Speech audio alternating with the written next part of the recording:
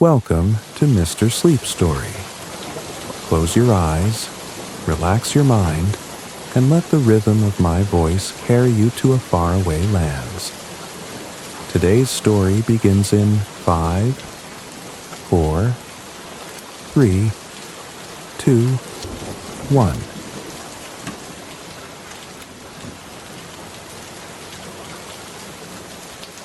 Tonight, we journey deep into the enchanting Sherwood Forest to revisit the legendary story of Robin Hood. This classic tale of courage, kindness, and justice follows the heroic outlaw who steals from the rich to give to the poor. Alongside his band of merry men, Robin Hood outwits the greedy sheriff of Nottingham and fights for those who cannot fight for themselves.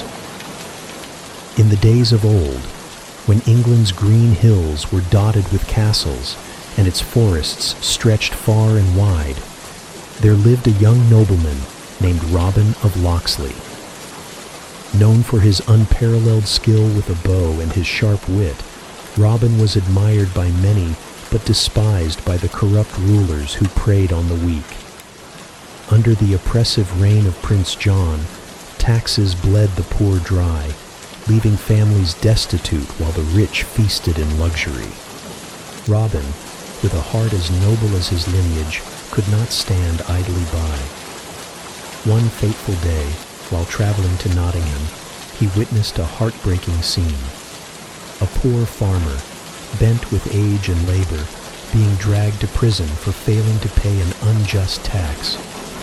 The sheriff of Nottingham, a cruel and cunning enforcer of Prince John's tyranny, watched with a smirk as his guards tore the man from his crying family. "Enough!" Robin's voice rang out like a clarion call. The guards turned, startled, as Robin stepped forward, his hand resting lightly on the hilt of his sword. "Release him or face me." The sheriff sneered. "And who are you to defy the law of the land?" "The law?" Robin shot back, his eyes blazing. "You twist the law to serve your greed. I will not stand for it." In a flash, the scene erupted into chaos. Robin, swift and precise, drew his sword and faced the sheriff's guards. His movements were a dance of skill and daring, his blade flashing as he disarmed one guard after another. The villagers, inspired by his courage, gathered around, their silent hope growing with every swing of his sword. But the sheriff, ever the opportunist, had anticipated resistance. Reinforcements arrived, their numbers overwhelming. Robin, though unmatched in skill, knew he could not win against such odds. He mounted his horse, turning to the villagers. "Fear not. This fight is not over. Justice will prevail."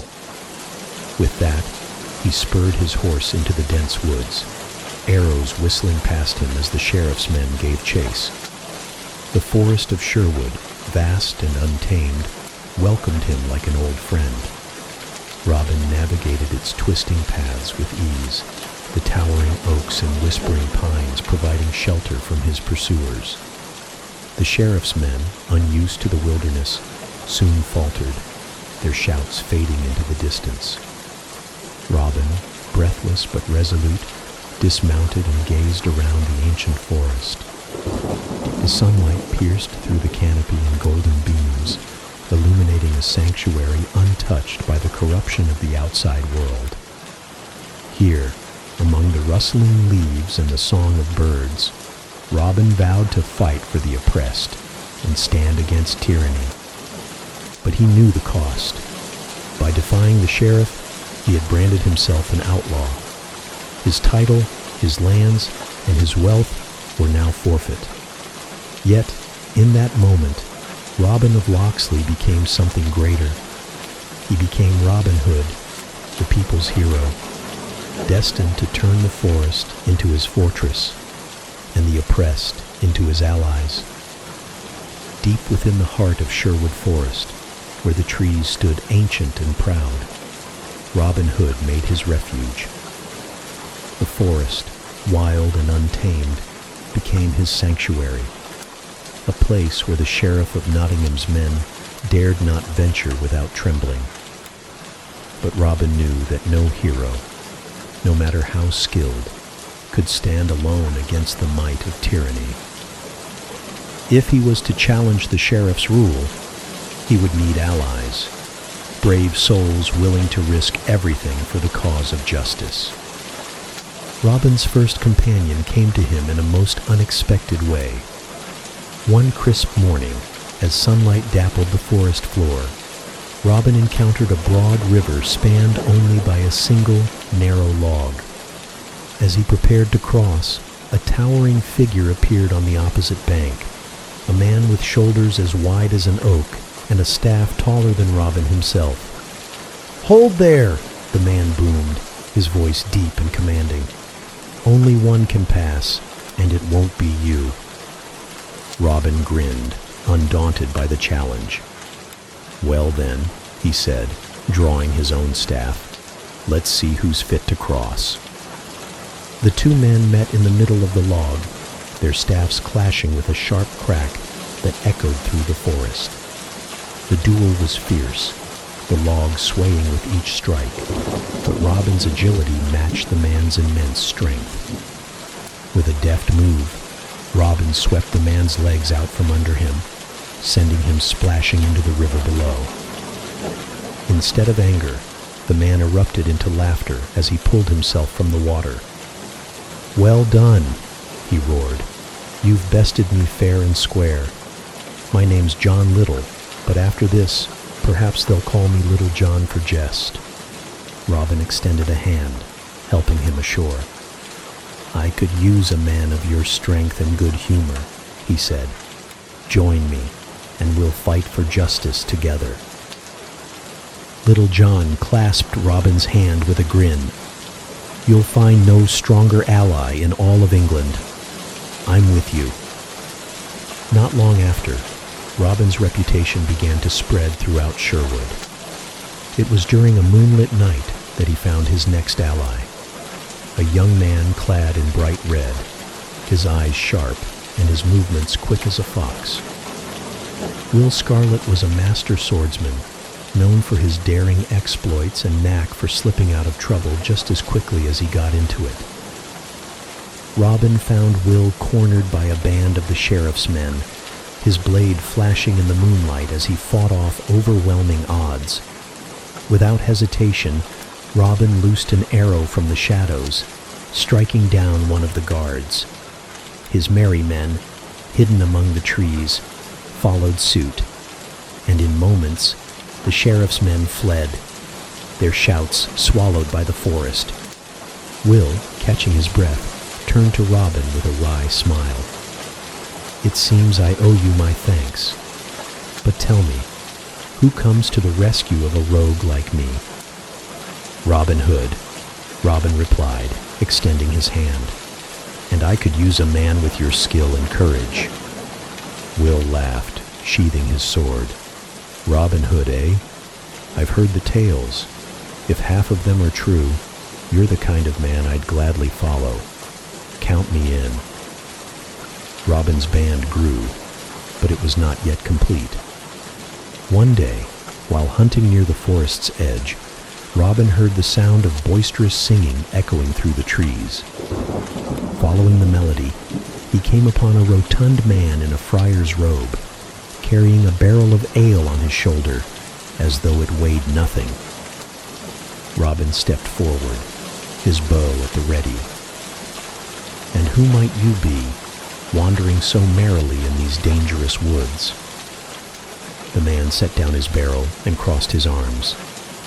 "I am Friar Tuck, good sir, and these woods are no danger to me. But tell me, what business does Robin Hood have with a poor friar?" Robin's eyebrow arched. "You know my name?" "Who doesn't?" Tuck replied with a chuckle. "The man who steals from the rich to give to the poor? A worthy cause, if ever I've heard one." Robin grinned. "Then perhaps you'd like to join us. We could use a man of your strength and your ale." Tuck laughed heartily. "I'll join you on one condition, that you let me teach your men the joys of a good drink and a hearty feast." "Done," Robin said, clasping Tuck's shoulder. "Welcome to the merry men." Under the towering oaks of Sherwood, Robin Hood gathered his companions, Little John, Will Scarlet, Friar Tuck, and many others who had joined their cause. Together, they swore an oath to protect the poor, defend the oppressed, and fight against the greed and corruption of the sheriff and Prince John. The forest became their home, its hidden paths and secret glades their fortress. They trained by the rivers, feasted beneath the stars, and shared in a bond of loyalty and friendship. Robin's merry men were not merely outlaws, they were a family united by purpose. The forest of Sherwood had become a sanctuary, not just for Robin Hood and his merry men, but for the hope of a downtrodden people. Word of Robin's exploits spread far and wide, whispered in hushed tones by villagers gathered around hearths. He was the hero they dreamed of, the outlaw who stood against the rich and corrupt to champion the poor and powerless. And now, his band of merry men was ready to make good on their vow, to take back what had been stolen by greed and return it to those who needed it most. It began with the sheriff's gold-laden caravans, trundling heavily through the forest. These wagons, escorted by armed guards, carried the fruits of Prince John's oppressive taxes, coins wrung from the hands of struggling farmers and merchants. Robin and his men, concealed among the trees, watched as one such caravan wound its way down a narrow path. Robin raised his hand, signaling for silence. His sharp eyes scanned the guards, counting their movements, their patterns, and their weaknesses.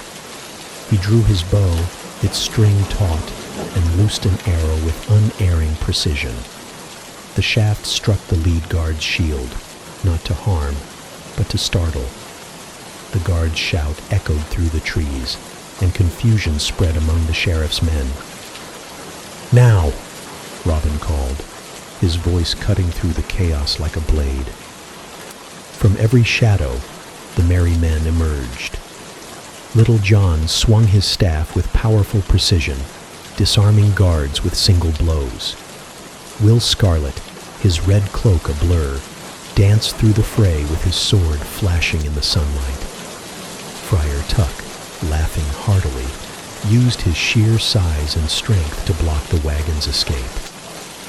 Robin moved among them like a shadow, his arrows flying faster than the eye could follow. Each shot disarmed a guard, pierced a wheel, or struck the sheriff's men with such precision that resistance became futile. Within moments, the guards were subdued, their hands bound, and the gold lay in the hands of Robin and his men. Rather than hoard the spoils, Robin led his band to the nearby village of Edwinstowe. There, poverty and hunger clung to the people like a second skin, their faces lined with the weight of their suffering. When Robin appeared at the edge of the village, a sack of gold over his shoulder, and his merry men following close behind, the villagers froze, their eyes wide with a mixture of fear and hope. Robin stepped forward, his voice steady and kind. "This gold was taken from you by greed and cruelty. Now, it is returned to where it belongs." He opened the sack, letting the coins spill onto the ground in shimmering cascades. The villagers hesitated, as though unable to believe their fortune, before they surged forward with cries of joy. Mothers clutched their children, fathers embraced one another, and laughter rippled through the crowd like a spring rain after a drought. "Thank you, Robin Hood," an elderly woman said, her voice trembling as she clutched a handful of coins. "You've given us back our lives." Robin smiled, tipping his hat. and I shall give you more if I can. But for now, remember that we fight for you." Back in Nottingham, the sheriff raged as reports of Robin Hood's actions reached him. Each ambush was another insult, each act of generosity another blow to his authority. "An outlaw dares to defy me?" he thundered, his fists slamming against his desk. "I'll see him hanged if it's the last thing I do." The sheriff doubled the guards on his caravans and offered a hefty reward for information on Robin Hood's whereabouts. Yet no matter how tightly he tried to grip the forest, Robin always seemed to be one step ahead. Disguises, decoys, and clever strategies allowed the merry men to evade capture time and again, turning the sheriff's fury into humiliation. Robin's acts of rebellion became bolder with each passing week. He raided the coffers of greedy merchants, intercepted royal tax collections, and outwitted the sheriff's every trap. With each daring feat, his legend grew. Children played games where they pretended to be Robin and his band, shooting imaginary arrows into the sky. Ballads were sung in taverns about his cunning and bravery, and villagers whispered his name with a mix of awe and gratitude. But for Robin, it was never about fame. Each coin he returned, each family he saved, was a victory far greater than any tale could capture. His merry men shared in this purpose, their bond strengthened not just by their adventures, but by the knowledge that they were making a difference. Under the canopy of Sherwood Forest, where sunlight filtered through the leaves and the laughter of the merry men rang like music, Robin Hood stood as a beacon of hope. For every coin stolen and every heart lifted, his message was clear. Justice would prevail, no matter the cost. And though the sheriff of Nottingham vowed to crush him, Robin's spirit, and the spirit of those he fought for, remained unyielding. The sheriff of Nottingham paced the stone floors of his castle, his face dark with fury. Robin Hood's name had become a symbol of rebellion, whispered in taverns and sung in ballads, and it seemed every attempt to capture the outlaw ended in humiliation. His guards had returned from Sherwood Forest time and again, empty-handed and grumbling about traps, decoys, and the impossible cleverness of Robin's band. "Enough!" the sheriff roared one evening, slamming his fist on a heavy oak table. "If brute force cannot catch this wretch, then I shall use my wit." A malicious gleam lit his eyes. He called his advisors close, and together they devised schemes designed to lure Robin Hood into his clutches. The sheriff's first plan was as tempting as it was treacherous. Knowing of Robin's legendary skill with a bow, he announced a grand archery contest, the winner to receive a golden arrow and a purse of gold. "He won't be able to resist," the sheriff said with a sly smile. "And when he reveals himself, we'll capture him on the spot." News of the contest spread quickly, reaching even the depths of Sherwood Forest. The merry men were wary, urging Robin to stay away. "It's a trap," Little John warned, his voice low with concern. "You'll be walking straight into his hands." Robin, however, only laughed, his green eyes gleaming with mischief. "Perhaps, but it would be rude not to attend such a fine event." Disguised as a humble woodsman, Robin joined the crowd at Nottingham's tournament grounds. The contest began, with archers from across the land stepping forward to test their skill. Each arrow flew true, some striking near the mark, others missing entirely. But when Robin's turn came, his arrow split the very center of the target, earning gasps of amazement from the crowd. The sheriff's eyes narrowed as he leaned forward. "That must be him," he muttered. Yet Robin's disguise was flawless, and his manner unassuming. When he was declared the winner, and handed the golden arrow. He bowed humbly, thanking the sheriff with a grin hidden beneath his hood. It wasn't until Robin returned to the forest, the golden arrow glinting in the sunlight, that the sheriff realized he had been outwitted. "Curse that man!" he bellowed. "I'll not rest until he's in my dungeon!" Determined to corner Robin in Sherwood Forest, the sheriff dispatched heavily armed patrols to scour the woods. He laid traps, setting bait in the form of false caravans laden with treasure, hoping to lure Robin and his merry men into an ambush. But the forest was Robin's domain, and the merry men knew its every path and shadow. One such trap involved a wagon laden with glittering gold, left conspicuously on a forest trail. Robin and his men watched from the treetops, their laughter barely contained as they spotted the sheriff's men hiding in the underbrush. "Shall we give them what they want?" Will Scarlet whispered, his eyes gleaming with mirth. Robin grinned.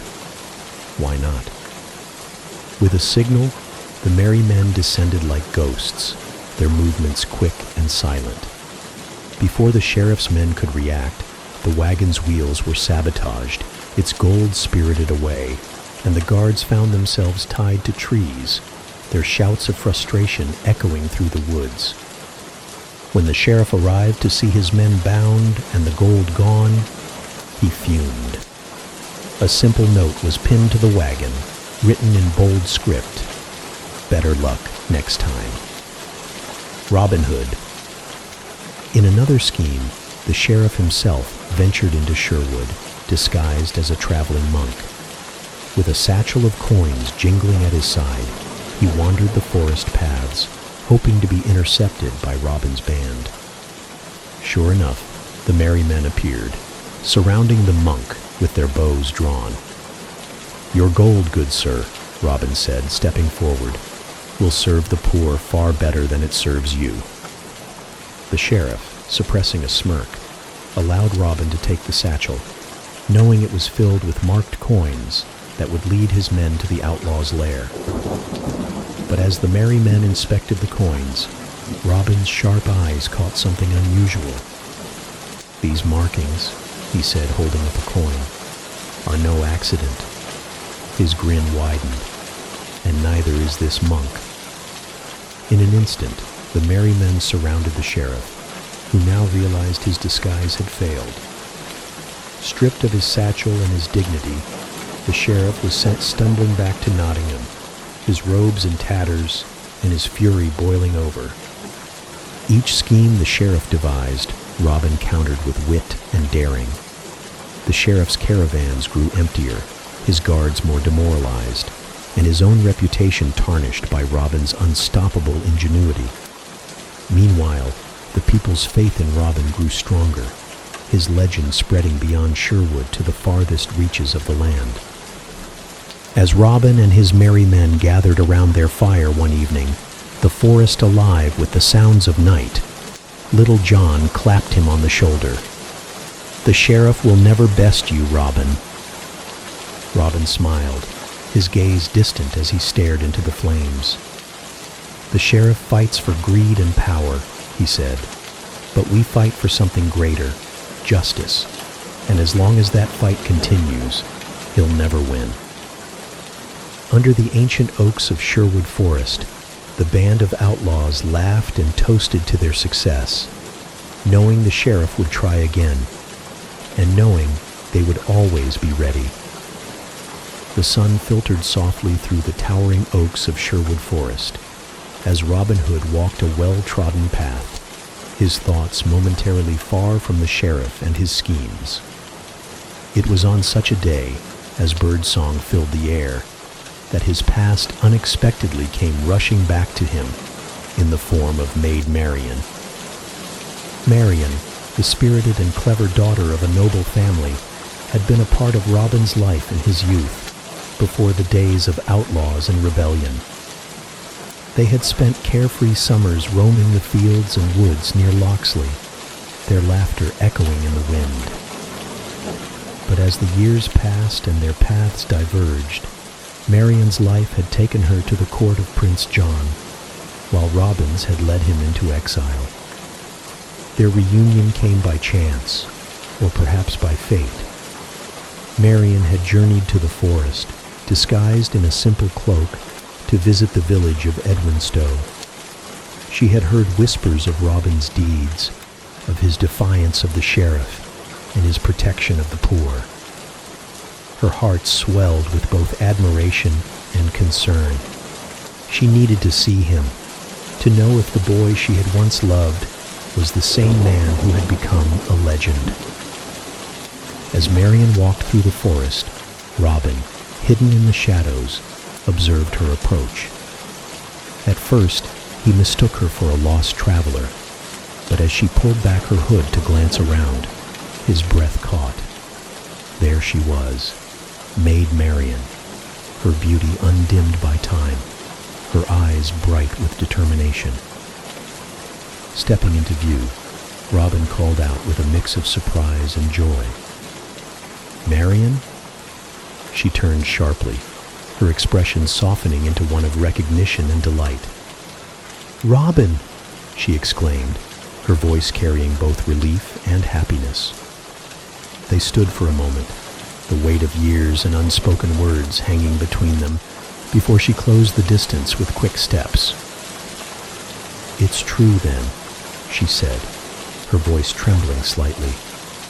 "You've become the Robin Hood they sing about, the outlaw who fights for justice." "And you," Robin replied, his gaze unwavering, "have become even more radiant than I remembered." Marian blushed, though her expression remained resolute. "I came to find you. I've heard what you've done for the people, the poor, the desperate. You've risked everything for them." "For them," Robin said, "and for England. Prince John's greed cannot go unchecked. But tell me, Marian, why are you here? Surely it is dangerous for you to seek me out." Marian's eyes darkened slightly. "I am no stranger to danger, Robin. The court is rife with intrigue, and Prince John grows more ruthless by the day. But I could not stay silent, not when I knew you were fighting against his tyranny. I want to help." Marian soon proved herself invaluable to Robin and his merry men. Her keen mind and courage made her an ideal ally, and her position at Prince John's court provided her with vital information. Disguised as a commoner, she traveled between the forest and the castle, warning Robin of the sheriff's plans and carrying messages to those who supported the rebellion. One such instance came when Marian learned of a trap set by the sheriff. He planned to lure Robin to Nottingham under the guise of a captured villager in need of rescue. Knowing the risk, Marian slipped out of the castle under cover of night, riding through the forest until she reached Robin's camp. "Robin," she called, breathless but determined. "The sheriff means to trap you. He's using a false prisoner as bait." Robin, listening intently, nodded. "Then we'll turn his trap against him. Marian, your warning may have saved us all."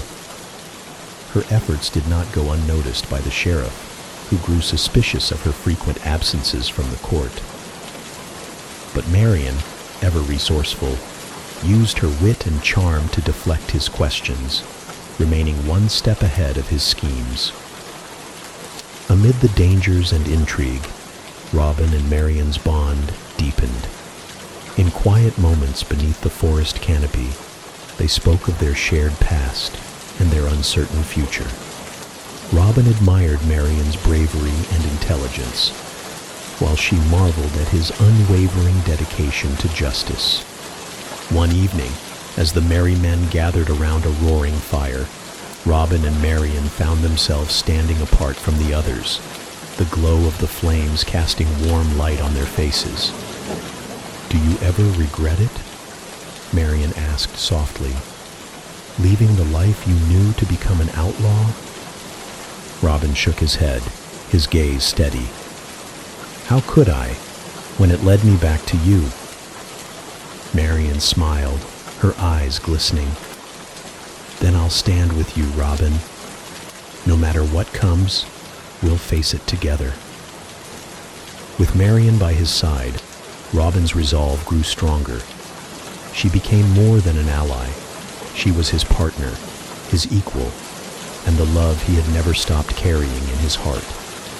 Together, they outwitted the Sheriff Time, and again, their daring exploits inspiring those who had lost hope. Sherwood Forest, once a refuge for Robin alone, now held a deeper meaning, a place where love, justice, and courage thrived, even in the face of tyranny. And as the legend of Robin Hood grew, so too did the tale of Maid Marian, the noblewoman who defied a prince and stood by the outlaw she loved. The Sheriff of Nottingham's fury knew no bounds as Robin Hood's daring exploits continued to undermine his authority. Determined to make an example of anyone who defied him, the sheriff ramped up his campaign of terror, imprisoning villagers who resisted his oppressive taxes and setting elaborate traps to capture Robin and his band.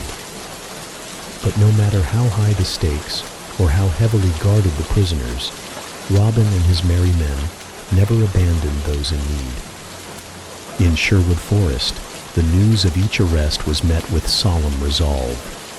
Robin would gather his band beneath the ancient oaks, his voice steady and his eyes blazing with determination. The sheriff seeks to silence the innocent with fear, but we will not let him succeed. Each soul imprisoned is a blow to the freedom we fight for. Let us show him that no prison wall, no iron bars can hold the spirit of justice. One crisp morning, word reached Robin that the sheriff had seized an entire family, a farmer, his wife, and their 2 children, for failing to pay an impossible tax. The sheriff had dragged them to the castle dungeons, declaring they would serve as a warning to anyone who dared defy him. Robin and his merry men quickly devised a plan. Disguised as merchants delivering goods to the castle, they approached the gates in a rickety cart piled high with barrels. Inside those barrels, hidden beneath layers of hay, were Will Scarlet, Friar Tuck, and Little John, their weapons at the ready. The guards at the gate, eyeing the cart suspiciously, grumbled as Robin, posing as the cart driver, offered a cheerful greeting. "Fresh provisions for the sheriff's feast," he said with a grin. The guards, hungry and distracted, waved him through. Once inside the courtyard, Robin gave a subtle signal. The barrels burst open, and the merry men sprang into action. Little John's staff knocked guards off their feet. Will's sword flashed in the sunlight, and Tuck's booming laughter echoed as he wielded a barrel lid like a shield. Robin, his bow always at the ready, moved with precision, disabling locks and disarming guards with his arrows. In the dimly lit dungeons, the frightened family huddled together until Robin appeared, a reassuring smile on his face. "You're safe now," he said, unlocking their cell. "The sheriff's cruelty will not touch you again." With the prisoners freed and the guards incapacitated, the merry men vanished into the shadows of Sherwood, leaving the sheriff to find his dungeon empty and his pride bruised. The sheriff, enraged by his latest failure, devised an elaborate trap to lure Robin out of the forest. He spread false rumors of a caravan carrying innocent villagers to execution, hoping to bait Robin into an ambush. The plan was whispered through the villages, reaching Robin's ears as the sheriff had intended. But Robin, ever the strategist, saw through the ploy. "If the sheriff wishes to set a trap," he said, "then we shall turn it against him." Under cover of night, the merry men set their counterplan into motion.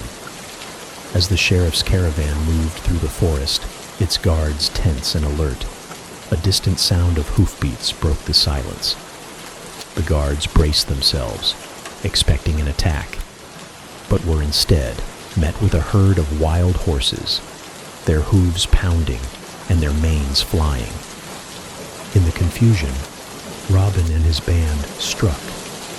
Arrows flew silently through the air, disarming guards without spilling blood. Will Scarlet leaped from a tree, cutting the ropes that secured the caravan's prisoners, while Little John felled the remaining guards with a few swift strikes of his staff.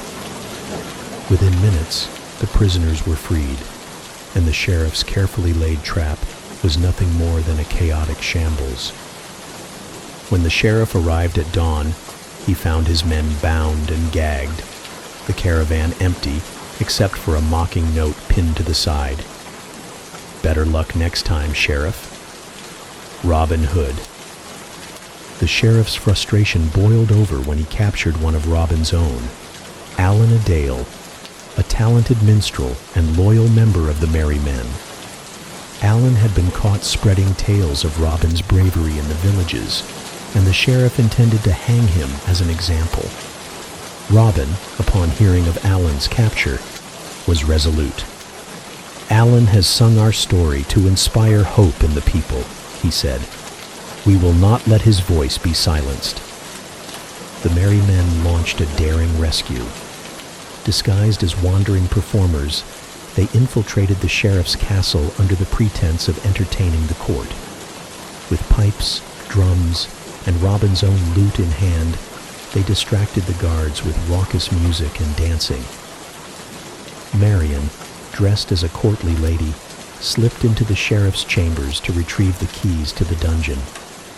As the guards clapped and cheered for the performers, Robin and Marian descended into the dungeons. They found Alan bound but unbroken, his spirit as strong as ever. "You're late," Alan quipped as Robin cut his bonds. Robin grinned. "We thought we'd make an entrance." With Alan free, the Merry Men staged their escape in a flurry of music, laughter, and chaos, leaving the sheriff humiliated once again. Through every daring rescue, Robin Hood and his Merry Men reminded the sheriff and the people of Nottingham that no prison could hold justice captive. Each mission strengthened their bond and deepened their resolve, for they knew their fight was not just for freedom, but for hope. And in the hearts of those they rescued, Robin's name became a symbol of unshakable courage, his deeds echoing far beyond the forest of Sherwood. The forest of Sherwood was alive with whispers, carried on the wind, and spreading like wildfire through the villages and towns of Nottinghamshire. News had come from distant lands. King Richard the Lionheart, the true and noble ruler of England, was returning from the Crusades. For years, the king's absence had allowed Prince John to seize power, ruling with greed and cruelty. But now, the tides of fate seemed to be shifting. In his hidden camp beneath Sherwood's ancient oaks, Robin Hood stood before his band of merry men, his expression alight with a rare mixture of hope and determination. "King Richard is returning," he announced, his voice strong and steady. "Our rightful king comes to reclaim his throne, but we must ensure that he finds a land worthy of his rule. Until he arrives, we cannot rest." With Prince John still clinging to power, Robin and his band redoubled their efforts to undermine his oppressive rule. They targeted the prince's tax collectors, intercepting wagons laden with gold meant to line the royal coffers. Each stolen coin was redistributed among the poor, ensuring that the people would not buckle under the weight of Prince John's greed. One such raid took place on a moonlit night, when Robin and his merry men ambushed a heavily guarded caravan. The guards, clad in armor emblazoned with Prince John's crest, were confident in their numbers. But Robin's knowledge of Sherwood's hidden paths turned their strength into weakness. Arrows flew from the shadows, horses were startled into chaos, and Robin himself leapt onto the lead wagon, his sword flashing in the moonlight. "This gold does not belong to you," Robin said, his voice ringing clear as he confronted the captain of the guard. "It belongs to the people of England." The merry men overwhelmed the guards with precision and skill, disappearing into the forest with the treasure before reinforcements could arrive. The villagers awoke the next morning to find sacks of gold left on their doorsteps, tokens of hope delivered under the cover of night. Robin's loyalty to King Richard was unwavering, and he knew the fight against Prince John could not be won by force alone. Through Marian's position at court, Robin established a secret network of allies, nobles who still supported King Richard and resented Prince John's usurpation. Messages were carried by trusted couriers, coded in songs sung by minstrels and poems recited in taverns. One of Robin's most trusted couriers was Allan a Dale, whose quick wit and talent for weaving messages into ballads made him invaluable. Posing as a traveling minstrel, Allan carried news of Robin's victories and the king's impending return to the ears of loyalists, uniting them in quiet resistance. Marian, too, played her part with unwavering courage. At great personal risk, she attended Prince John's court, listening carefully to his plans and passing critical information to Robin.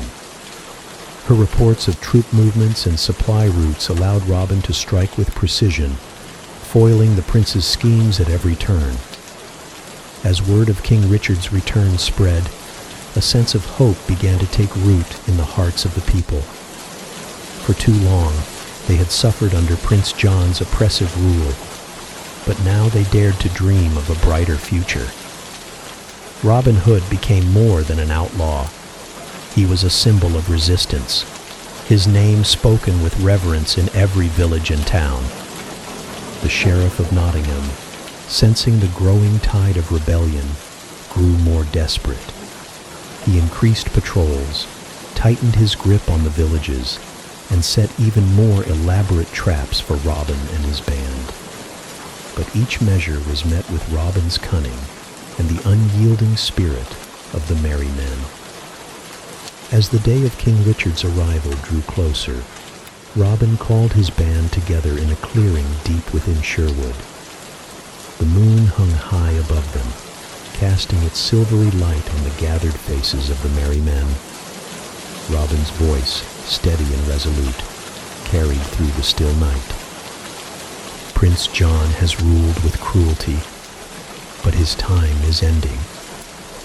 King Richard's return is not just the end of tyranny, it is the beginning of hope for England. We must be ready to stand with him, to fight for the justice we have sought for so long. Little John, his staff resting on his shoulder, stepped forward. "We've followed you through every danger, Robin. We'll follow you still."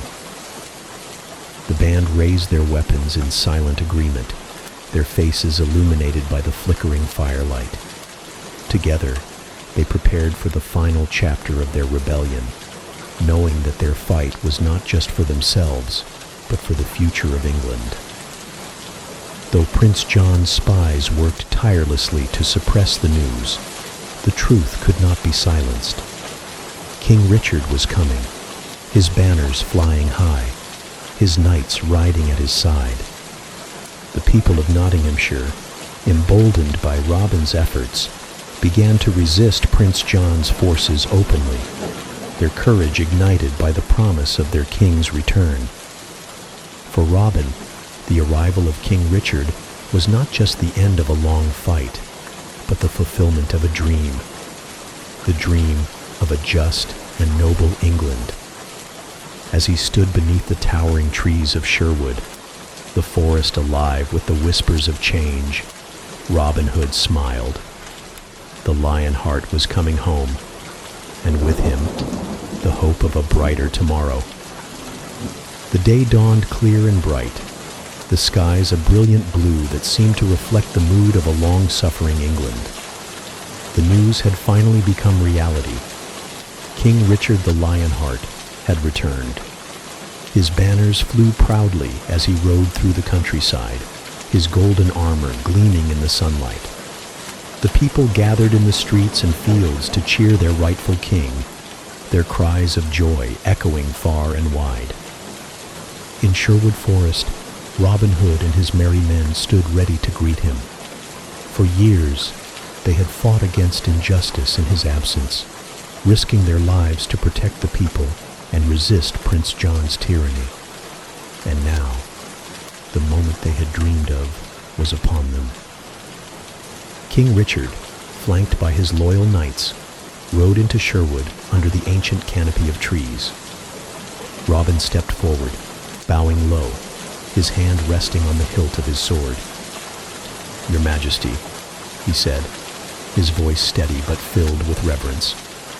"We have waited long for your return." The king dismounted, his sharp eyes taking in the outlaw who had become a legend. "Robin of Locksley," he said, his voice warm and commanding. "I have heard of your deeds, of your courage and cunning. They say you are an outlaw, but I see a hero before me." Robin rose, meeting the king's gaze. "We fought not for ourselves, but for England, your Majesty, to protect your people and defy those who would see them suffer." King Richard's expression softened. "And for that, you shall be pardoned. You and your band have done what was right, even when it meant becoming outlaws. England owes you a great debt."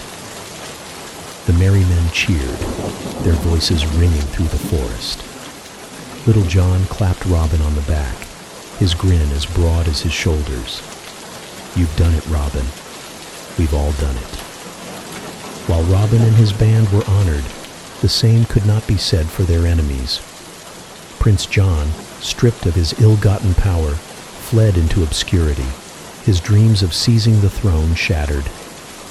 The Sheriff of Nottingham, captured by the king's men, was brought before Richard to answer for his crimes. "You ruled with cruelty and greed," King Richard said, his voice cold as steel. "You oppressed the people you were sworn to protect. Your title and lands are forfeit, and you shall pay for your misdeeds." The sheriff, once so proud and arrogant, was led away in disgrace. For the people of Nottinghamshire, his fall marked the end of an era of fear and oppression. With peace restored to the land, the villagers of Nottinghamshire turned their thoughts to celebration. It was during this time that Robin Hood and Maid Marian stood before the gathered crowd, their hands clasped and their faces radiant with joy. Under the towering trees of Sherwood, with the forest bathed in golden light, they were married in a simple yet beautiful ceremony. Friar Tuck presided, his jovial voice carrying over the laughter and cheers of the merry men and villagers. Marian, resplendent in a gown of soft green, looked every bit the queen of the forest, while Robin, clad in his familiar garb, seemed at last at peace. "You've given us hope, Robin," Marian said softly, her eyes glistening. "And now we can dream of a future filled with love and freedom." Robin smiled, his voice steady and full of promise. "It's a dream we'll share together, Marian. Always." The celebrations lasted long into the night, with music, dancing, and feasting beneath the stars. Villagers toasted to freedom, to King Richard's return, and to the bravery of Robin Hood and his band. Children ran through the forest, pretending to be merry men, their laughter mingling with the crackling of the fire. As the festivities wound down, Robin stood with Marian at the edge of the clearing, the quiet sounds of the forest wrapping around them like an old friend. "Sherwood has been our home," Robin said, his voice thoughtful. "But now, it's time to build something more, to rebuild what was lost." "And we'll do it together," Marian replied, her hand slipping into his. With the rightful king restored, the oppressors vanquished, and the people free at last, England began a new chapter. Robin Hood's name became more than a legend. It became a symbol of hope, courage, and justice. And though he and Marian stepped away from the forefront of rebellion, their story lived on in the hearts of the people, a reminder that even in the darkest times, the light of freedom can never be extinguished. Thank you for joining us tonight on Mr. Sleep Story for the epic tale of Robin Hood. This timeless story of courage, justice, and love reminds us that even in the darkest times, heroes can rise to restore hope and freedom. As you drift off to sleep, let the enchanting forests of Sherwood and the bravery of Robin Hood carry you into peaceful dreams. If you enjoyed this story, please like, subscribe, and hit the bell icon to join us for more soothing tales every night. Until next time, may your dreams be filled with adventure, and may your sleep be as peaceful as a quiet forest under the stars. Good night and sweet dreams.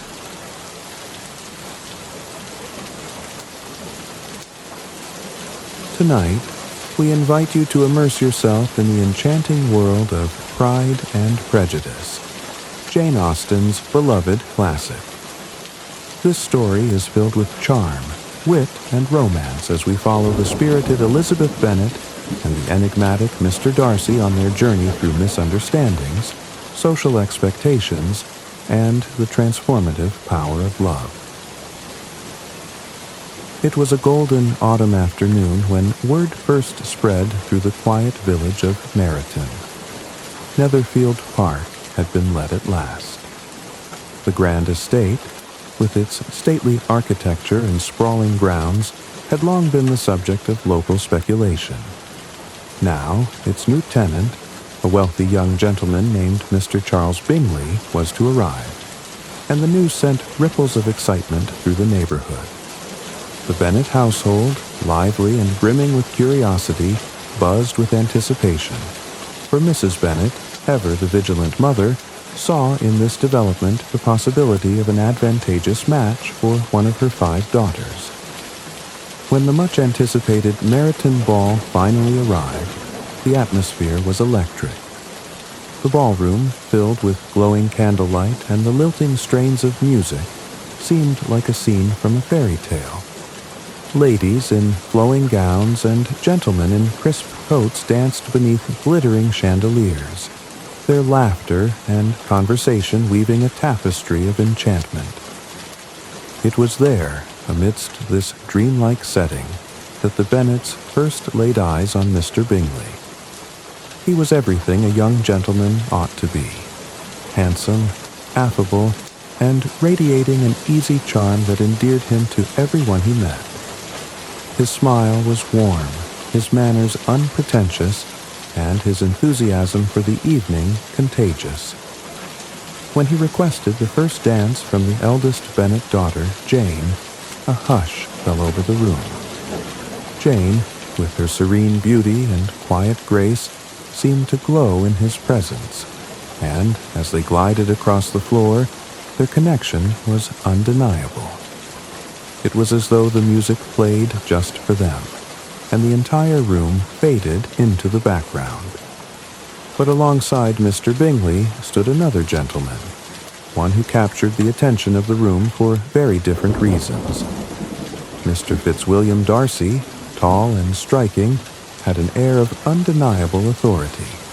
His features, though handsome, were etched with a cool detachment, and his piercing eyes seemed to observe everything without interest.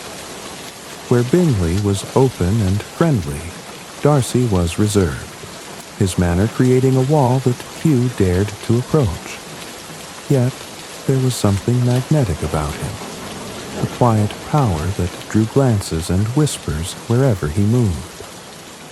Elizabeth Bennet, the second eldest of the Bennet sisters, observed Darcy with a mixture of curiosity and amusement. His aloofness seemed almost theatrical, a stark contrast to the warmth of his friend. Elizabeth herself was no ordinary young woman. With her sparkling eyes, lively wit, and a mind as sharp as her laughter, she was not one to be intimidated by haughty airs.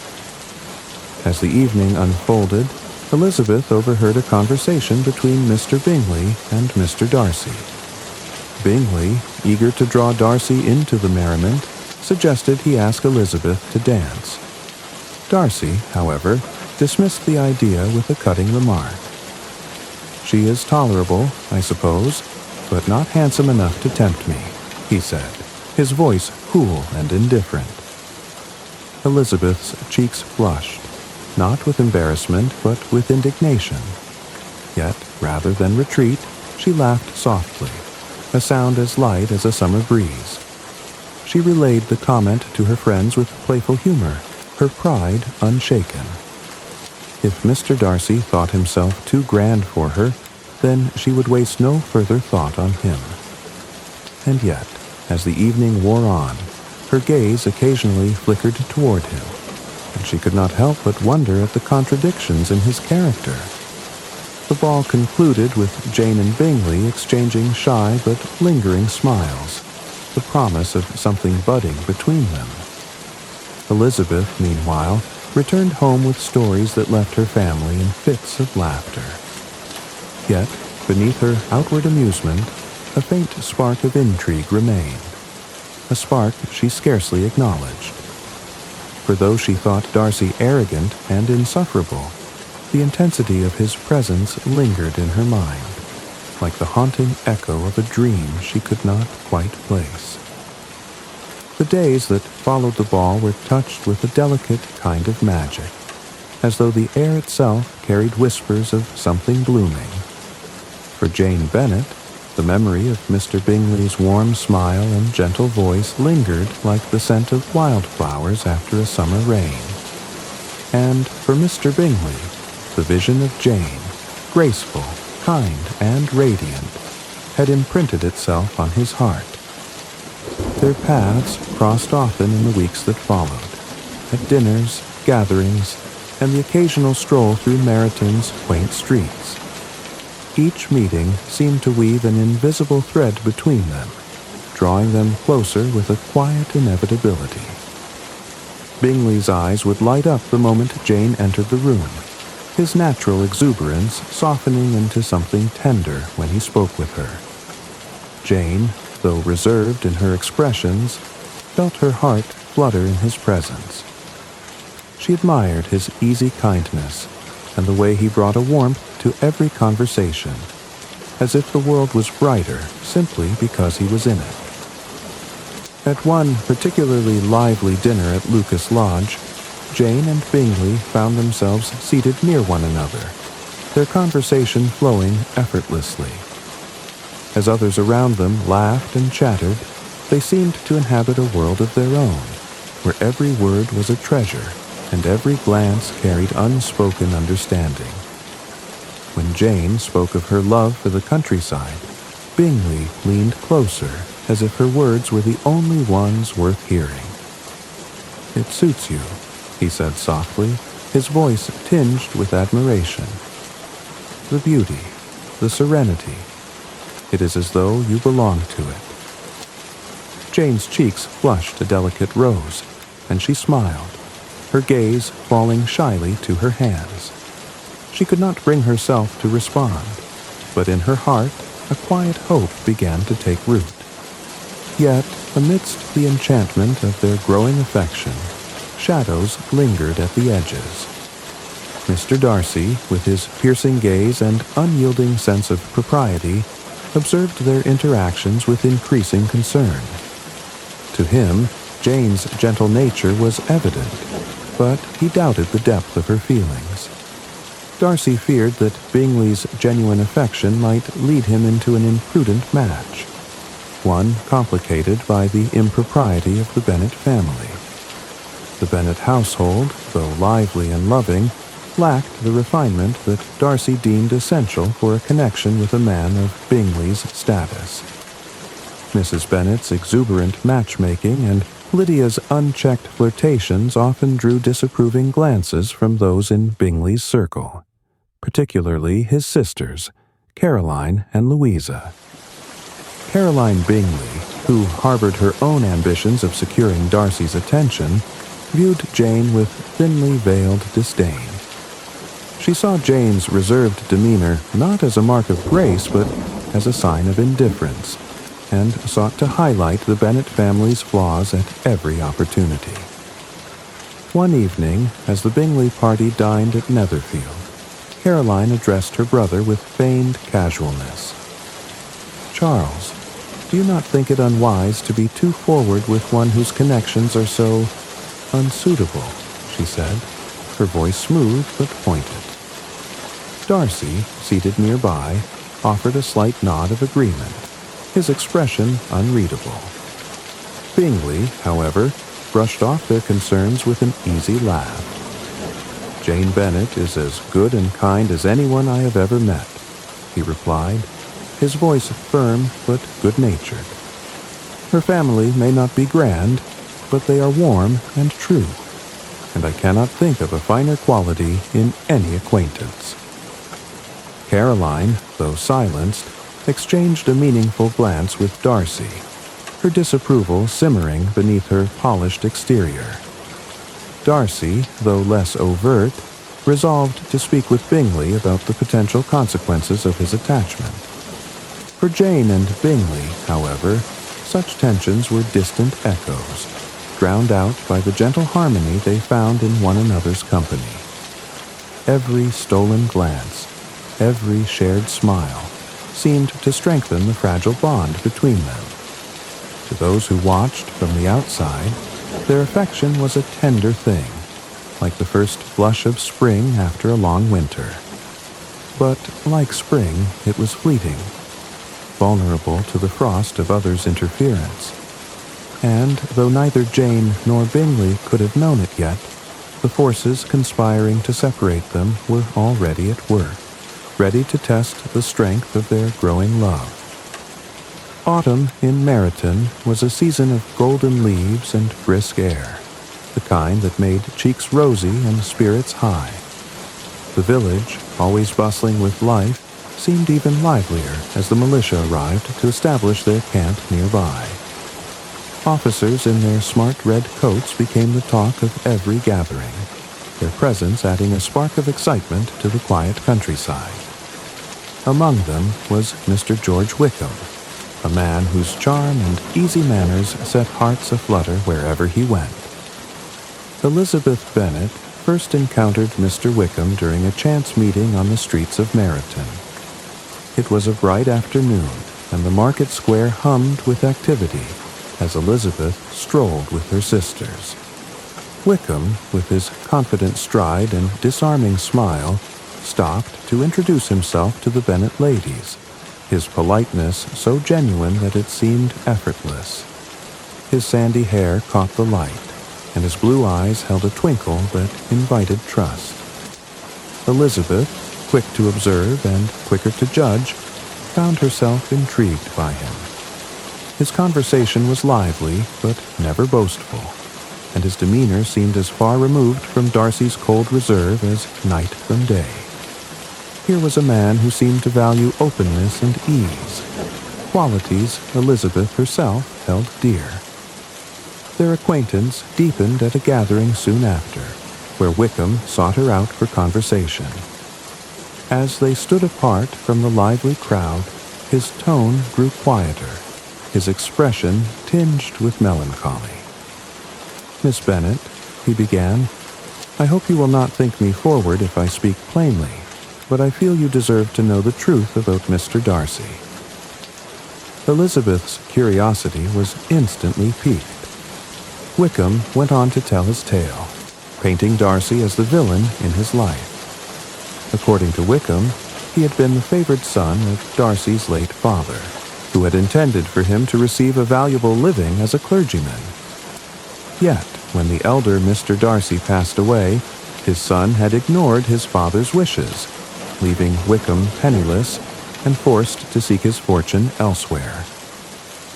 "I must confess," Wickham said, his voice low and sorrowful, "I was naive to believe that honor and loyalty would prevail.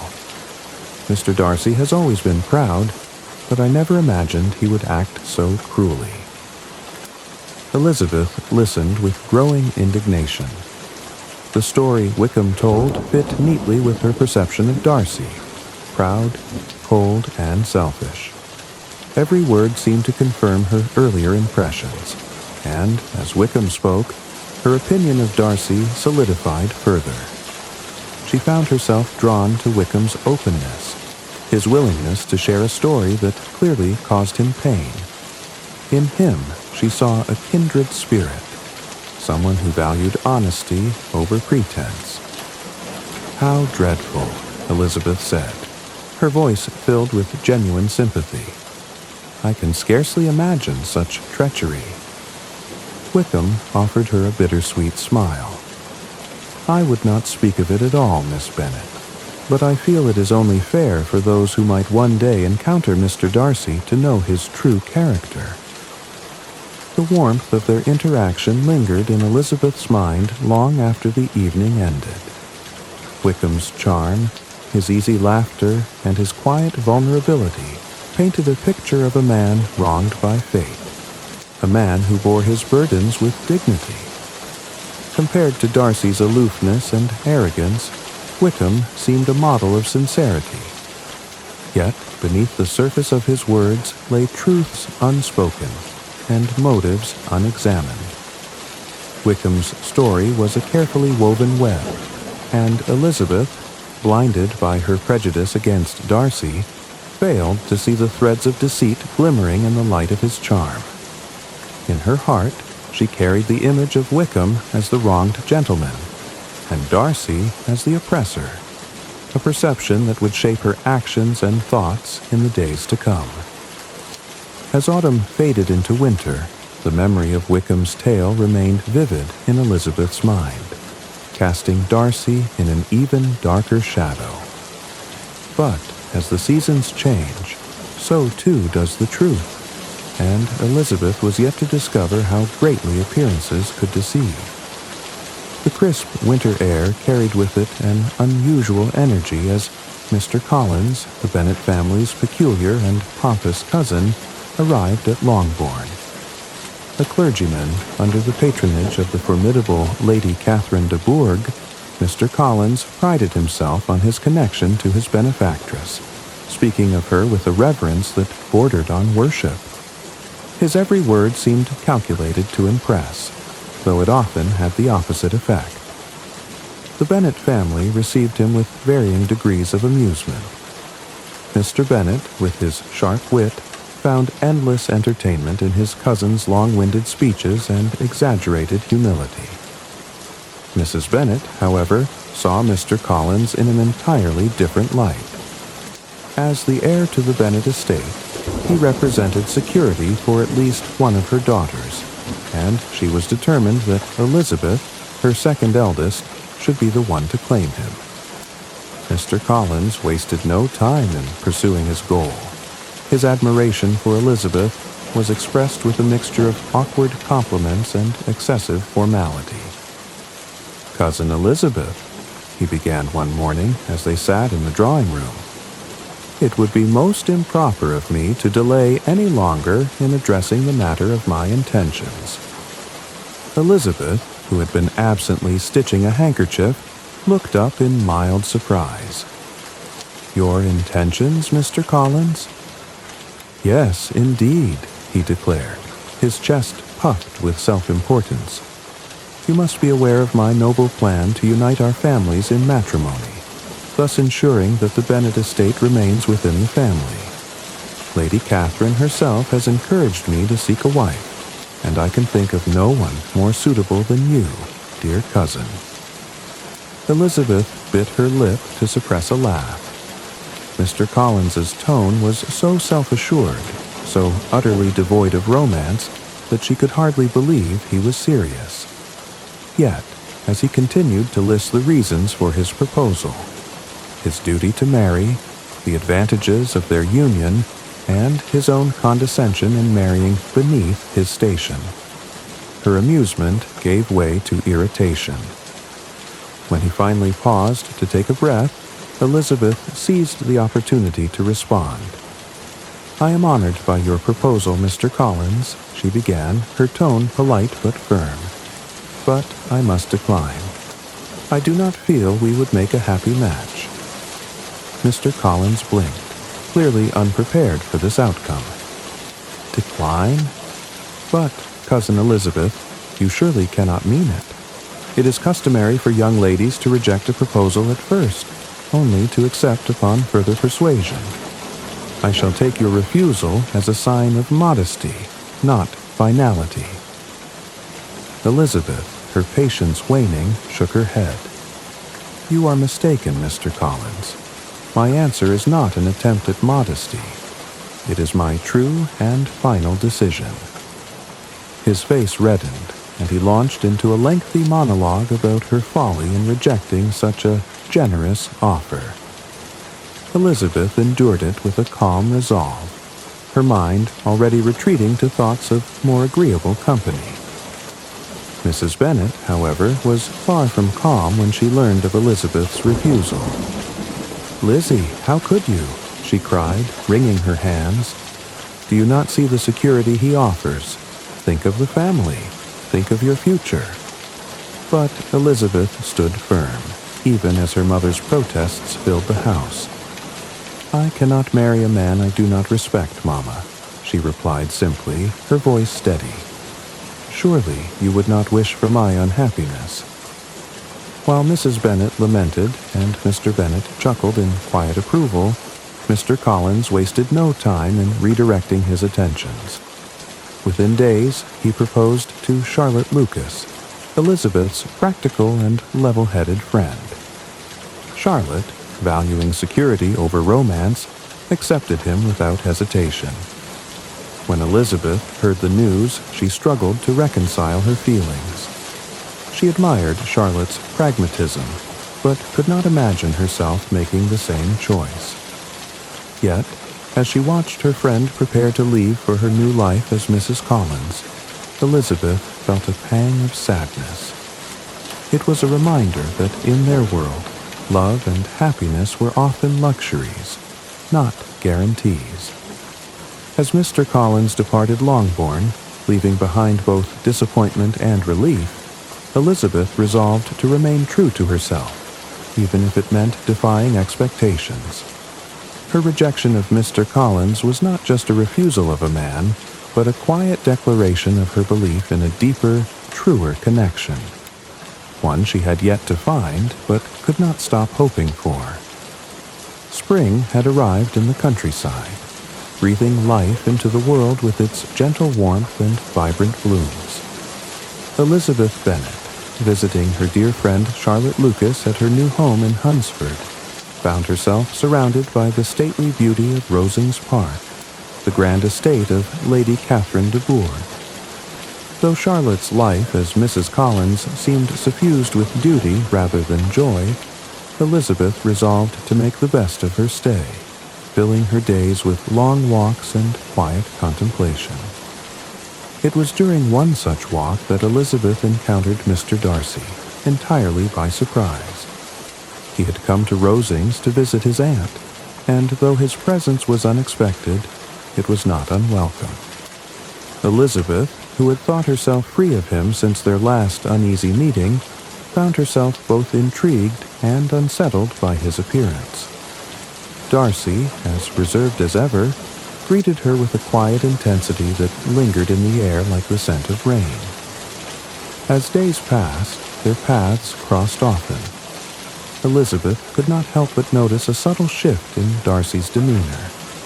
His cold aloofness had softened, replaced by a quieter, almost hesitant attentiveness. There were moments, when he asked after her health, when his gaze lingered on her, that made her heart quicken, though she dismissed the thought as folly. Whatever his reasons for being there, she was certain they had little to do with her. And yet, she was wrong. One afternoon, while Elizabeth sat reading in the small parlor of the Collins home, a shadow fell across the room. Looking up, she saw Darcy standing at the doorway, his expression unreadable. He stepped inside, his movements deliberate but not unkind, and after a pause, he began to speak. "Miss Bennet," he said, his voice steady but tinged with something deeper. "I have struggled against my feelings, but I can no longer suppress them. You must allow me to tell you how ardently I admire and love you." Elizabeth froze, the words hanging in the air like a spell she could scarcely believe. Mr. Darcy, the man she had found so insufferable, was declaring his love? But before she could recover, he continued. "I am well aware," he said, his tone turning guarded, "of the obstacles that stand between us. Your family's connections, your circumstances. Everything about this union would be a degradation for someone of my position. And yet, against my better judgment, I cannot help but offer you my hand." Whatever enchantment Elizabeth had briefly felt shattered instantly. His words, so laden with pride and condescension, cut through her like a cold wind. Rising from her chair, she faced him, her eyes alight with anger. "How dare you?" she began, her voice sharp. "You insult me even as you propose. You expect me to feel flattered by the knowledge that you have tried to suppress your feelings for me, as though my position were some great obstacle for you to overcome." Darcy stiffened, his brows drawing together in confusion. "I thought you might understand the sincerity of my feelings, despite my reservations." "Sincerity?" Elizabeth said, her voice rising. "How can I believe in the sincerity of a man who has done everything in his power to harm those I care for? You dare to speak of love, yet you separated my sister from Mr. Bingley, ensuring her heartbreak and his misery." Darcy faltered, his expression shifting to one of unease. "I acted in what I believed to be Bingley's best interest. Your sister, I did not believe her affections were genuine." "You judged her without knowing her," Elizabeth snapped. "You, with your arrogance and presumption, decided you had the right to interfere in her life, and you have the audacity to call it love." Darcy's face darkened, his pride wounded. "I cannot deny my actions, but they were done with the best intentions." "And what of Mr. Wickham?" Elizabeth continued, her voice trembling with fury. "You ruined him as well, denying him his inheritance and leaving him to fend for himself. Do you deny that, too?" At the mention of Wickham, Darcy's eyes flashed. "If you knew the truth of Mr. Wickham's character, you would not speak so highly of him," he said, his voice low. "But I see there is little point in continuing this conversation. You have made your feelings clear." "And you mine," Elizabeth replied coldly. Darcy stood for a moment longer, his jaw tight, his posture rigid. Then, without another word, he turned and left the room, leaving Elizabeth alone with her tumultuous thoughts. The silence that followed was deafening. Elizabeth sank back into her chair, her heart pounding in her chest. She had expected many things from Mr. Darcy, but not this. His declaration of love, so marred by pride and insensitivity, had only deepened her resentment of him. Yet, as she replayed the encounter in her mind, she felt a strange unease. Not regret, but a sense that their story was far from over. Outside, the wind stirred the budding leaves on the trees, carrying with it the whispers of something unresolved, something that would change them both in ways they could not yet imagine. The morning after Mr. Darcy's tumultuous proposal dawned gray and heavy, the sky veiled with clouds as though mirroring the storm within Elizabeth's heart. She awoke early, her mind restless with fragments of the previous day's confrontation. Darcy's words, both his declaration of love and his cold justifications, echoed in her thoughts, leaving her torn between anger and bewilderment. As she ventured into the garden for solace, Elizabeth caught sight of Darcy approaching. His strides were purposeful, yet his expression was guarded, as though he carried a weight too heavy to bear. When he reached her, he paused, producing a folded letter from his coat. "Miss Bennet," he said, his voice steady but low. "I ask only that you read this." He handed her the letter, and, without waiting for her reply, turned and walked away, disappearing into the misty morning. Elizabeth stared at the letter, her heart pounding. She hesitated, unsure if she wanted to face the words within. Yet, curiosity and a desire for answers compelled her to break the seal. As she unfolded the paper, Darcy's precise handwriting met her gaze, and she began to read. "Be not alarmed, madam, at receiving this letter. My intent is not to renew my sentiments, but to offer explanations where I believe I have been misunderstood. You accused me of 2 offenses: separating Mr. Bingley from your sister and wronging Mr. Wickham. I shall address each in turn." Darcy's letter began with an account of Jane and Bingley. He admitted to advising Bingley against pursuing Jane, but his reasoning was not the cold-hearted manipulation Elizabeth had assumed. "From my observations," Darcy wrote, "Miss Bennet appeared indifferent to my friend. Her composure, though admirable, led me to believe her affections were not deeply engaged. My motive was to protect Bingley from potential heartache." Elizabeth paused, her mind racing. Had Jane's natural reserve been misinterpreted as indifference? Could Darcy have acted, however misguidedly, out of genuine concern for his friend? The thought unsettled her, yet she continued reading. Darcy then turned to Mr. Wickham, and his tone grew more personal, more anguished. He recounted how his father, the late Mr. Darcy, had favored Wickham and left him a generous inheritance. However, Darcy explained, Wickham squandered this fortune through reckless living and sought further funds by demanding a clergyman's position, which he had no intention of fulfilling. Darcy described how he refused Wickham's demands, prompting Wickham to seek revenge in the most vile manner.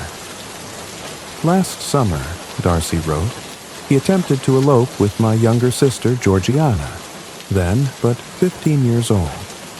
He sought her fortune and cared nothing for the disgrace it would bring to her name. Only by chance did I arrive in time to prevent the calamity." Elizabeth's breath caught as she read. The image of Wickham, the charming wronged gentleman she had so readily trusted, shattered before her eyes. In its place, she saw the picture Darcy painted, a manipulative man whose deceit ran deeper than she could have imagined. The letter ended simply, with Darcy asserting that his intentions, while flawed, were not born of malice. "I hope this explanation may soften your opinion of me, though I do not expect it to alter your feelings." As Elizabeth folded the letter, her hands trembled. Her initial reaction was disbelief. Could Wickham, with his open smile and easy manners, truly have behaved so cruelly? But the weight of Darcy's words, their clarity and sincerity, could not be ignored. She replayed her past conversations with Wickham, the ease with which he had painted himself as the victim, and the absence of any concrete proof to support his claims. Slowly, painfully, the truth began to settle in her mind. Her thoughts then turned to Darcy. Though his proposal had been clumsy and filled with pride, his letter revealed a man who valued honesty, a man willing to expose his vulnerabilities to defend his character. She thought of his concern for his sister, his loyalty to Bingley, and the quiet pain that had laced his words. These were not the actions of a villain, but of someone who had acted, however imperfectly, out of love and duty. And what of herself? Elizabeth's cheeks burned as she recalled her own judgments. She had been so quick to condemn Darcy, so eager to see him as the villain of the story, that she had overlooked the possibility of her own prejudice. Her wit and confidence, qualities she had always taken pride in, now seemed hollow in the face of her mistakes. As the day wore on, Elizabeth wandered the grounds of Rosings, her thoughts a tangled web of regret and revelation. The pride she had accused Darcy of possessing now mirrored her own, and the prejudice she had so readily attributed to him had colored her own judgments.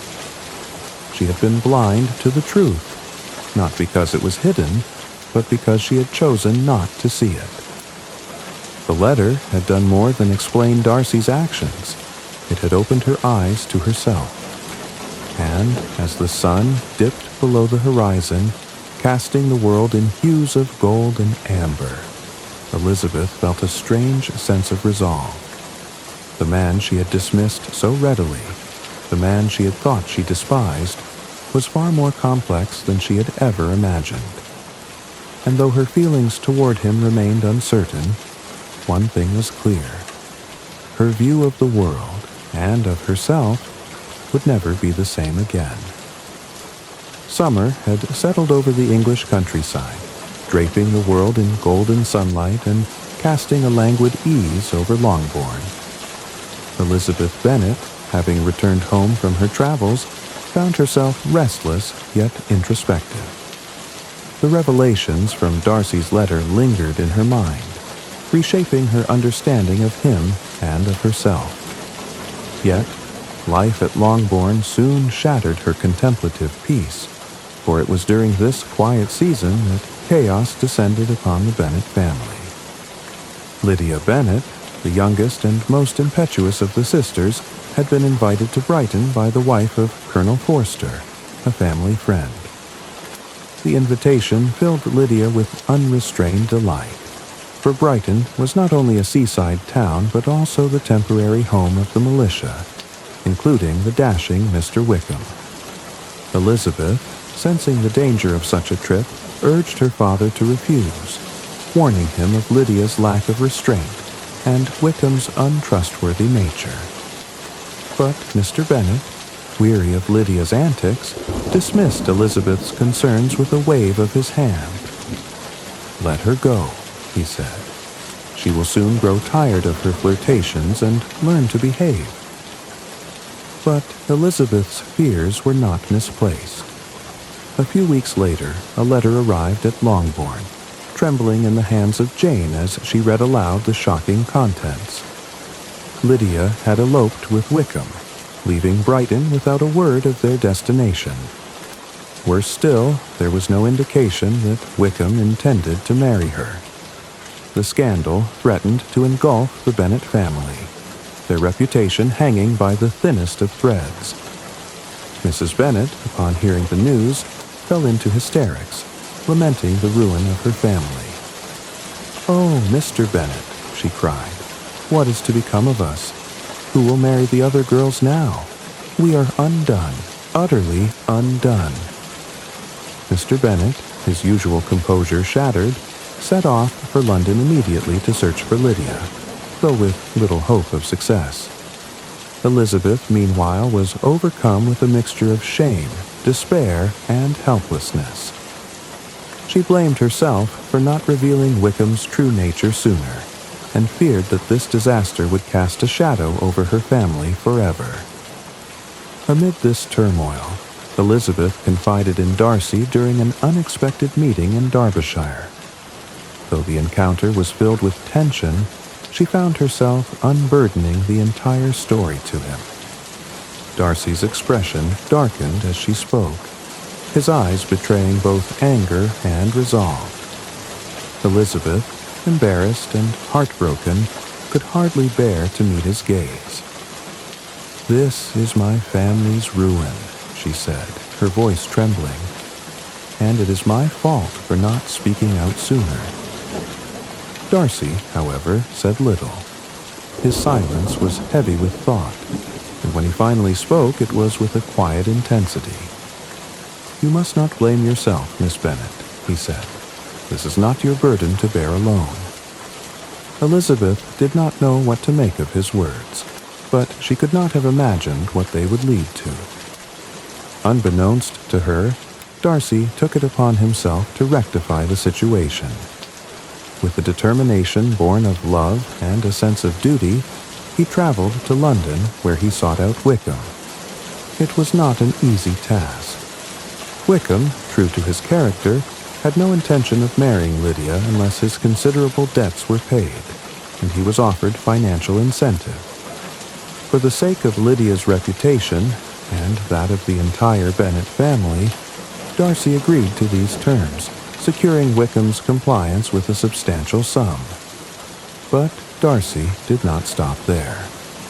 To protect the Bennets from further disgrace, he insisted that his role in resolving the matter remain a secret.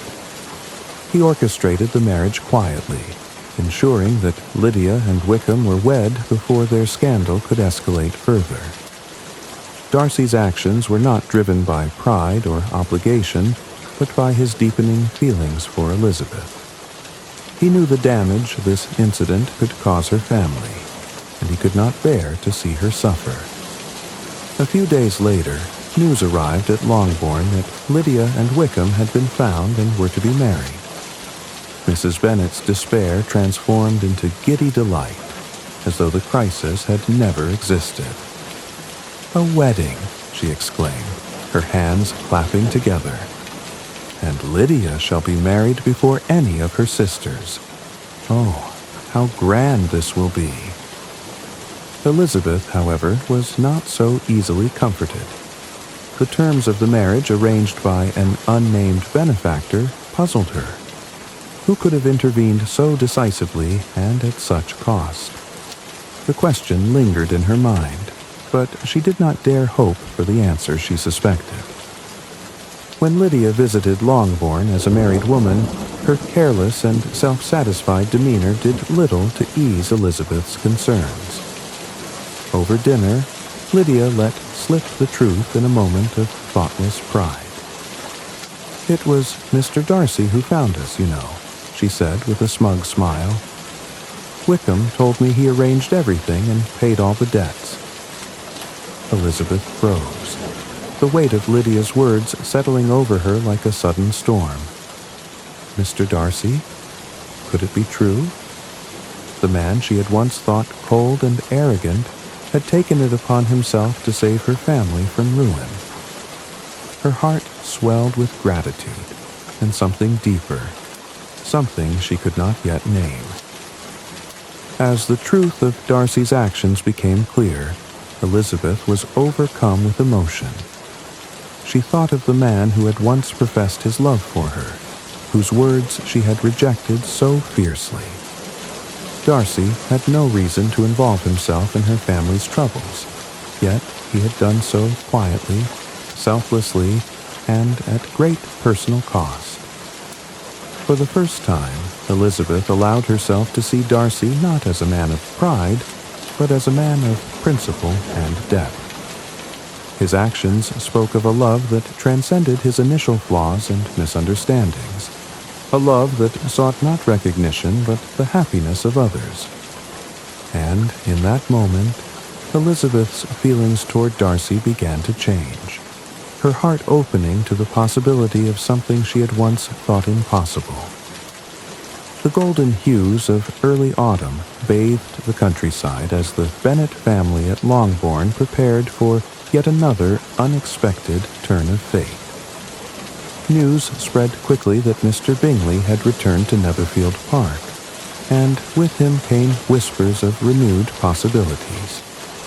Jane Bennet, ever composed and gentle, kept her hopes hidden behind a calm exterior, though her sisters could see the flicker of anticipation in her soft eyes. Elizabeth, too, watched the unfolding events with a quiet mix of hope and unease.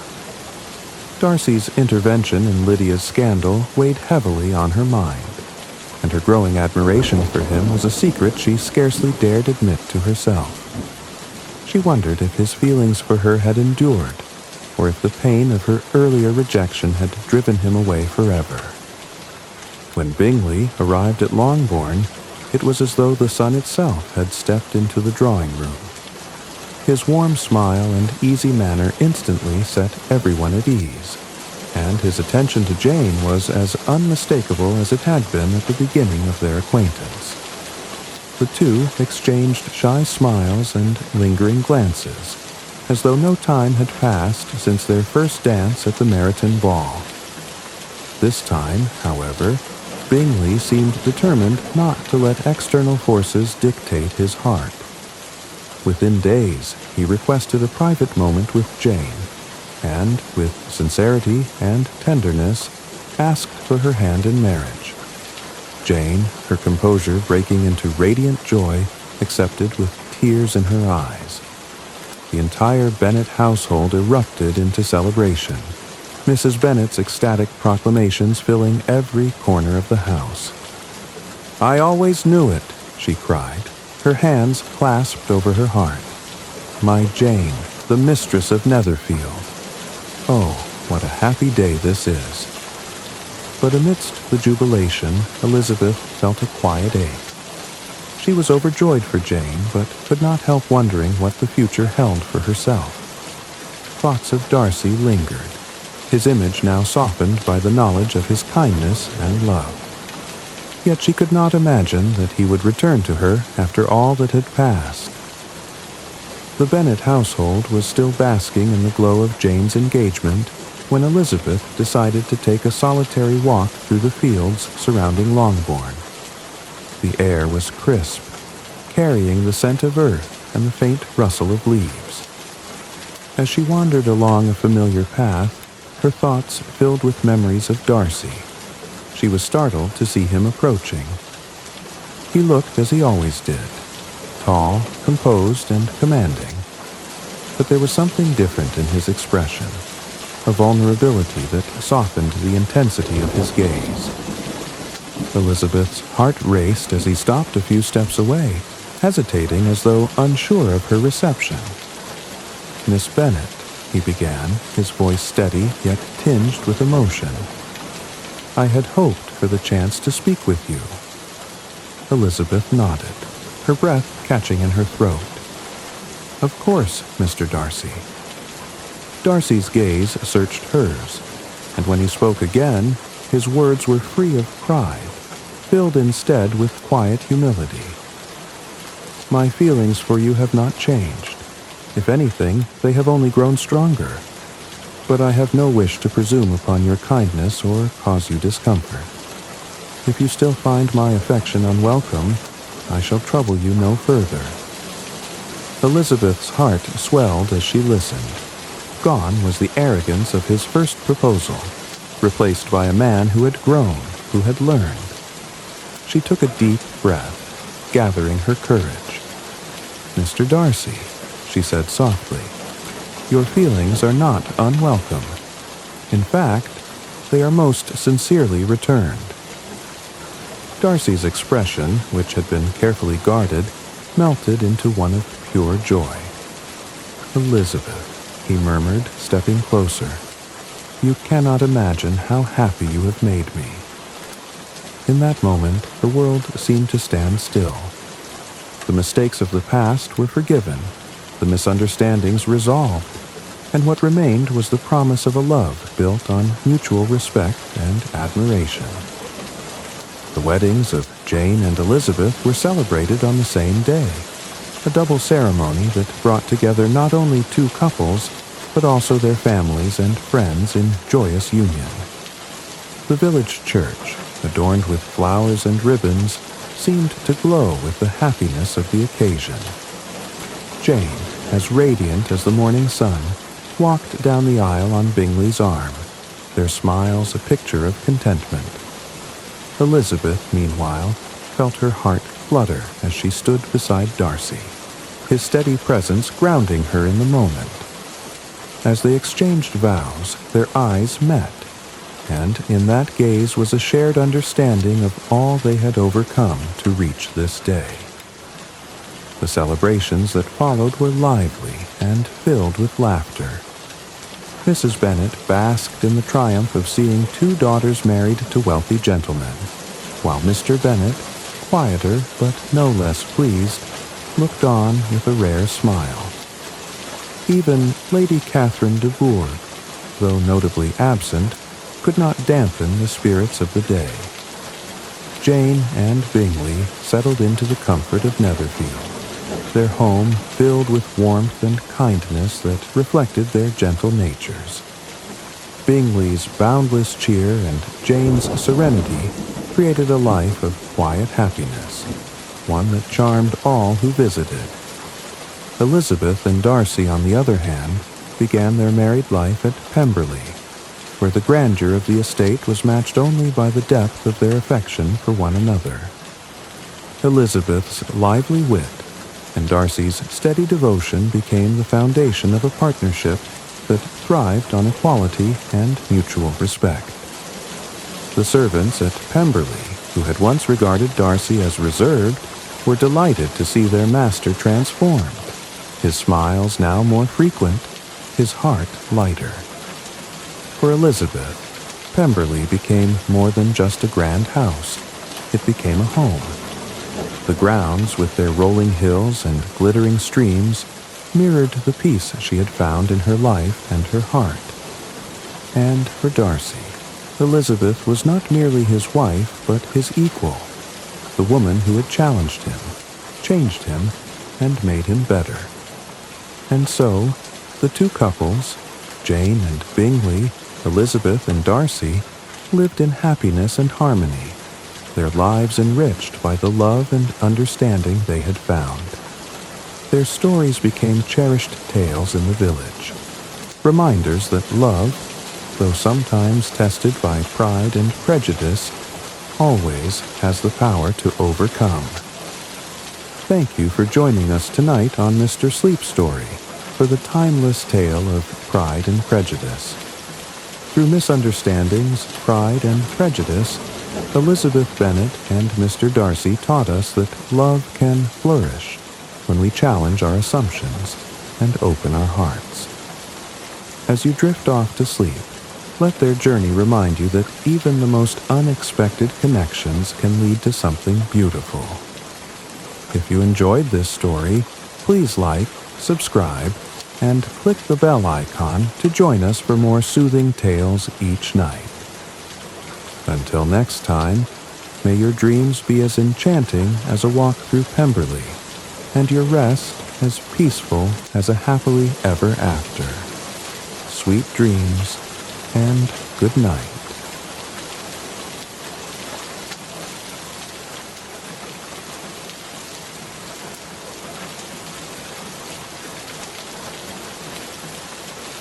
Tonight, we invite you to relax as we journey into the magical world of fairy tales with a beloved classic, The Princess and the Pea. This timeless story is filled with charm, mystery, and a touch of whimsy. Perfect for quieting your mind and letting go of the day. Once upon a time, in a beautiful and prosperous kingdom surrounded by lush green forests and sparkling rivers, there lived a young prince. He was admired by everyone in the land, not just for his handsome features and princely demeanor, but also for his kind heart and noble spirit. The prince had everything one could ever dream of: a grand castle, loyal subjects, and treasures from all corners of the world. But there was one thing he lacked: a true princess to share his life with. The prince had always dreamed of finding a wife who was not only graceful and beautiful, but also wise, compassionate, and genuinely royal in both heart and manner. He envisioned a princess who could rule beside him, understanding the weight of the crown and the needs of their people. However, as he grew older, his search for such a princess began to feel more and more impossible. His royal parents, the king and queen, had encouraged him to find a bride, reminding him of the importance of continuing the royal lineage. A prince must marry a true princess, his mother often said, one with a noble soul and a lineage as pure as the brightest star. Determined to fulfill their wishes and his own, the prince embarked on a journey to find his future queen. He visited neighboring kingdoms and distant lands, meeting princesses of all kinds. There were princesses who were incredibly beautiful, their radiant smiles lighting up entire halls.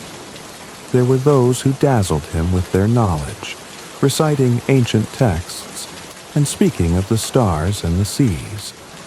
And there were others who charmed him with their musical talents and graceful dancing. But for all their qualities, something was always missing.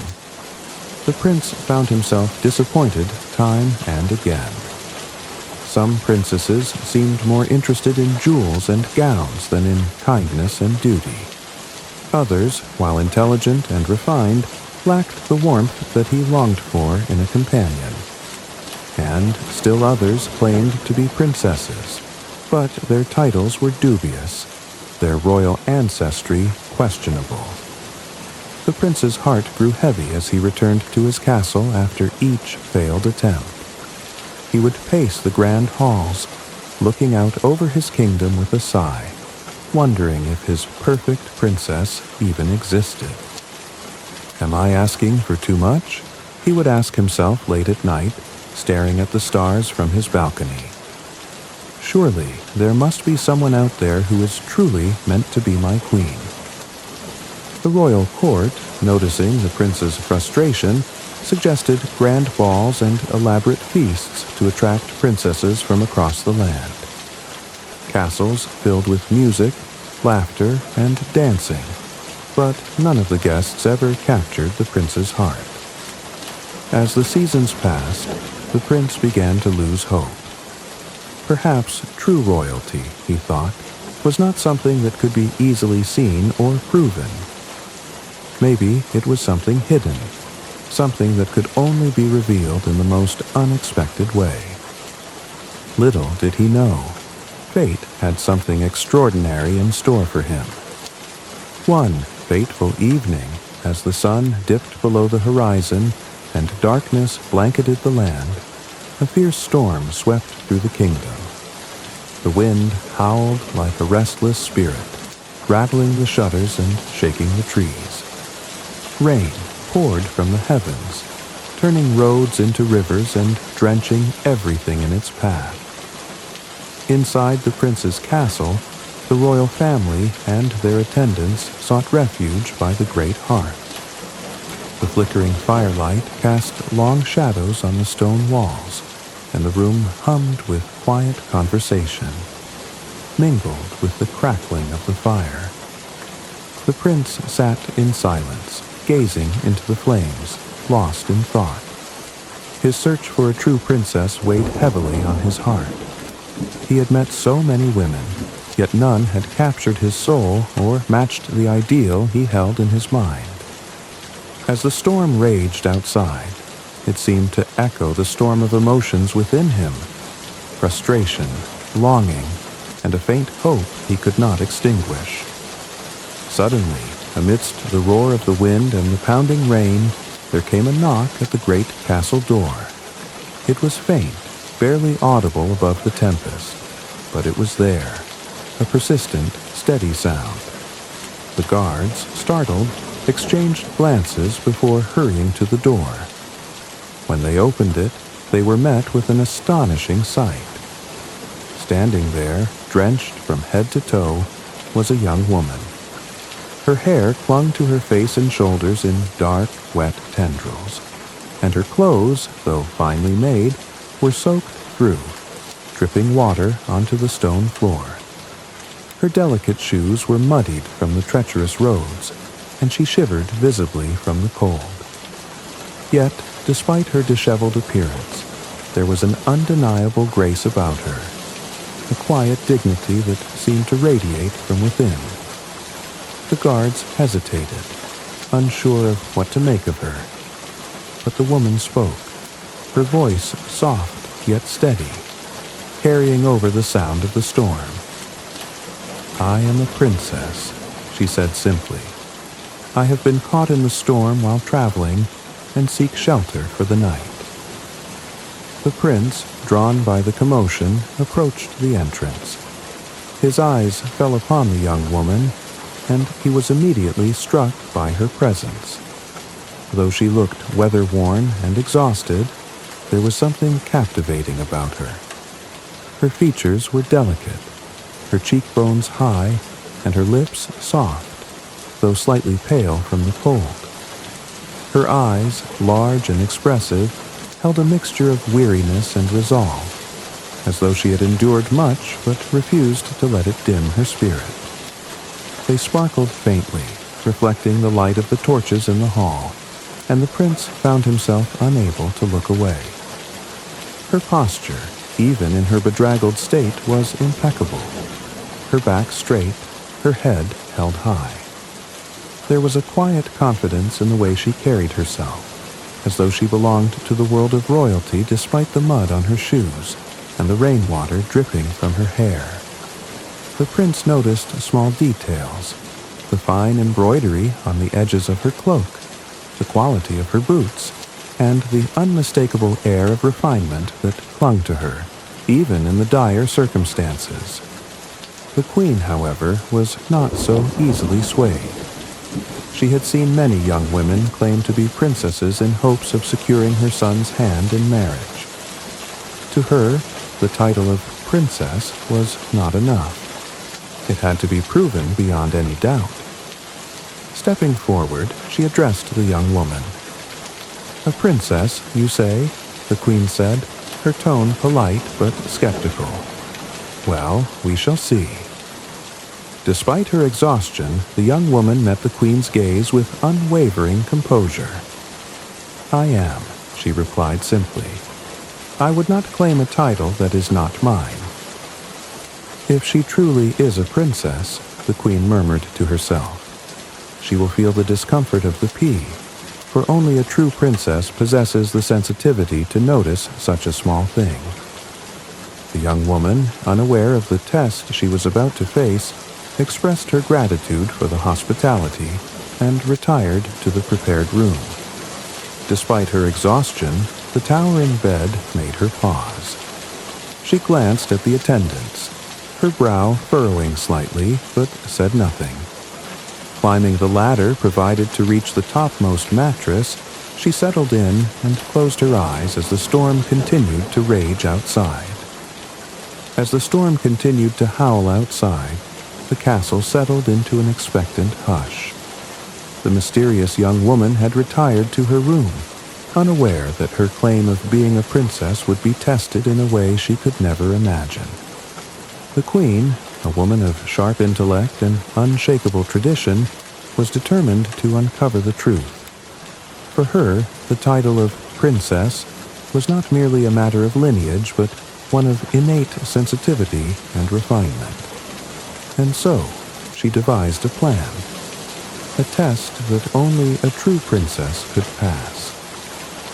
In the grand guest chamber, the queen oversaw the preparation of the bed herself. She began by instructing the servants to place a single green pea, small, smooth, and seemingly insignificant, on the wooden frame of the bed. The servants exchanged puzzled glances but followed her instructions without question. "Now," the queen said, her voice calm but authoritative, "pile 20 mattresses atop the pea." The mattresses were thick and luxurious, each crafted from the finest materials in the kingdom. One by one, the servants hauled them into the room, stacking them carefully, until the pile reached an impressive height. The queen inspected their work with a critical eye before giving the next order. "On top of the mattresses, add 20 feather beds," she commanded. The feather beds were equally opulent, filled with the softest down plucked from the royal swans. They were light as clouds, yet plush and yielding, promising a sleep as comfortable as one could ever hope for. The attendants, now visibly struggling under the weight of the task, completed the towering bed with great effort. When they were done, the bed reached nearly to the ceiling, a structure so grand and unusual it seemed almost comical. The queen stepped back to admire her work, a satisfied smile playing on her lips. To anyone else, the bed appeared to be a masterpiece of luxury, designed for unparalleled comfort. But the queen knew better. Beneath it all, hidden at the very bottom, was the tiny pea, a test of sensitivity that no ordinary person could pass. If she truly is a princess, the queen murmured to herself, she will feel the presence of the pea, no matter how many layers of softness lie above it. The servants brought in a sturdy wooden ladder and leaned it against the bed. When everything was ready, the queen summoned the young woman to the room. The princess entered, her expression still composed despite her evident exhaustion. She gazed up at the towering bed with a mixture of surprise and curiosity. "This will be your bed for the night," the queen said with a warm, almost motherly smile. "We hope you find it comfortable." The young woman hesitated for a moment, her sharp eyes flickering over the unusual setup. However, she gave no indication of doubt or complaint. Instead, she inclined her head graciously and said, "Thank you for your kindness." The attendants helped her climb the ladder, guiding her carefully to the top of the bed. As she settled under the silken covers, she offered a quiet word of gratitude before closing her eyes. The castle fell silent once more, the storm outside finally beginning to subside. In the stillness of the night, the queen's thoughts lingered on the test she had devised. She felt confident that her plan would reveal the truth by morning. Meanwhile, the prince could hardly sleep, his mind racing with thoughts of the mysterious woman who claimed to be a princess. Could she be the one he had been searching for all this time? As the castle settled into the quiet hours of the night, the mysterious woman lay atop the towering bed, staring at the intricate patterns woven into the canopy above her. Though the silken sheets felt soft against her skin, and the warmth of the feather beds enveloped her like a cocoon, she found herself unable to relax. Something wasn't right. At first, she attributed her restlessness to the events of the day.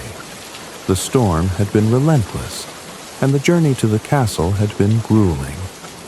The hospitality of the royal family had been gracious, but she couldn't shake the feeling that she was being watched and judged. After all, who could blame them?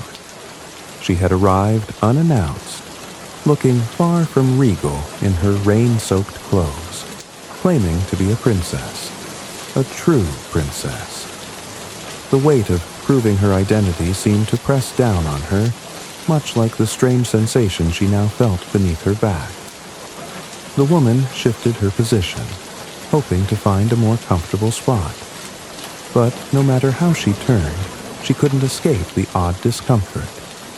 It wasn't sharp or unbearable, just persistent, as though something hard was buried beneath the layers of mattresses and feather beds.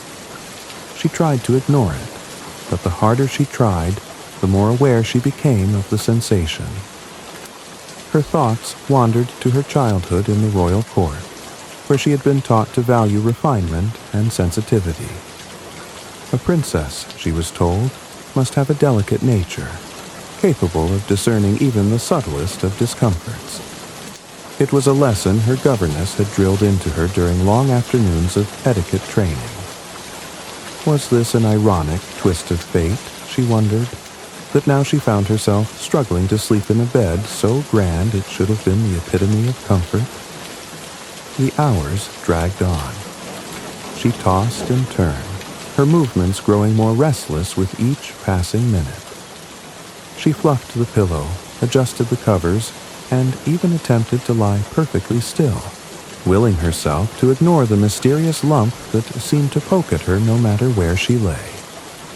The sound of the storm outside had faded into silence, leaving her alone with her frustration and unease. By the time dawn began to creep through the heavy curtains, the woman felt more exhausted than she had the night before.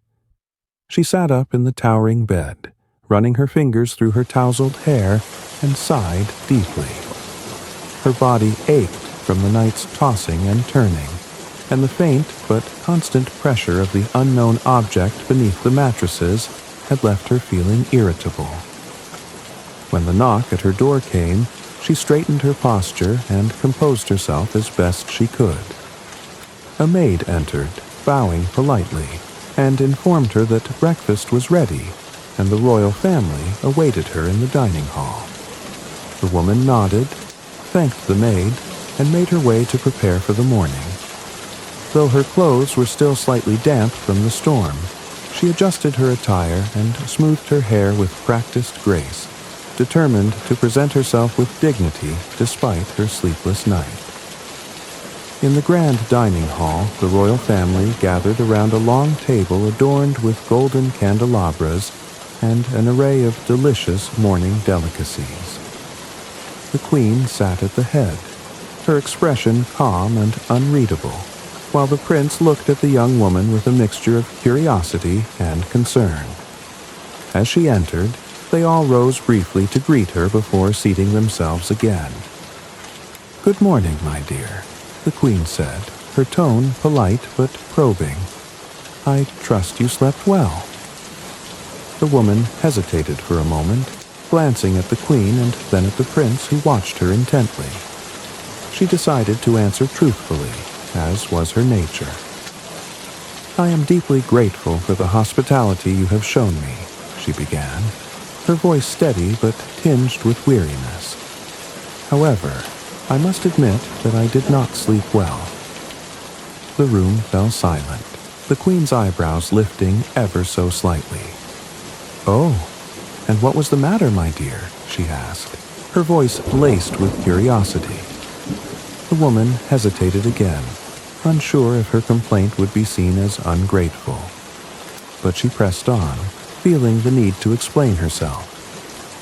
"There was something in the bed, something hard. I couldn't see it or touch it, but I could feel it beneath me, no matter how many times I adjusted. It was small, but it left me sore and restless all night." The queen exchanged a knowing glance with the prince, her lips curling into a faint smile. The prince, meanwhile, leaned forward, his interest clearly piqued. "You could feel something beneath all those layers?" he asked, his tone filled with awe. The woman nodded, looking slightly embarrassed.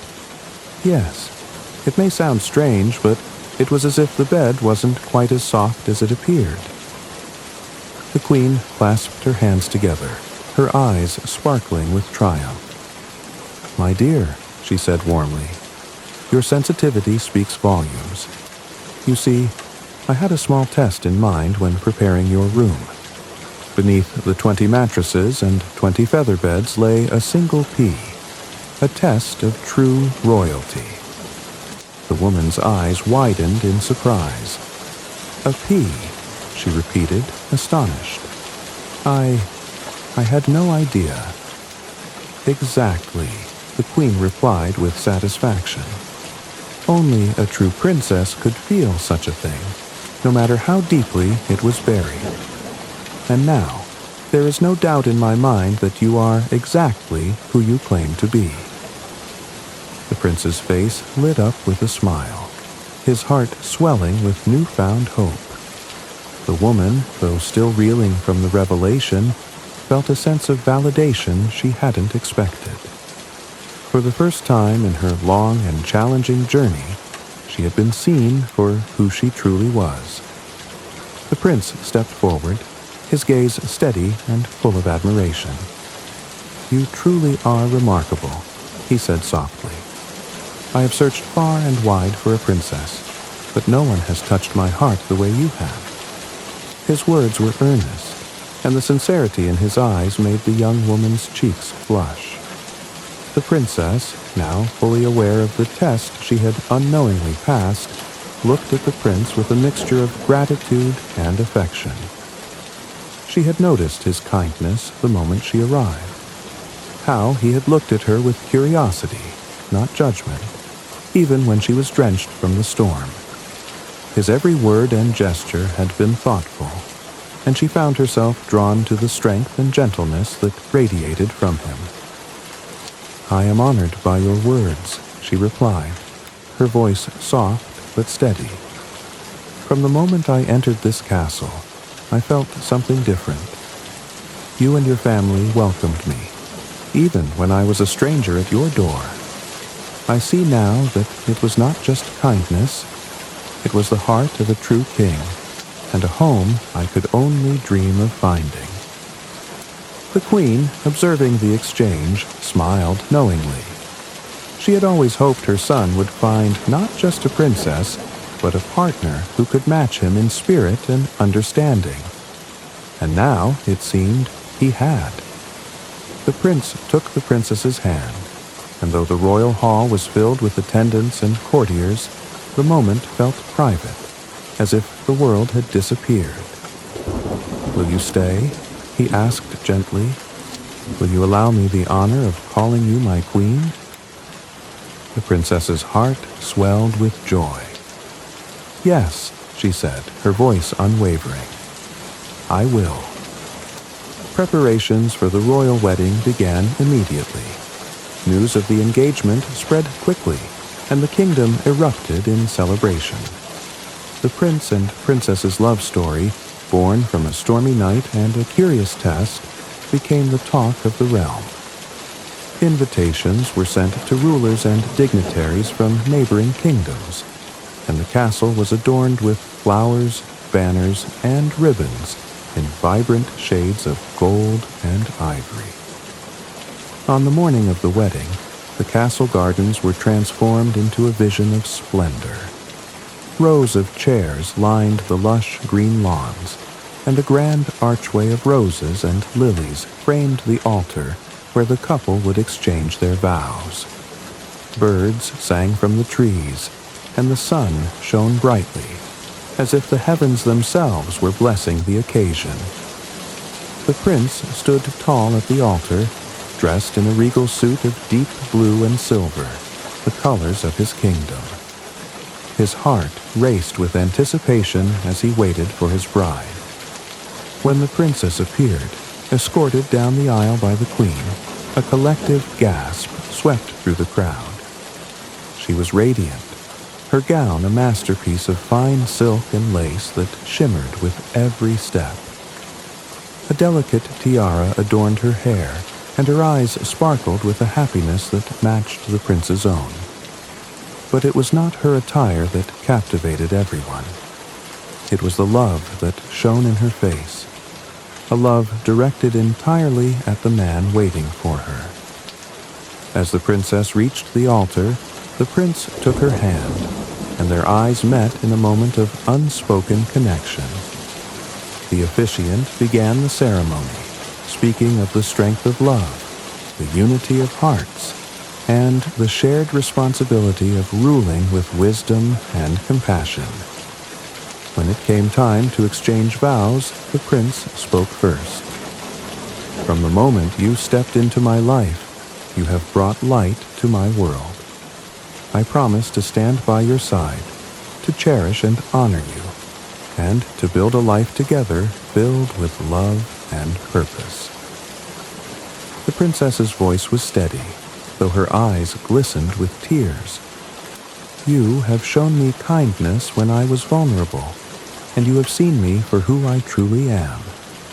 I promise to be your partner, your queen, and your greatest ally in all that we face together." With those words, the officiant declared them husband and wife. As they kissed, the crowd erupted in cheers, the sound of joy echoing across the gardens and beyond. The celebration that followed was grand, yet heartfelt. Tables laden with feasts stretched across the castle grounds, and music filled the air as guests danced and laughed under the stars.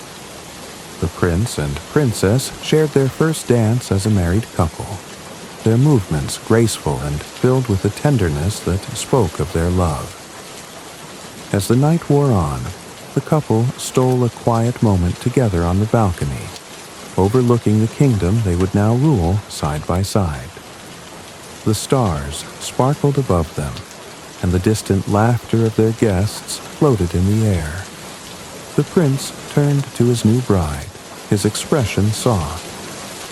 "It seems the storm that brought you here wasn't so terrible after all." The princess smiled, leaning into him. "It wasn't," she agreed. "It led me to you." And so the prince and princess began their life together, bound by love, trust, and a shared destiny.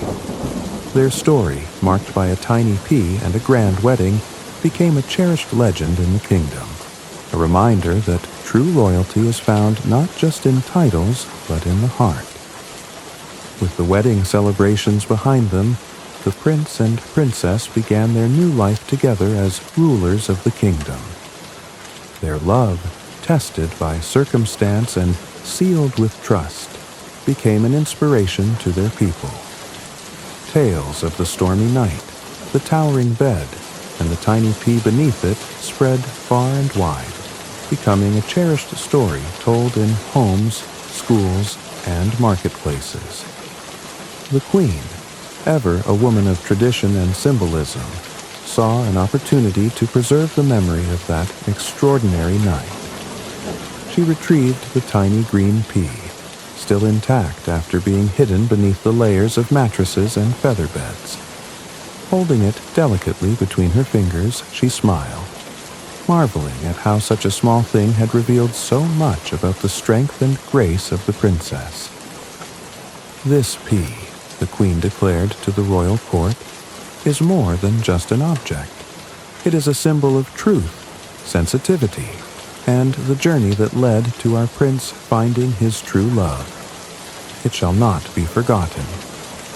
And so, the queen ordered that the pea be placed in the royal museum, displayed in a beautiful glass case atop a velvet cushion.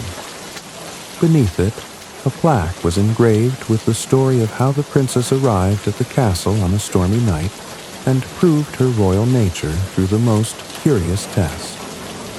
The museum itself became a place of wonder, attracting visitors from all corners of the kingdom and beyond.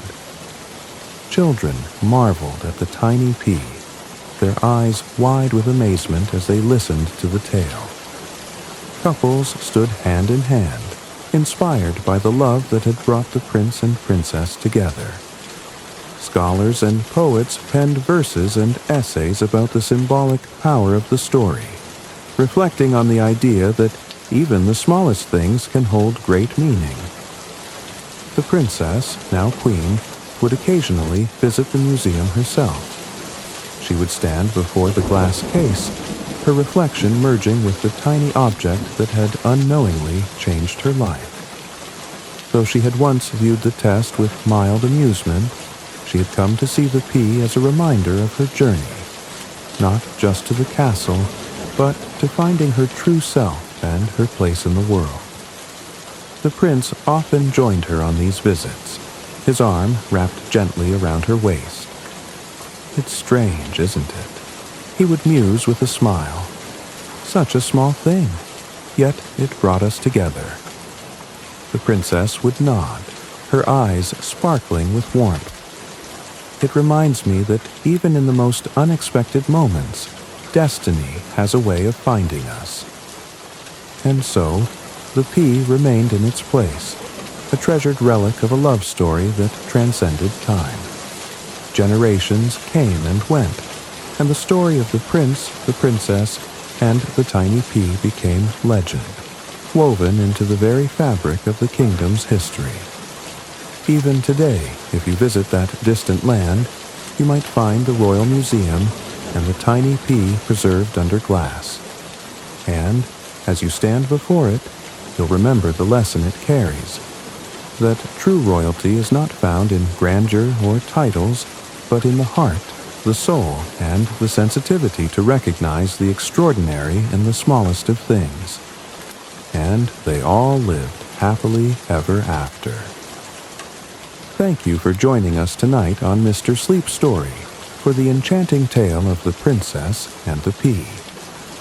This timeless story reminds us that even the smallest things can hold great significance, and that true worth is found within. As you drift off to sleep, let the gentle magic of this story carry you into sweet dreams. If you enjoyed this bedtime tale, don't forget to like this video, subscribe to Mr. Sleep Story, and click the bell icon so you never miss a night of soothing stories. Until next time, may your dreams be as magical as a fairy tale, and your sleep as peaceful as a royal night. Sweet dreams, and good night.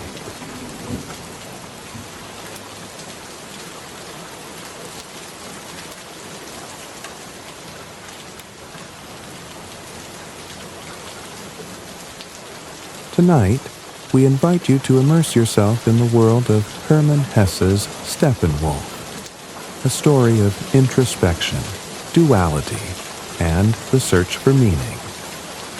In this timeless tale, we follow Harry Haller, a man caught between the constraints of society and the wild, untamed nature within him, like a lone wolf.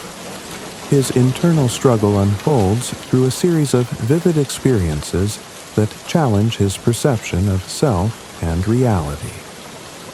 Steppenwolf is a meditation on the complexities of life, identity, and the paths we choose to follow. It was on a dull, dreary evening that I first encountered Harry Haller, a man whose life seemed to exist at the intersection of contradiction. The man was in his late 40s, tall, with an air of weariness that seemed to hang about him like a heavy cloak. His eyes, dark and piercing, betrayed a mind constantly churning with thought. He carried himself with a detached air, as though the world around him had ceased to matter, as though he had already abandoned any hope of belonging to it. I had first heard of him in passing, through quiet whispers at social gatherings. Haller was a man of mystery, someone who seemed to avoid the public eye, preferring solitude over the company of others. His presence was like an enigma that few dared to unravel, and it was only through fate that I came into possession of his personal manuscript, a discovery that would change my perception of him forever. The manuscript, hastily written in an almost frantic hand, spoke of his innermost thoughts and reflections. It was as if Haller had been attempting to record the turmoil that had raged within him for years. The first pages revealed an intellectual man, one who had once been passionate about life and ideas, but who now found himself caught in a web of despair. The truth of his life seemed to be far more complex than I had initially imagined. As I delved deeper into the manuscript, I began to understand more of Haller's psyche. He referred to himself in ways that were both alarming and revealing, referring to the Steppenwolf within him, a wild, untamed wolf that lived at war with the man he presented to the world. He was not only dissatisfied with society, he loathed it. To him, the people around him were shallow, their lives devoid of the intellectual and spiritual depth he craved. The world seemed to him a barren wasteland of mediocrity, and he often described his sense of isolation as a prison he could not escape from. Yet, this was only one side of Haller. The man I encountered in the pages of his manuscript was simultaneously tortured and self-aware. He seemed to recognize that his internal struggles, his inability to reconcile his two natures, were of his own making. His intellectual pursuits, his obsession with understanding life had only led him further into the labyrinth of his own despair. He felt trapped between his desire for self-determination and the oppressive forces of societal norms. What intrigued me most was his recognition of the duality within himself. The Steppenwolf, as he described it, was a beast that lurked in the recesses of his soul, always threatening to break free. It was an untamable, instinctual force, one that rejected civilization, rejected reason. Haller was not merely at war with the world, he was at war with himself. As I read on, I began to grasp the true depth of his alienation. Haller was not merely a man suffering from loneliness, he was a man suffering from a deep existential crisis, caught between two worlds, the rational and the primal, the human and the beast. This internal conflict had rendered him incapable of finding peace or purpose in life. His writing was poetic, almost tragic in its honesty, and it spoke of a profound struggle to find meaning in a world that seemed to offer none. Haller was desperate to reconcile his intellectual, civilized nature with the wild instincts that stirred within him. Yet, despite his insight into his own nature, he was lost, unable to find a way to bring harmony to the forces that tore at him. And so, I sat, absorbed in the words of a man who had constructed his own prison, a man whose soul seemed to be locked in eternal conflict. What had become of Harry Haller? And what would become of him? The answer, I would soon discover, lay in the strange and mystical journey that Haller was about to undertake. A journey that would not only reveal the true nature of the Steppenwolf, but also unveil the path to his salvation. The manuscript I had stumbled upon began to take a darker, more intense turn as I read on. As I continued to pore over Haller's anguished writings, I felt as though I were peering into the very depths of his soul. A soul twisted by despair and longing. It was clear that Haller had come to see himself as something both noble and cursed, trapped within a web of his own making, unable to find his place in the world. In the pages that followed, Haller spoke of the pamphlet he had discovered in his own life. A simple, unremarkable piece of paper titled The Treatise on the Steppenwolf. It had caught his eye one fateful day, much like how it had caught mine. The tract was a strange and almost prophetic document, a manifesto of sorts, describing a creature within him that could neither be tamed nor fully understood. It defined him, the Steppenwolf, a wolf of the steppe, fierce and untamable, lurking in the very core of his being. Haller's mind raced as he read the words of the tract, feeling as though they were describing him with uncanny accuracy. They spoke of the wild, primal forces that had once defined humanity, but had since been buried beneath the trappings of civilization. These primal instincts, these unrefined desires, were the Steppenwolf, the force within him that yearned to be free. Yet this same Steppenwolf was a force that Haller feared, a side of him that he could not control. It was a part of him that made him feel both superior and repellent, both a king and an outcast. He was ashamed of it, yet simultaneously captivated by its untamed nature. The pamphlet had not only provided Haller with a new understanding of his internal struggle, but had also confirmed his deepest fears. The Steppenwolf, as the treatise explained, was not merely a metaphor for his inner wildness, but was a reflection of a more dangerous and unrelenting side of human nature. The idea of reconciling his intellectual pursuits with the wildness that resided within him had become an obsession. How could a man who yearned for meaning and enlightenment coexist with the beast that lurked inside him. As Haller continued to reflect on the words of the pamphlet, he was plunged deeper into despair. The tract's suggestion that one could never truly escape the pull of the Steppenwolf, that one could never truly silence its hunger, struck him like a blow.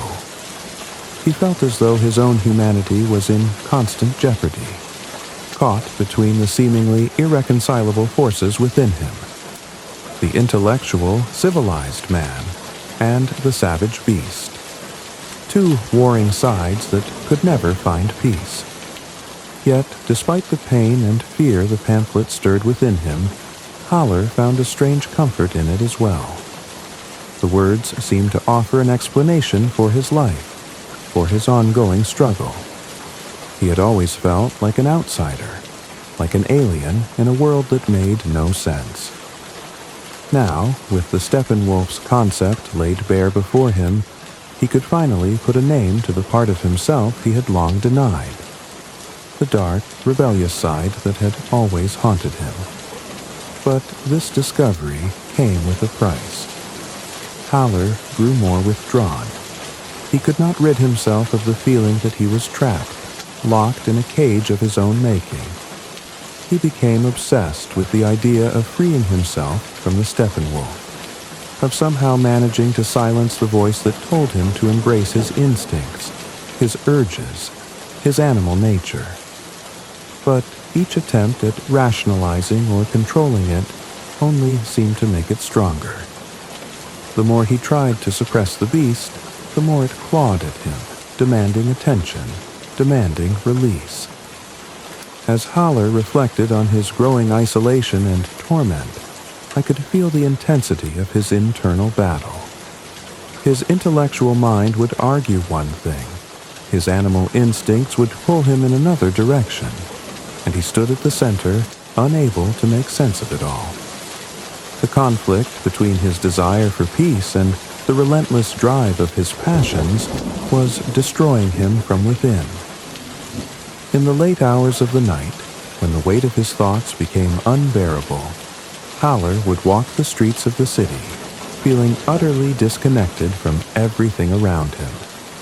The people he passed seemed like mere shadows, figures who existed in a world that he could never truly belong to.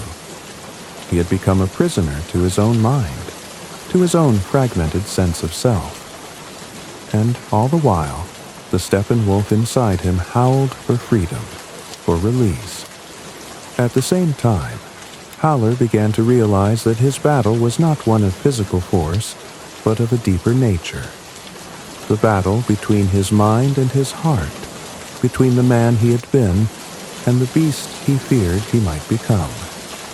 His quest for understanding had led him to a place of profound loneliness, and he could not see a way out.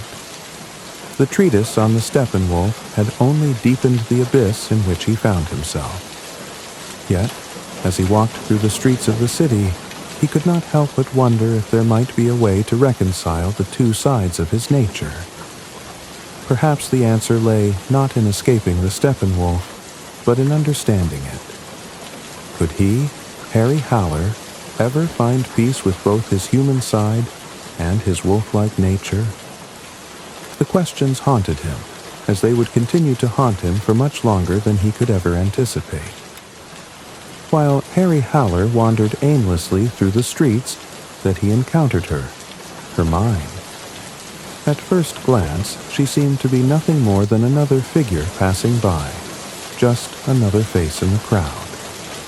But there was something unusual about her, something that immediately caught his attention.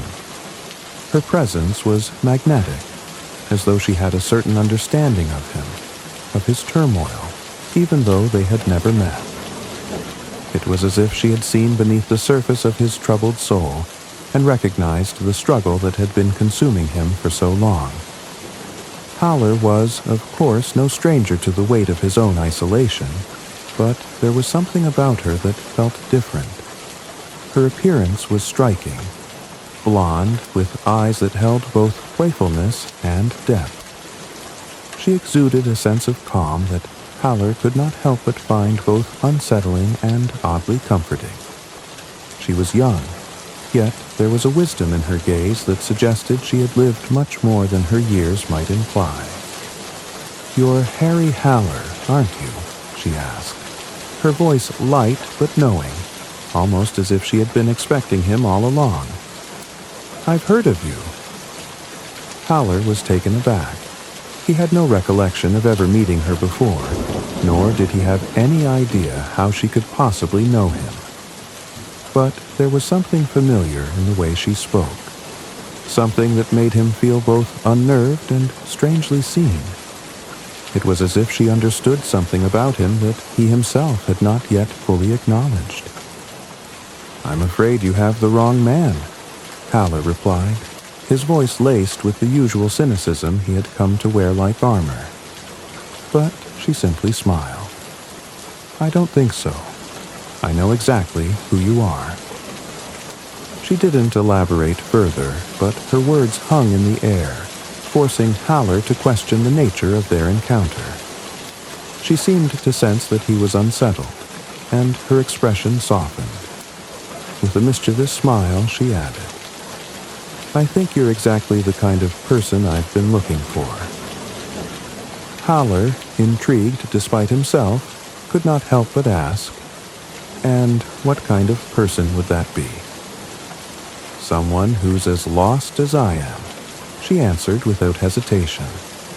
"Someone who understands what it means to feel torn between two worlds." Her words struck Haller deeply. How could she know this? How could she, a stranger, so easily articulate the very essence of his being? For a long moment, the two stood in silence, the weight of their unspoken understanding hanging between them like an invisible thread. Her mind's invitation to meet again came not long after their chance encounter. She suggested that they spend time together, to talk and share their experiences, as if she already knew the depths of his inner conflict. And Haller, despite his usual reluctance to engage with others, found himself intrigued by her. She was a mystery, one that seemed to offer an answer to the confusion that had plagued him for so long. Her ability to see past his carefully constructed facade was unsettling, but it was also liberating. Over the next few days, Haller and Hermine met regularly. They spoke about everything and nothing, about life, about love, about the nature of the human soul. Haller found himself captivated by her, drawn to her unpretentious wisdom and carefree attitude. She spoke with such ease about the things he had long buried, the pleasures of the flesh, the joy of abandoning the rigid structure of his intellect, the liberation of surrendering to the moment. These were concepts that had always seemed foreign to him, like temptations he could never quite give in to. But her mind was different. She was not bound by the same constraints that had shackled Haller for so long. She seemed to embody a kind of freedom that Haller could scarcely imagine, and yet he was fascinated by it. In her presence, the walls he had built around himself began to crumble, and he found himself questioning everything he had once believed about himself. She had an uncanny ability to draw him out of his shell, to make him confront the very parts of himself that he had long suppressed. She encouraged him to let go of his intellectual pretensions and embrace the more primal, instinctual aspects of life. "You are both man and beast, Harry," she said one evening, as they sat in a small cafe, the night air thick with the scent of rain. "The wolf is as much a part of you as the man. You cannot escape it, but you can learn to dance with it." Her words echoed in Haller's mind long after their meeting ended. Dance with the wolf. Was it possible? Could he truly reconcile the two sides of himself? Her mind seemed to believe it was not only possible, but necessary. And for the first time in a long while, Haller began to wonder if she might be right. The days that followed were marked by a strange mixture of excitement and apprehension. Howler felt both drawn to Hermione and terrified by her influence over him. She was both a mirror reflecting his inner turmoil and a guide offering him a way out of his self-imposed prison. But he was not yet ready to fully embrace the path she suggested. It was as if he stood on the precipice, uncertain whether to leap into the unknown or retreat back into the safety of his solitary existence. Hermione, however, was not one to allow him to retreat. She gently but persistently pushed him toward a life less confined by fear and self-doubt. She made it clear that the only way for Howler to truly understand himself was to break free of his intellectual cage and allow his animal instincts to rise to the surface. In her, Howler found a strange blend of wisdom and wildness, an embodiment of the very thing he had been searching for. But whether he was ready to accept her vision for him was still unclear. The journey that lay ahead would force him to confront not only the Steppenwolf within, but the very essence of what it meant to be both human and beast. The days that followed Harry Howler's deepening conversations with Hermione seemed to stretch on endlessly. Yet there was a sense of anticipation in the air, as if something unknown was drawing closer. Hermione's presence in his life had begun to open up new dimensions, pulling him further away from the world of books and theory, and into a realm that felt at once exhilarating and terrifying. She had already shown him a side of life he had always dismissed, one of pleasure, spontaneity, and embracing the unpredictability of human existence. One evening, when the weather had turned particularly crisp, Hermione invited Howler to accompany her to an event that, she assured him, would change his life forever. With a twinkle in her eyes and an enigmatic smile on her lips, she told him about the Magic Theater. It was a place, she explained, where the boundaries between reality and illusion dissolved, where one could experience the inner workings of the soul in their most raw and unfiltered form. It sounded absurd, a bit like something out of a dream, but something about Hermione's certainty made Howler wonder if, perhaps, it was just the kind of place he needed. "I've been waiting for you to be ready, Harry," she said, her voice soft yet firm. "The Magic Theater is not a place for the uninitiated. You have to be willing to let go of everything you know.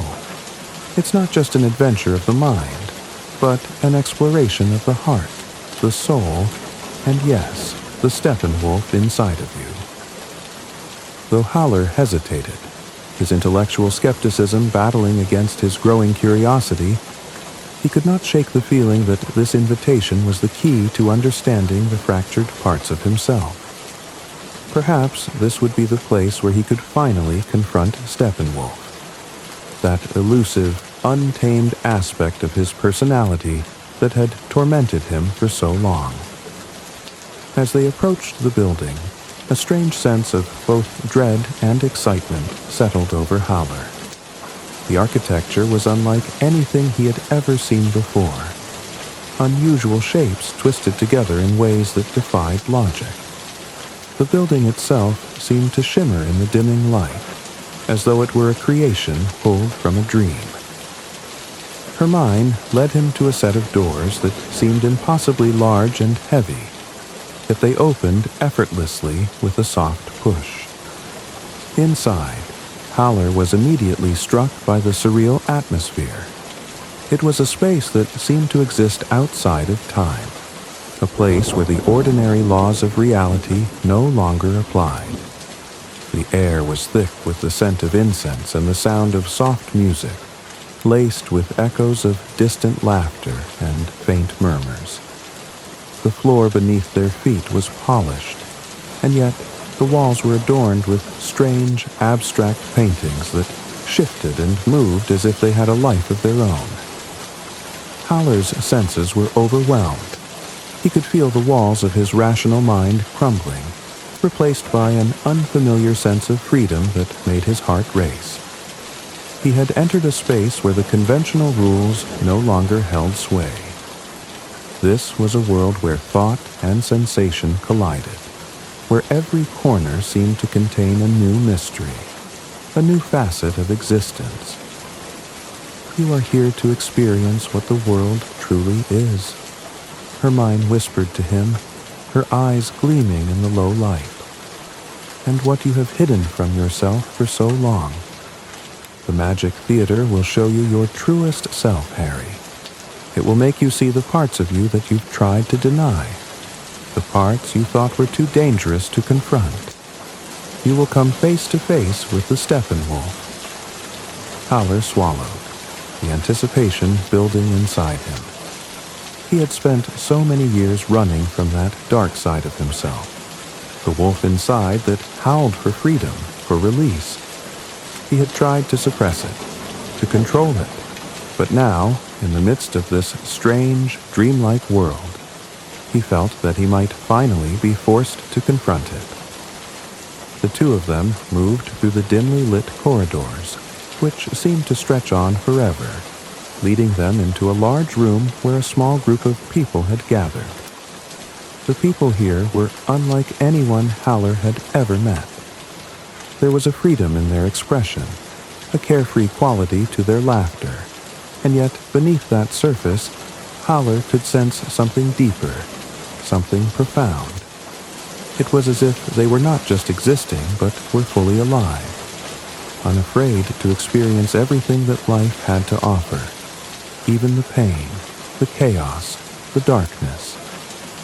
Hermione led him to a small, velvet-covered seat in the center of the room, a space that seemed to welcome him as though it had been waiting for him all along. Around him, strange figures appeared and disappeared, shifting shapes, flickering lights, and projections of images that seemed to speak directly to his soul. The atmosphere grew thick with the sensation that something was about to happen, that he was on the cusp of an epiphany. Then a figure appeared before him, an old man, his face obscured by shadows, his voice both soothing and unsettling. The figure spoke, though his words were not entirely clear. They seemed to come from deep within Haller's mind, as though the man were speaking to the very essence of his being. "You have been running from the wolf, Harry," the voice said. "But the wolf is not something you can outrun. The wolf is a part of you, just as the man is. You must embrace both to truly be free." Haller's heart pounded in his chest as the figure's words rang through him. It was as though the Steppenwolf itself had spoken directly to him. For the first time, he felt the weight of his inner struggle in a way that was visceral, immediate, and undeniable. The old man's face flickered before Haller's eyes, disappearing into the shadows as the world around him seemed to shift once again. Images and sensations flooded his consciousness, of running through fields, of howling at the moon, of tearing away the chains that had bound him for so long. In that moment, Haller understood something he had never grasped before, that the man and the wolf could coexist, that by embracing both, he could finally find peace. The room grew quiet, the music fading, the images dissipating into the ether. Haller sat there in silence, his mind racing. The experience had left him shaken, but it had also opened a door, one that had been closed for so long. He felt as though he had seen a glimpse of something beyond the veil, something profound and liberating. Hermione's voice broke through the silence, soft and reassuring. "You've seen it, haven't you, Harry?" she asked. He could only nod, his mind still reeling from the intensity of what he had just experienced. The Magic Theater had not just been a place of illusion. It had been a doorway to his own soul. Haller's immersion into the bizarre world of the Magic Theater were clouded with a kind of surreal intensity. He could no longer tell where the theater's illusions ended and his reality began. It was as though a veil had been lifted, revealing a world he had never truly seen before. One of blurred lines, shifting shadows, and unexpected freedom. After the haunting experience with the old figure in the Magic Theater, Harry Haller found himself grappling with an intense emotional upheaval. The figure's words had struck deep, stirring something primal within him. The wolf is not something you can outrun. The wolf is a part of you. These words reverberated in his mind, echoing through every corner of his existence. He had always kept his inner darkness, his wild side, locked away, fearing it would consume him if unleashed. He had tried to live as a man of reason, an intellectual in a world that seemed more chaotic than ever. But now, after his encounter in the Magic Theater, he understood that the man and the wolf were not opposites. They were two halves of the same being, two faces of the same coin. Haller had been living his life as though he could control one side while suppressing the other. But it was clear now that both parts must be embraced if he were ever to experience true liberation. Hermione, with her knowing gaze and her magnetic presence, had seen something in him from the beginning. She had led him into the theater not just to reveal the duality of his nature, but to help him understand that it was only by integrating both parts, man and wolf, that he could achieve peace. But this was no simple task. It required not only a shift in perception, but an active, deliberate choice to surrender to the chaos within. One evening, Haller met Hermione again, though this time their conversation was different. There was a sense of urgency in her voice, a glimmer of something more profound in her words. "You've seen the wolf, Harry," she said softly, her voice almost a whisper. "Now you must dance with it." The metaphor struck him with unexpected clarity. Dance with it. He had always been running from the wolf, avoiding its dark, wild nature, believing that by denying it, he could keep his life under control. But now, Hermione was telling him to do the unthinkable, to embrace the wolf, to dance with it. Was it possible? Could he truly give himself over to this chaotic force without losing himself entirely? Her eyes shone with an almost mischievous light as she continued. "The wolf is not your enemy, Harry. It's a part of who you are, and until you accept it, you'll never be truly free." This revelation, this acceptance of his duality, was not a gentle one. It was a wild, untamed call to action. Haller felt a surge of energy, a rush of adrenaline that made his pulse quicken. He was standing at the edge of a precipice, staring down into the abyss that was both terrifying and alluring. "You don't understand," Haller said, his voice barely a whisper. "I'm not sure I can control it. What if the wolf takes over and destroys everything I've built?" Hermione's smile was knowing, calm. "The wolf won't destroy you, Harry, but your refusal to acknowledge it will destroy you far more quickly. You've spent your life in denial, and that denial has become a prison. You've confined yourself to a world of sterile intellect, and it has left you empty." Her words hit him like a bolt of lightning. How long had he been trapped in his own mind? How long had he rejected his natural instincts, suppressing the parts of him that longed to be free? It was as though a dam had broken, and the flood of emotions, desires, and urges that had been buried deep inside him began to pour forth. Hermione took his hand gently, guiding him through the city streets, their footsteps quiet against the cobblestone. It was a calm evening, but Harry's heart was racing. He felt as though he were walking into the unknown. He had no idea what the night would bring, but he knew that something within him was shifting. "Tonight, you will meet the wolf," she said softly, her voice almost a promise. "But you must surrender yourself to it. Only then can you begin to understand what true freedom feels like." Haller's mind was a storm of conflicting thoughts. Could he really give up control? Could he truly embrace the chaos within without being consumed by it? He had always been so careful, so controlled. Letting go felt like a terrifying plunge into darkness. But then again, hadn't he been in darkness all his life? The night seemed to stretch on forever as they arrived at an abandoned house on the edge of the city. The air was thick with mystery, and Haller's senses were heightened. The house stood like an ancient relic, its windows dark and its door ajar as though inviting them in. Her mind led him inside, and the moment he stepped over the threshold, the world seemed to shift around him. The space was dimly lit by flickering candles, casting long, twisting shadows across the walls. The room was filled with a strange energy, an energy that felt like both danger and liberation. Haller's breath quickened as he felt an overwhelming presence in the room, something both familiar and foreign. Then he saw it. A shadow in the corner of the room, darker than the night itself. A figure that seemed to pulse with life, its eyes glowing with an intensity that sent a shiver down his spine. The wolf. But it was not just a beast.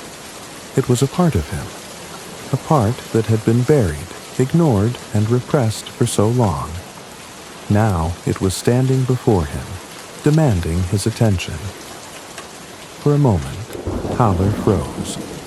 The wolf seemed to stare at him, its gaze deep and knowing, as though it could see into the very core of his being. Haller's heart pounded in his chest as he realized that this was the moment when he would have to choose. Would he run from it, or would he finally confront it head-on?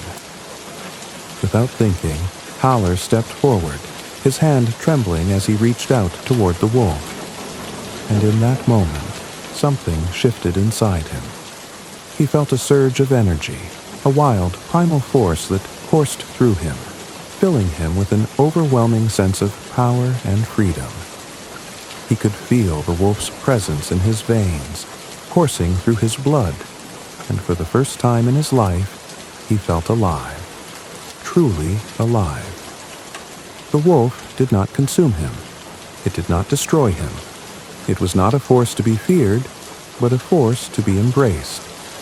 And as Haller stood there, bathed in the flickering candlelight, he understood something profound.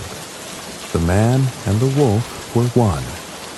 They were not separate entities, but two parts of the same soul, and only by accepting both could he finally experience the freedom he had so long desired. Hermione's voice broke through the stillness, soft and gentle. "You've done it, Harry.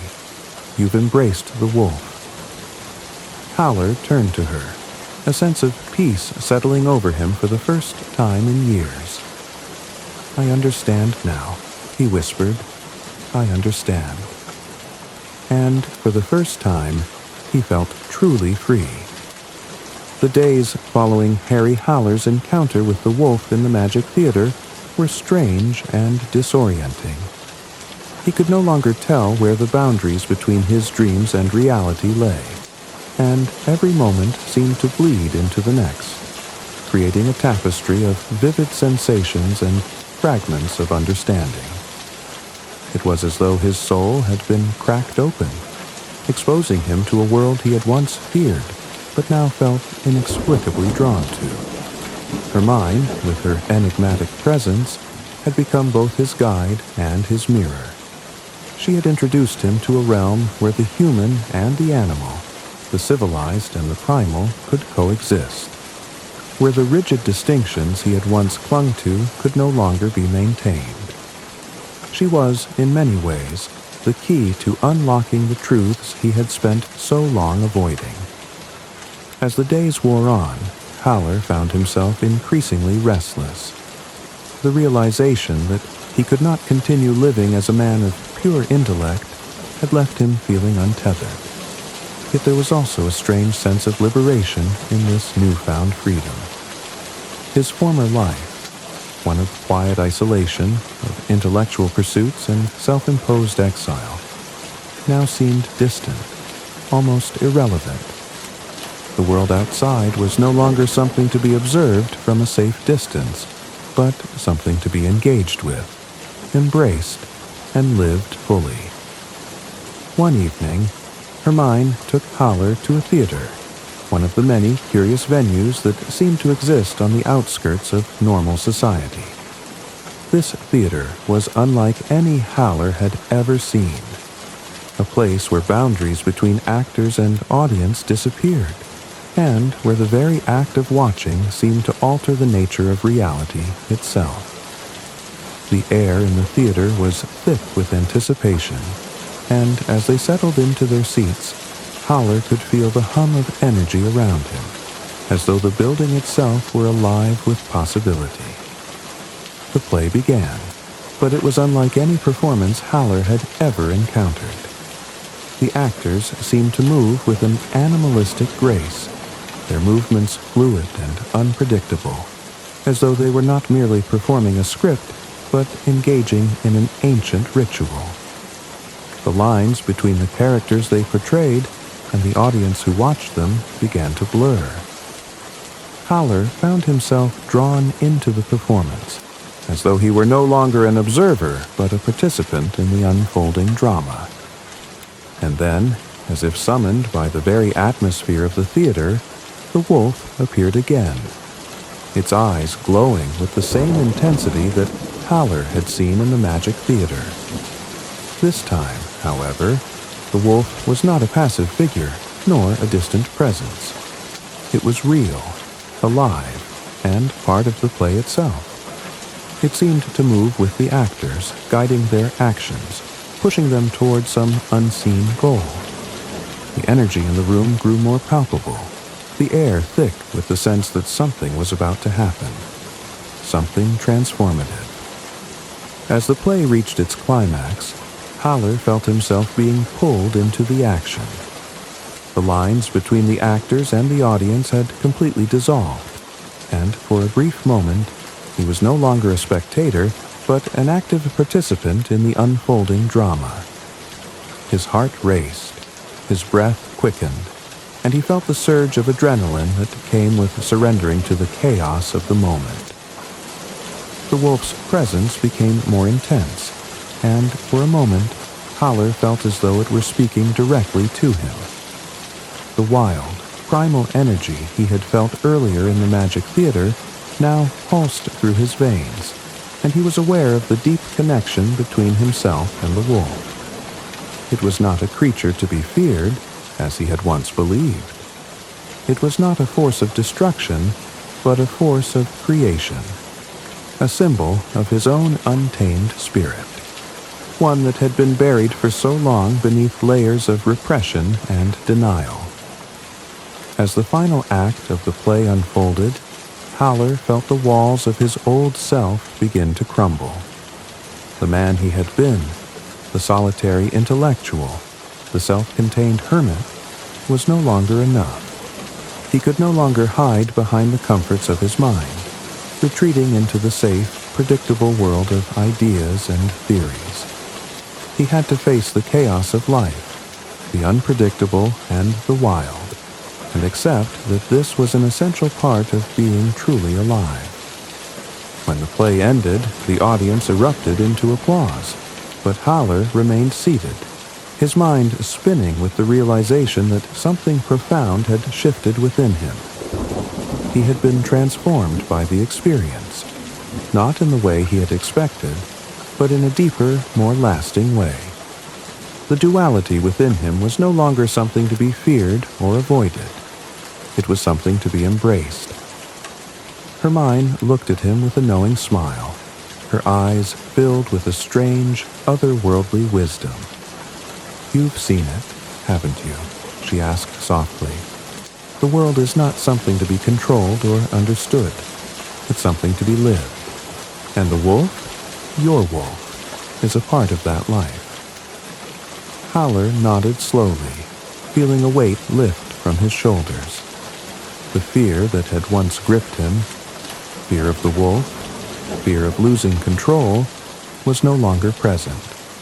For the first time in years, he felt as though he had stepped out of the darkness and into the light.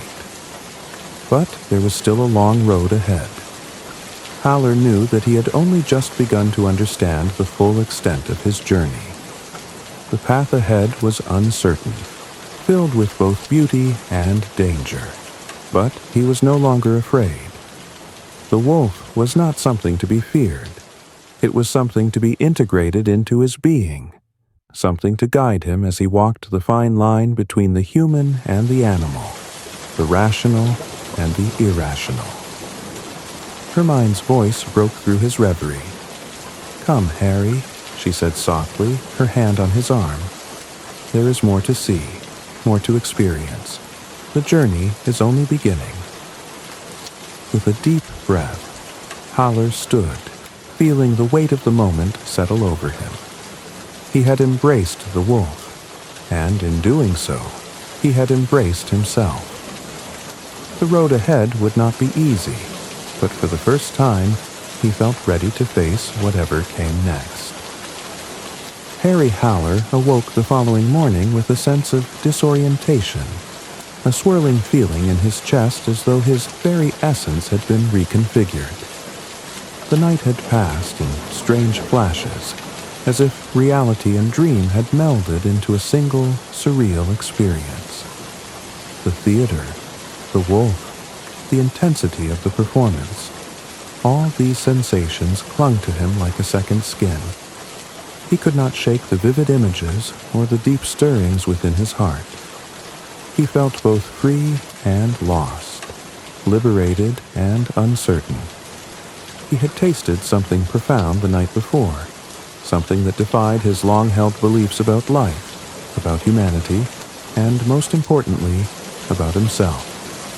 He had touched the wild and untamed side of his nature, and though it had shaken him to his core, it also left him with a yearning to understand more. He knew he could no longer live as a mere spectator of life, detached from its raw energy. He had been a passive observer for too long, trying to mold himself into a figure of reason and intellect, when, in truth, he had been neglecting the parts of himself that were untamable, fierce, and utterly human. He was neither just a man nor just a wolf. He was both, and the dance between these two selves was his to navigate. But how? The answer came in the form of Hermione, who arrived with a knowing smile, as though she had been expecting this transformation all along. She had seen the struggle within him, had understood the conflict between his intellectual self and his untamed side. And now, she was there to guide him, to help him take the next steps on the path of integration. "You felt it, Harry, haven't you?" she asked, her voice a gentle invitation. "The freedom, the chaos, the wonder of it all." Howler nodded, his thoughts tangled in the emotions that surged within him. "Yes," he whispered, "but I feel like I am on the edge of something. I don't know where this will lead. Will I lose myself completely? Will I be swallowed by this chaos?" Hermione's smile deepened, her gaze steady and calm. "You won't lose yourself, Harry. You'll find yourself. The only way to truly live is to embrace every part of you. You've known this for a long time, but now you must act upon it." She extended her hand to him, and he hesitated for only a moment before taking it. He was no longer afraid. He was no longer the man who feared his own desires, his own instincts. He was stepping into a new version of himself, one that could no longer be contained by the walls of the intellect or by the cages of his own making. The city outside was alive with movement, its streets bustling with energy and noise. But Harry felt detached from it all, as if he were walking through a dream. He no longer had a clear sense of where he was going, but for the first time in his life, he didn't feel the need to know. He was simply being, and that was enough. Hermione led him to a secluded garden hidden behind a tall iron gate. The flowers here were wild, untamed, growing in all directions without regard for the structure of man-made order. The air smelled of earth and freedom, and Howler felt a deep sense of connection to this place, a reflection of his own inner world. This garden was a space where the chaos of life could exist alongside its beauty. It was a place where contradictions could coexist peacefully.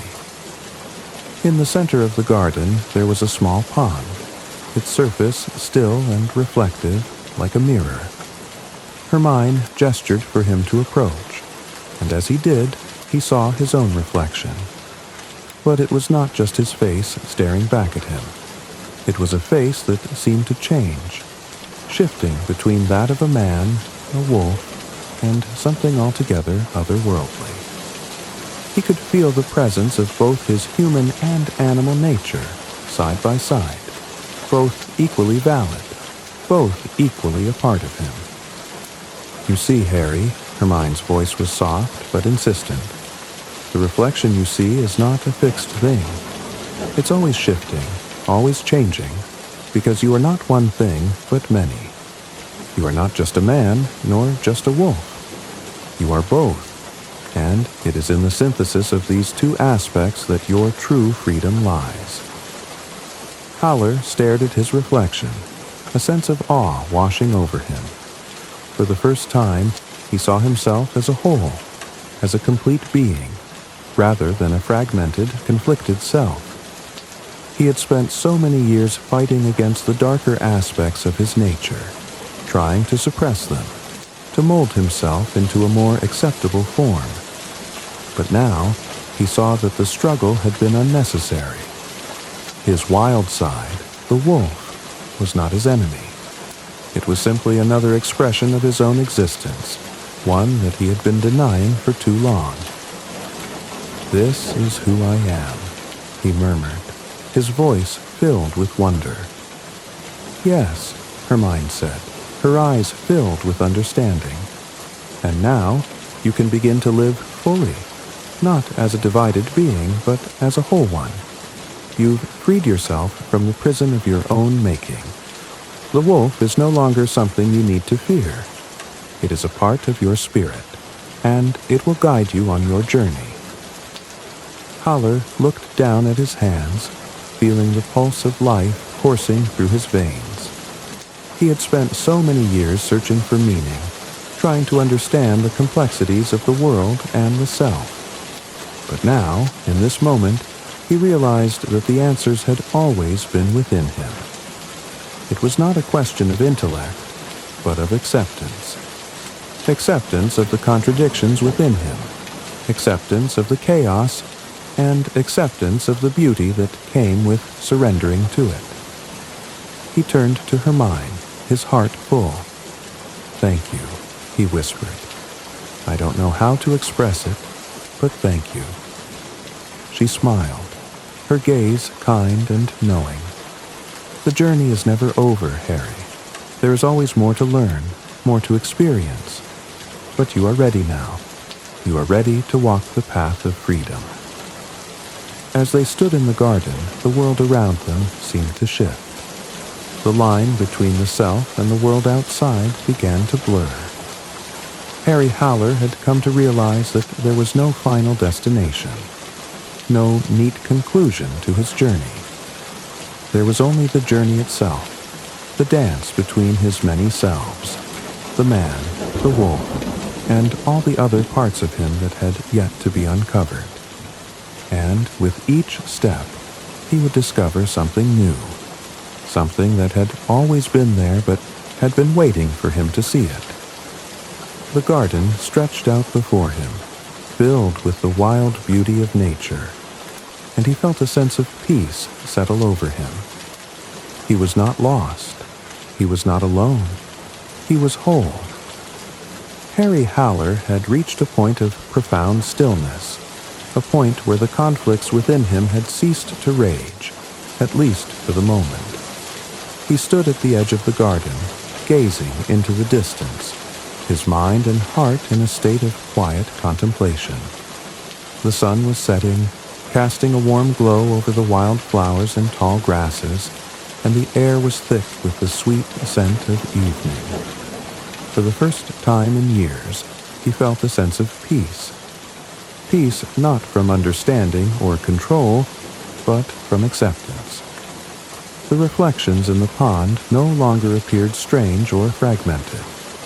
They were simply a part of him, as natural as his heartbeat, as inevitable as the changing seasons. He saw the man he had always known, but now he saw the wolf beside him, both sharing the same space, the same life. There was no longer a war between these two halves. They had found their harmony. Hermione's words echoed in his mind. The journey is never over, Harry. There is always more to learn, more to experience. And for the first time, he understood what she meant. The path ahead was not a linear one, not one with an end or a resolution. It was a dance, a never-ending rhythm between the many parts of himself, each moment a new step, a new discovery. But there was something else, something still unsettled within him, like a lingering shadow. It was the memory of the wolf that had been both a guide and a mirror, showing him not only the parts of himself he had tried to ignore, but also the parts he had feared. The wildness within him, which had once seemed terrifying, now felt familiar, even comforting.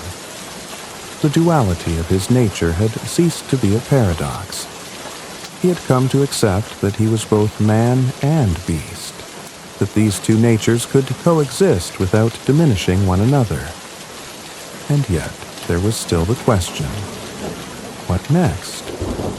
Hermione's presence was like a soft, constant anchor to his thoughts, and when she appeared beside him in the garden once again, he felt a deep sense of gratitude. She had shown him a world of possibility, a world where he no longer had to choose between the intellectual and the primal, the human and the animal. But now, as they stood together, he wondered if she had also shown him something more, something he hadn't yet fully understood. "You've come so far, Harry," she said, her voice gentle and knowing. "But there's still more to discover." He turned to her, searching her face for the answers that had eluded him for so long. "I feel whole for the first time," he said, his voice almost a whisper. "But still, there's this feeling that something is missing. Am I done? Is this it?" Hermione smiled, her eyes soft but full of wisdom. "No, Harry, it's not over. This is just the beginning. Life is not a destination. It's a journey, a continual process of becoming. You are whole, but you are also always changing, always evolving. The man and the wolf will always be a part of you, but so too will every other facet of your being. You will continue to transform, just as the world does around you." Haller's gaze drifted again to the pond, his reflection now clearer than ever. He could see both the man and the wolf standing side by side, not as opposites, but as complementary forces. The wild, primal side of him no longer felt like a threat, but a source of strength, a reminder that the life within him was not something to be controlled, but something to be embraced, in all its complexity. It was then that he realized the depth of what Hermione had been teaching him all along. She had not merely been a guide through his personal darkness. She had been a mirror, showing him not only the sides of himself that he had repressed, but also the parts he had yet to discover. His journey had been about more than simply reconciling his intellect with his instincts. It had been about learning to live fully, without the constraints of fear, shame, or self-imposed limitation. It had been about embracing the fullness of existence, the beauty and the chaos that came with it. Her mind took a step closer to him, her presence calm and steady. "Now," she said, "you are ready. Ready to live. Not as a fragmented man, but as a whole one. Ready to embrace the contradictions, the complexities, and the wonders of life." For a moment, Harry felt a surge of emotion rise within him, both joy and sadness, as though something precious was slipping away even as it was being fully realized.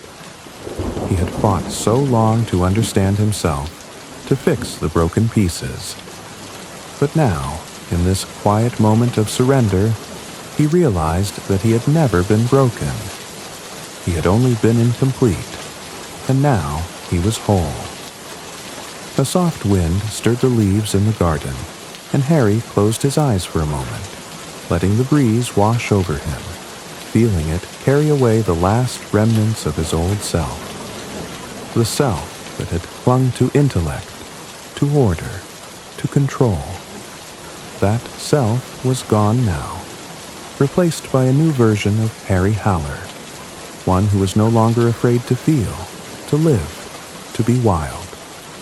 He turned to Hermione, his heart full of gratitude. "Thank you," he said quietly, "for everything."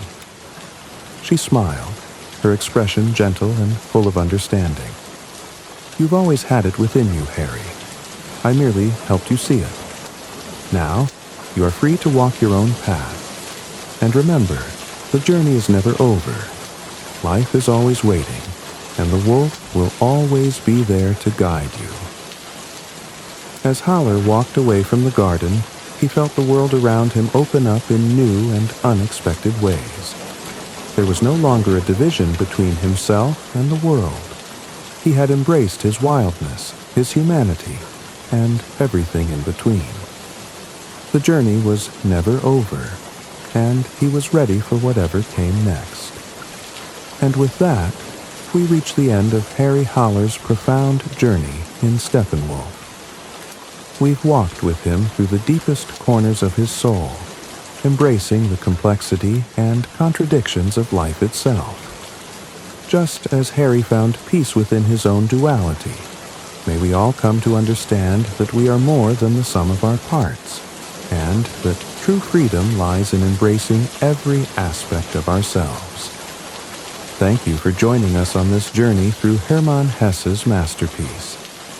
If you've enjoyed this exploration of self-discovery, be sure to subscribe to Mr. Sleep Story for more literary adventures and soothing tales to guide you into the quiet moments of reflection. Until next time, sleep well, dream deeply, and remember that the journey within is never truly over. Good night.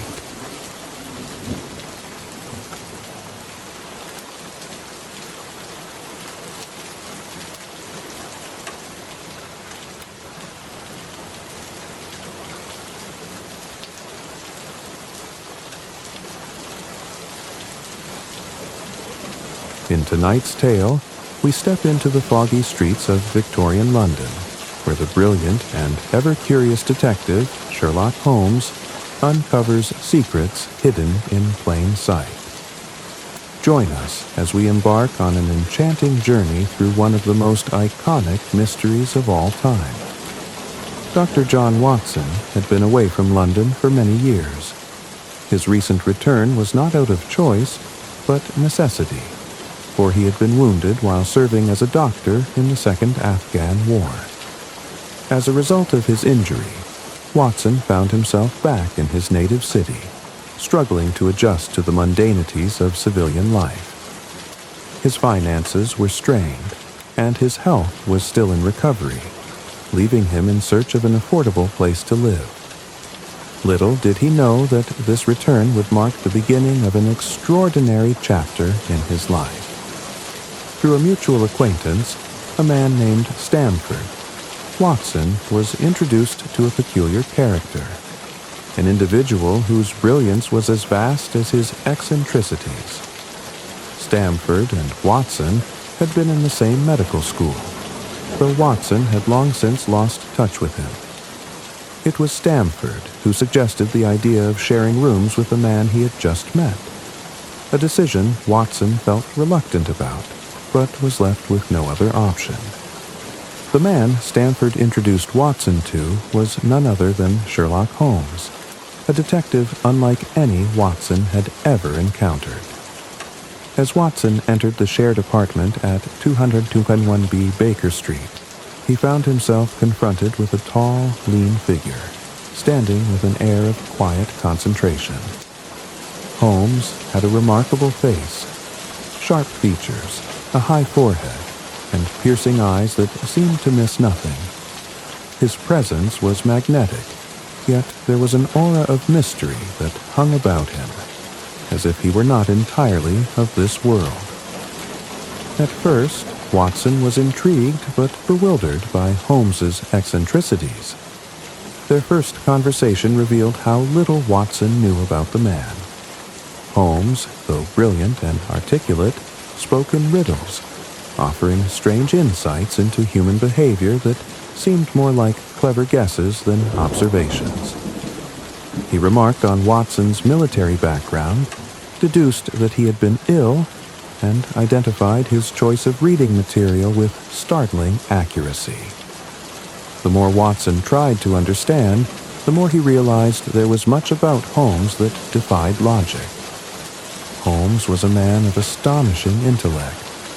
He seemed to see the world through a lens that no one else could grasp, drawing conclusions from the smallest of details. It was this gift that had earned him a reputation as a detective, though one of Holmes's peculiarities was that he didn't refer to his work as detective work at all. He saw it simply as the application of reason to the mysteries of human existence. As Watson settled into their shared quarters, he began to observe Holmes's strange habits. The apartment was filled with curious objects, chess pieces, chemical equipment, violin strings, and books that seemed to span an array of subjects, from philosophy to anatomy. Holmes would often spend hours on end in study, or pacing the floor, lost in his own thoughts. Yet, it was these moments of quiet reflection that Watson soon realized made Holmes so extraordinary. It wasn't just Holmes's ability to solve puzzles or mysteries, but his capacity to think in a way that was completely unique and unlike anyone Watson had known. Despite Holmes's quirks, Watson found himself drawn to him, admiring his methodical approach to understanding the world and the mysteries within it. Holmes's cool logic stood in stark contrast to Watson's own warm and practical demeanor, but it was this very contrast that laid the foundation for their friendship. The two men soon became inseparable, and Watson began to record the many adventures they would soon embark on together. It was in these early days that Watson realized the true depth of Holmes's genius. He had witnessed firsthand the startling abilities of his new companion, but Watson could not yet fully comprehend what it meant to be in the presence of a man who could unravel the most complicated of enigmas with nothing more than a glance or a few choice questions. As the days passed, Watson grew increasingly curious about the enigmatic detective and his peculiar methods. And so, the stage was set for the beginning of a partnership that would change both their lives forever, leading them into cases of intrigue, danger, and remarkable deduction. But for now, Watson was simply content to observe, knowing that he had made a discovery far more extraordinary than any case. He had found a true friend, and a man whose brilliance would forever leave him in awe. The days after Watson's introduction to Sherlock Holmes were filled with quiet observation. Dr. Watson, still recovering from his wounds and adjusting to life in London, spent much of his time in the shared apartment at 221B Baker Street, watching Holmes in action. He was quickly captivated by Holmes's extraordinary ability to observe the smallest details and deduce vast amounts of information from them. It was unlike anything Watson had ever encountered, and his curiosity about the detective grew with each passing day. But it wasn't long before Watson's quiet existence was interrupted. One evening, just as the fog began to settle over London, the doorbell of 221B rang sharply, cutting through the silence. Holmes had been deep in thought, fiddling with a chemical apparatus, but at the sound of the bell, he immediately sprang into action. His sharp mind had already begun to calculate the significance of the visitor's arrival. "A woman, I deduce," Holmes remarked, without taking his eyes from the experiment he was conducting. Watson raised an eyebrow. "How do you know?" Holmes glanced up, his eyes sparkling with intensity. "I can hear the light tap of her heels. A woman's stride is distinct from a man's. She wears a silk dress, too smooth to be anything else, and carries the scent of lavender. It's faint, but it's there. She must be of a certain class. She's come in distress." Before Watson could respond, the door swung open and a woman stepped into the room. She was tall and graceful, wearing a striking red dress that made her stand out like a scarlet flame against the dull backdrop of London's streets. Her face, though pale, held an air of determination. Her eyes were wide with a mixture of fear and urgency. "I need your help, Mr. Holmes," she said, her voice trembling slightly. Holmes stood up and motioned for her to sit. "Of course, madam. Please tell us what brings you here this evening." The woman took a seat, and after a moment of hesitation, she began her story. Her name, she said, was Miss Mary Morstan, and she had come seeking assistance with a mystery that had plagued her for many years. Her father, a sea captain, had disappeared many years ago under mysterious circumstances, and since then, she'd been receiving a series of anonymous letters and small gifts. But now, the situation had taken a dark turn, and she feared for her life. Holmes listened intently, his piercing gaze never leaving her face as she spoke. The more she told him, the more intrigued he became. There was something about her story that seemed to hint at a larger, more complex mystery, one that could involve not just her missing father, but a web of secrets and deceit that stretched far beyond her own experience. The letter that had arrived that morning was the most troubling of all. It contained a cryptic message, accompanied by a single pearl, a gift she had received before but never understood the meaning of. The message in the letter was simple: "The game is afoot." The phrase was familiar to Holmes, but he made no immediate comment, choosing instead to focus on the woman's appearance and behavior. She was calm, but there was an underlying tension that Holmes could easily detect. He could see that she was frightened, but whether it was from the letters or something else, he was unsure. "I've been receiving these gifts for years," Miss Morstan continued, her eyes fixed on the letter. "But now, I fear something terrible will happen.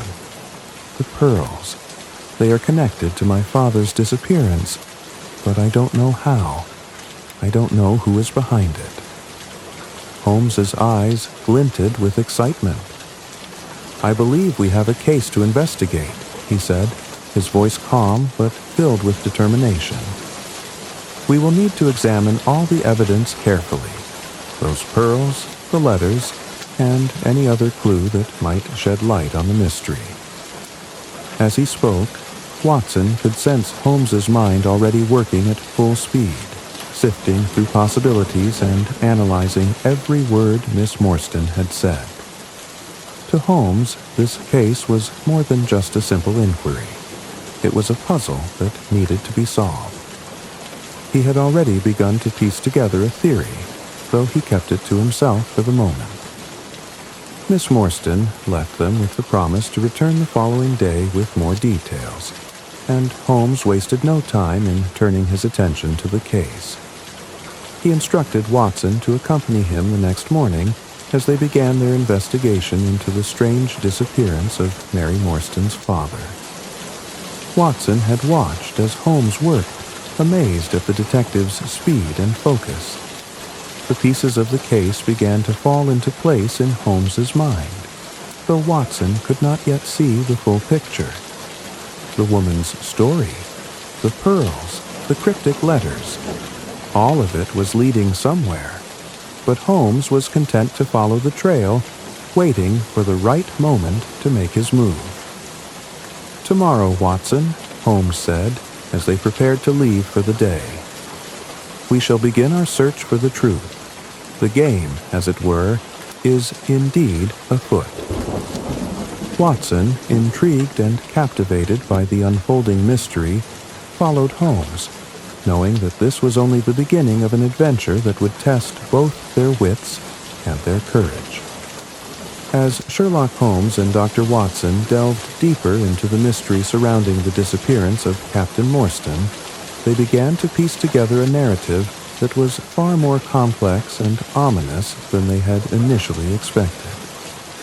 Miss Morstan's plight, her mysterious inheritance of pearls, and her father's strange disappearance were the threads that Holmes was pulling on, each clue leading them down a more winding and shadowy path.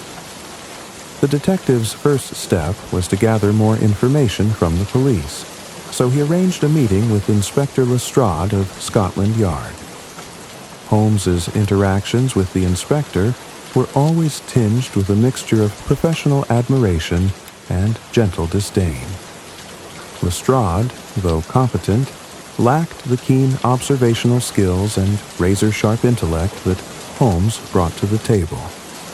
However, Holmes had no qualms about accepting the help of the police when necessary, and the inspector's access to resources and records would be useful in uncovering the truth. The meeting took place in a small, dimly lit office at Scotland Yard. Holmes sat across from Lestrade, who seemed somewhat more weary than usual, as though the weight of his latest investigations had taken a toll on him. The inspector was aware of the peculiar nature of the case Holmes had taken on, and he had seen the mysterious woman who had come to seek Holmes's assistance. "I must admit, Holmes," Lestrade said with a frown, "this is a most curious case. We've been able to find no trace of Captain Morstan after his disappearance 10 years ago. And now, this woman, Miss Morstan, appears, and there are pearls involved, a strange treasure linked to her father's past. I can't say I understand what to make of it." Holmes leaned forward, his piercing gaze fixed on Lestrade. "That's exactly why you called me in, Inspector. There's more at play here than meets the eye. I believe we are dealing with something far more sinister than just a missing person." Lestrade nodded, his brow furrowed. "I agree, but we have no suspects. No one has ever been able to determine what happened to Captain Morstan. It's as if he vanished into thin air." Holmes's lips curled into a smile, but it was a smile that conveyed a sense of confidence, even as the case deepened in its complexity. "That, my dear Lestrade, is because you are looking for the wrong clues." With a final, dismissive nod to the inspector, Holmes turned to Watson. "Come, Watson. We have much to do, and much more to uncover." That evening, Holmes and Watson returned to 200B Baker Street, where they began their investigation into Captain Morstan's past and his connection to the mysterious treasure. Holmes was particularly interested in the strange pearls that had been sent to Miss Morstan over the years. These pearls, seemingly insignificant on their own, were in fact the key to unraveling the mystery. They were no ordinary pearls. They had a distinct and peculiar luster to them, and Holmes knew that their origins were linked to something much larger than a simple inheritance. "Watson," Holmes said as he inspected the pearl once more, "I believe we are dealing with a very old secret, one that has been hidden for a long time. These pearls are the symbol of something, and we must discover what it is." Watson, though still in the dark as to the full scope of Holmes's reasoning, watched his friend work with a mixture of awe and curiosity. Holmes was an enigma in himself, an intellect so far beyond ordinary men that Watson often felt both humbled and inspired by his brilliance. Over the course of the next few days, Holmes began to interview key individuals who had been involved in Captain Morstan's life. They spoke with former colleagues, acquaintances, and those who had known the captain in his time in India. They also visited various locations, including the last known whereabouts of the captain and any possible clues hidden in the captain's personal effects. It became evident to Holmes that there were more questions than answers, and not all of them were immediately forthcoming. It was during one of these interviews that Holmes uncovered a crucial lead. A former associate of Captain Morstan, a man named Major Sholto, had been closely involved in the captain's final days. The Major, however, had since become reclusive, and his behavior had grown increasingly erratic over the years. This fact was particularly troubling to Holmes, who was beginning to suspect that Sholto might hold vital information regarding the captain's disappearance. With this new lead in hand, Holmes and Watson set off to confront Major Sholto, who lived in a large, secluded house on the outskirts of London. Holmes had a distinct intuition about the man. He believed that Sholto, for all his eccentricities, had been hiding something. The visit was tense from the moment they arrived. Major Sholto greeted them with an unsettling nervousness, and Holmes quickly observed that something was not right. "Gentlemen, what brings you to my home?" Sholto asked, his voice shaky. Holmes wasted no time in getting to the heart of the matter. "I believe you know more about Captain Morstan's disappearance than you have let on, Major Sholto," he said, his tone sharp. Sholto's eyes widened, and for a moment he seemed to lose his composure. I don't know what you mean," he stammered. "I have nothing to do with it. Nothing at all." Holmes remained silent, allowing the weight of his words to settle. Watson watched as Sholto grew increasingly agitated, his hands fidgeting nervously. Something was indeed wrong. Holmes could sense that the Major was holding back information, perhaps even more than he realized. As the conversation unfolded, Holmes continued to press Sholto, asking him about his relationship with Captain Morstan, his connection to the pearls, and his possible knowledge of any treasure or secrets hidden by the captain.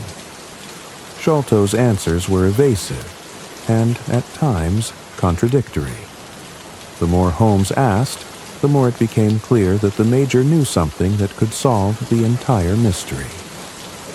In the end, Holmes left Major Sholto with a warning. "We will get to the truth, Sholto. The pearls, the treasure, and Captain Morstan's disappearance. They will all be revealed, whether you want it or not." As Holmes and Watson left Sholto's house, the shadows of danger seemed to grow longer.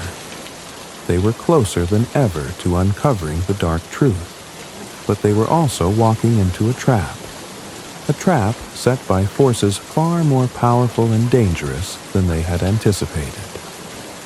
The encounter with Major Sholto left Sherlock Holmes more determined than ever to uncover the truth behind Captain Morstan's disappearance.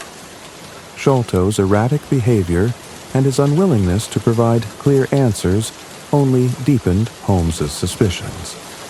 The detective was certain that the Major knew something vital, something that could unlock the mystery that had stumped both the police and the missing captain's daughter, Miss Morstan, for years.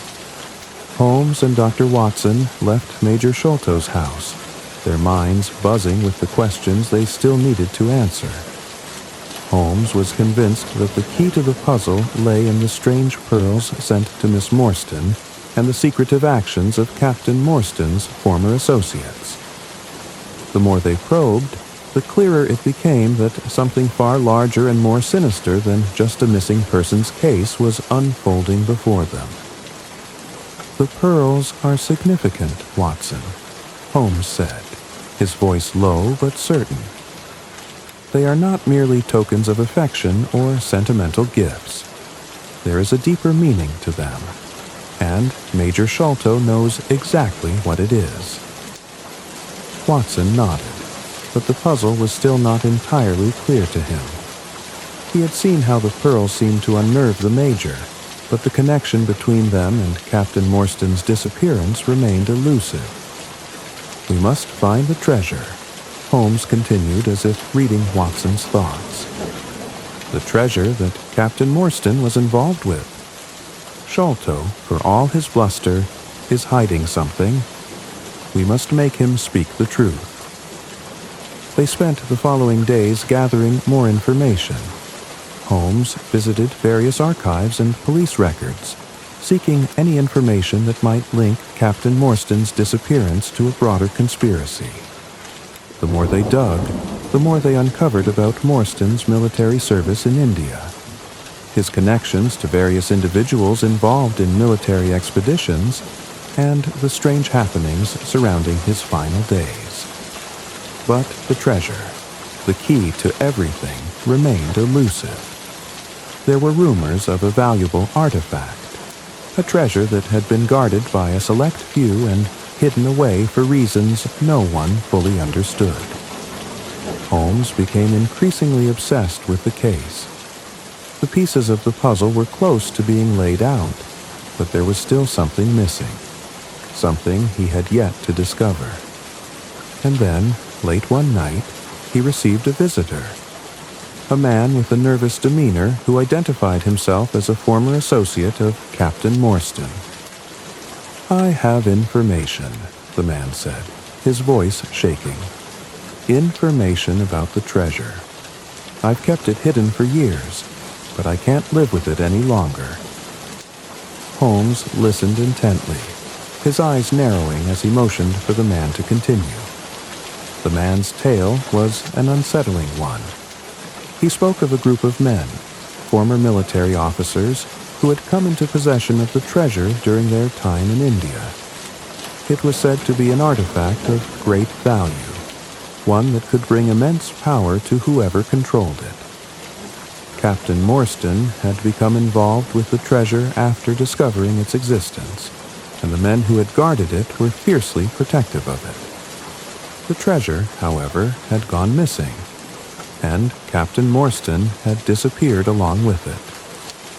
"This treasure is not something that can be easily kept secret," the man said, trembling. "There are people who would kill to possess it. It's not just gold or jewels. It's something far more valuable, something that could change the course of history." Holmes listened with growing interest. "What exactly is this treasure?" he asked, his voice steady. The man paused, then spoke in a hushed tone. "It's a map that leads to an ancient burial site, a place where untold riches have been hidden for centuries. The treasure is a secret, but the map, those who hold it are destined to find what was lost." Watson, who had been listening silently, was shocked by the revelation. A map, an ancient map that could lead to a treasure of unimaginable value. It was a discovery that seemed to answer many of the questions Holmes had been grappling with. "We must find the map," Holmes said firmly, his voice full of purpose. "That is the key to solving this entire mystery."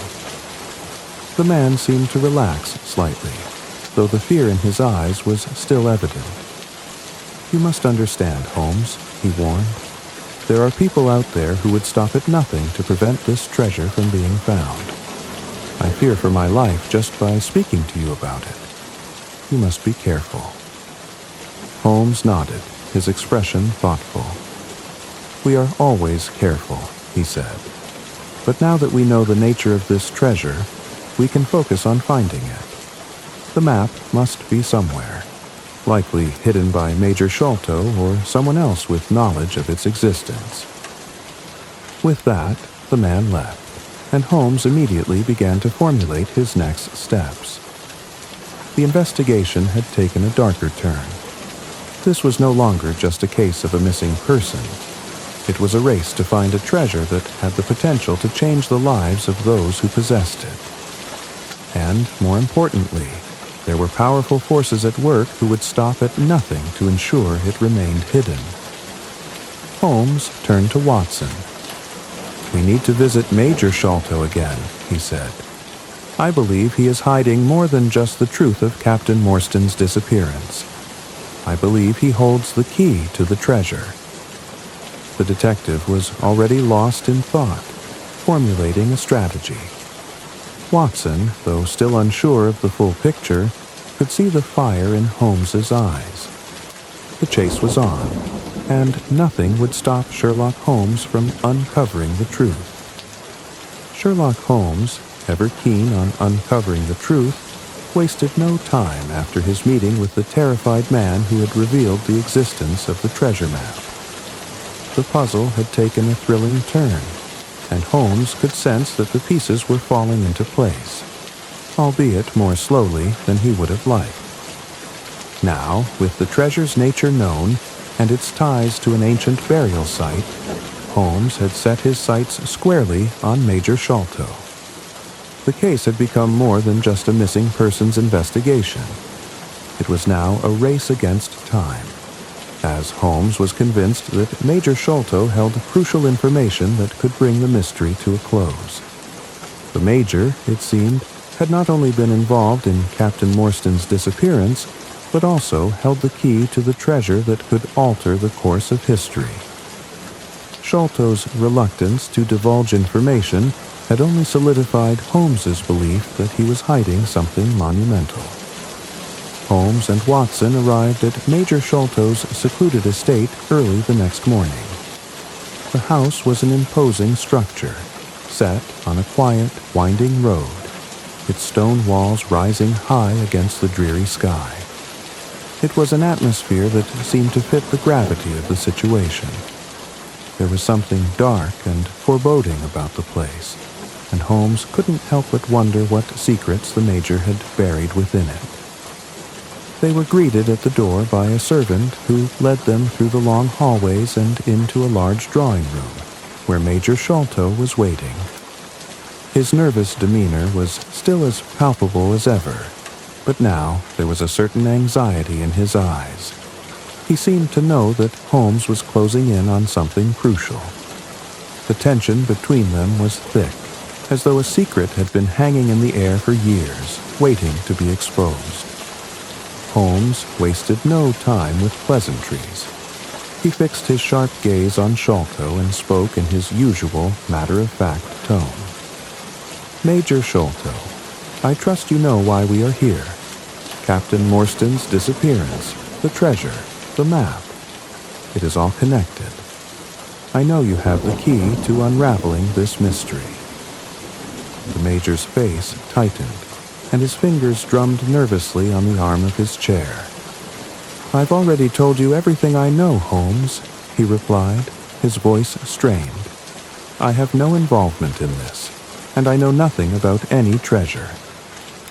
Holmes leaned forward slightly, his eyes narrowing. "That, Major, is where you are mistaken. You do know something. You knew Captain Morstan, and you knew the treasure he sought. The pearls that were sent to Miss Morstan. They are the symbol of something much greater. A map, hidden and lost for many years. I believe you are the last person who has seen it. Sholto shifted uncomfortably in his seat, a bead of sweat forming on his brow.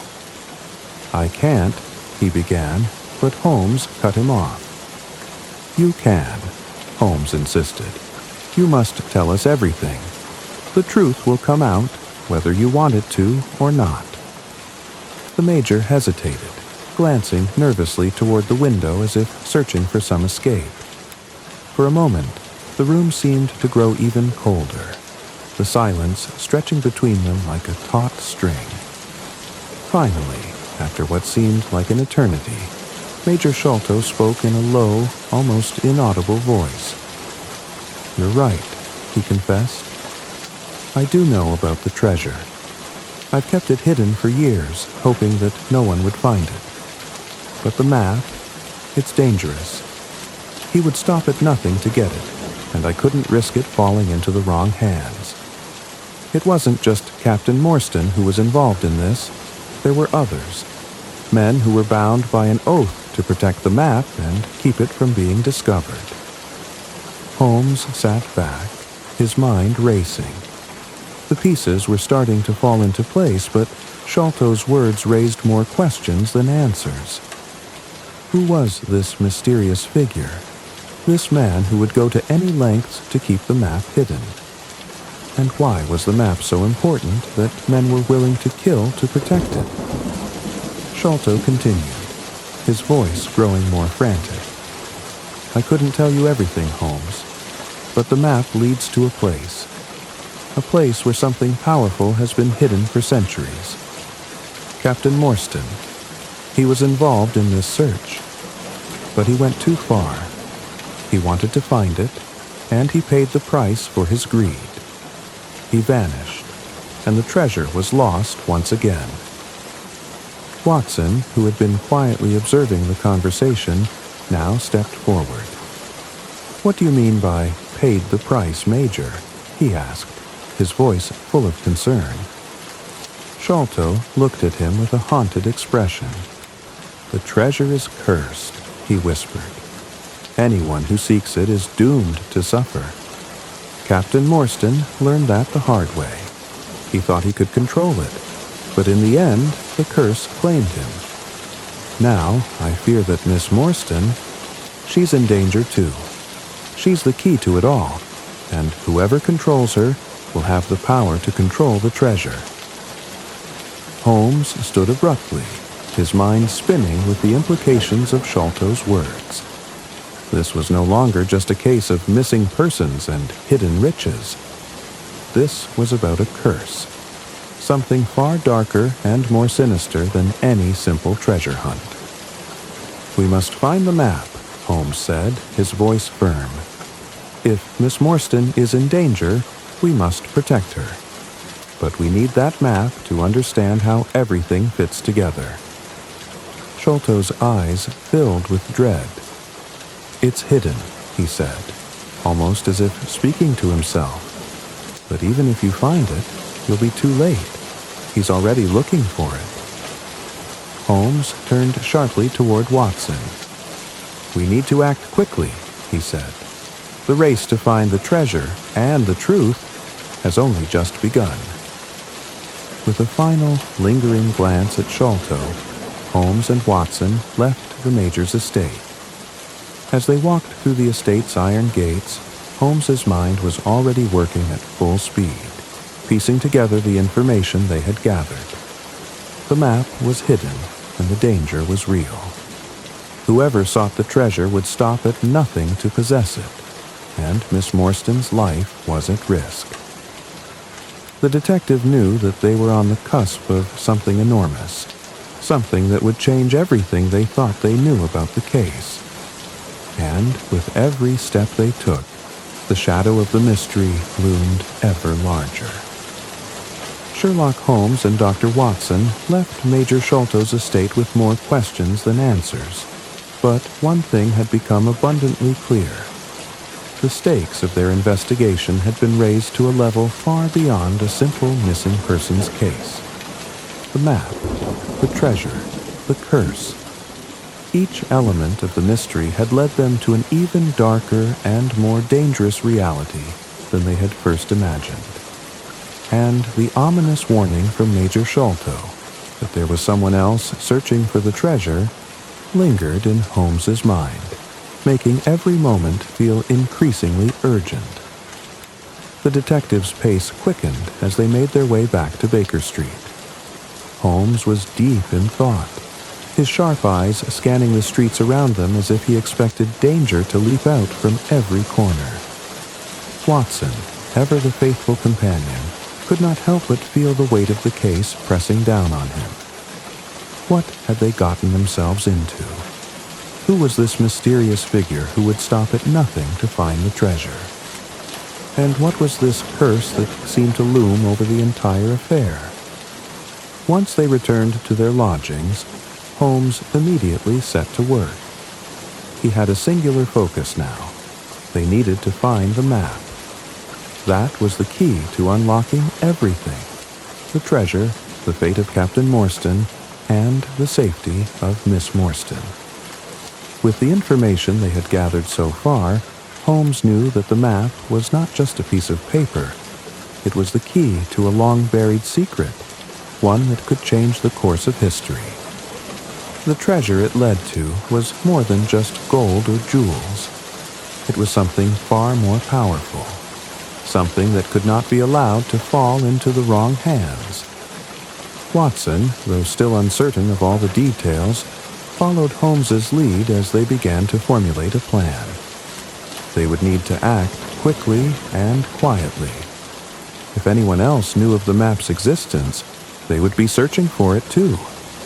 And, as Sholto had warned, those who sought the treasure were ruthless, willing to go to any lengths to possess it. The danger was real, and it was closing in on them. Holmes paced the room, his mind working at full speed. "We must find the location of the treasure," he said, more to himself than to Watson. "And to do that, we need to locate the map. We know Sholto is hiding it, but where?" Watson looked at Holmes, a sense of unease creeping into his chest. "How will we find it?" he asked. "We've already spoken to Sholto. He's not going to tell us anything more." Holmes paused, a gleam of determination in his eyes. "You're right, Watson. We must take a different approach. Sholto may be hiding the map, but it is likely that someone else knows of its whereabouts. We need to find those who were involved with Captain Morstan in India, the men who knew of the treasure. There must be someone who can point us in the right direction." They spent the following days scouring every available lead. Holmes made inquiries into the men who had served with Captain Morstan, looking for any connection to the treasure or to Major Sholto. They spoke with military officials, former associates, and anyone who might have crossed paths with the captain during his time in India. But each lead seemed to take them further into a labyrinth of secrecy, each door closing just as quickly as it opened. Then, on the evening of the third day, a breakthrough came. Holmes received an anonymous letter, one that had been delivered under the cover of darkness. The letter was short, but its contents were significant. "The treasure lies where the bones rest. Look to the east. The map is close." Holmes stared at the letter, his mind racing. "This is it," he murmured. "This is the clue we've been waiting for." Watson leaned in to read the note, though he was still puzzled by its cryptic message. "The bones rest? What does that mean?" Holmes looked up, his eyes burning with excitement. "It's a reference to something ancient, something tied to the burial site of the treasure. The bones could refer to the remains of those who have guarded it for centuries, or to a place where something or someone of great importance lies buried." It is a clue, Watson, and we are going to follow it. The message was clear. If they wanted to find the treasure, they had to look east. Holmes was convinced that the burial site mentioned in the letter was the key to everything. The map, the treasure, and the curse all seemed to converge in one location. But where exactly? Holmes wasted no time. He began to study maps of India and the surrounding regions, cross-referencing ancient texts and records of military expeditions. Watson could see the intensity in his eyes as he pored over every detail, each line on the map becoming a potential clue.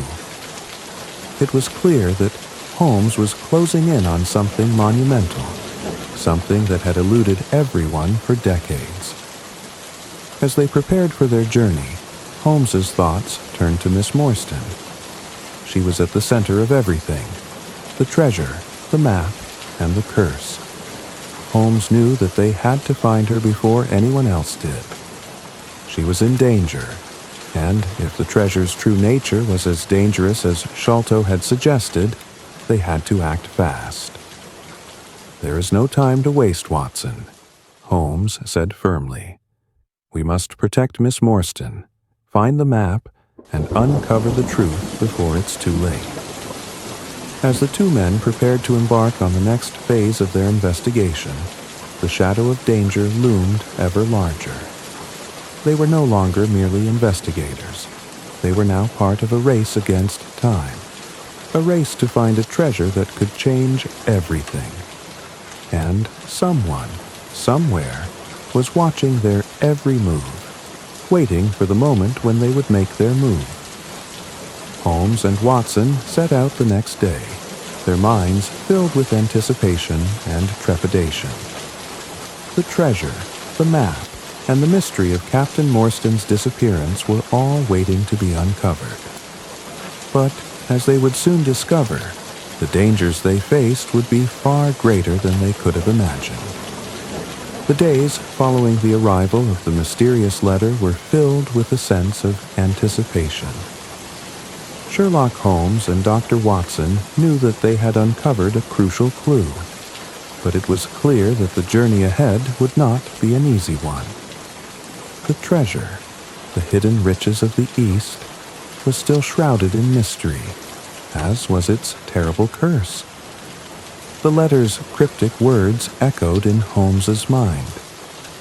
"The treasure lies where the bones rest. Look to the east. The map is close." Holmes was convinced that the reference to the bones had something to do with the ancient burial grounds, perhaps an old burial site tied to the treasure or its guardians. But the key question was, where to begin? The East, in all its vastness, could mean any number of places. It was a riddle that needed solving, and Holmes, with his razor-sharp intellect, was determined to crack it. The answer, however, was not as simple as it seemed.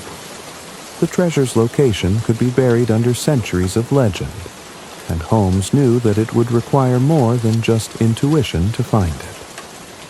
As always, his methodical mind led him to study maps, ancient texts, and any other possible clue that might shed light on the mystery. The journey was far from straightforward, but Holmes was nothing if not tenacious. "Watson," Holmes said one evening, his brow furrowed as he examined a map of the East. "The bones the letter speaks of. What if it refers not to human remains, but to something else? Perhaps it's a place associated with a historic event, a battlefield, or a site of significance from an ancient civilization." Watson, who had been quietly reading by the fire, glanced up. He was still coming to terms with the intricacies of the case, but he trusted Holmes's brilliance implicitly. "Are you suggesting that the treasure might be tied to a location with historical significance?" Holmes nodded, his eyes narrowing as if he were solving an intricate puzzle. "Precisely. The curse, the treasure, it all points to something more ancient than we initially thought. We need to focus on the places that have significance in the history of India and the surrounding regions. Something old, something buried, something forgotten. Holmes went to work immediately, consulting a variety of sources: ancient texts, old military records, and travel accounts from explorers who had ventured into the East in centuries past. The puzzle was vast, but Holmes's mind seemed to absorb it all. As the days passed, Watson began to see the brilliance of Holmes's reasoning. Each clue, each line of history, was a piece of the puzzle that was slowly falling into place. And then, on the fourth day after receiving the letter, Holmes made a discovery. He looked up from his research, his face alight with triumph. "Watson, I have it," he said. The bones referred to in the letter, they are the remains of an ancient temple guardian. There's a place in India, near the Himalayas, where a legendary figure was said to have been buried. A place where an ancient treasure was hidden, guarded by those who swore an oath to protect it. Watson leaned forward eagerly. "Where is it? Can we find it?" Holmes's eyes gleamed with excitement.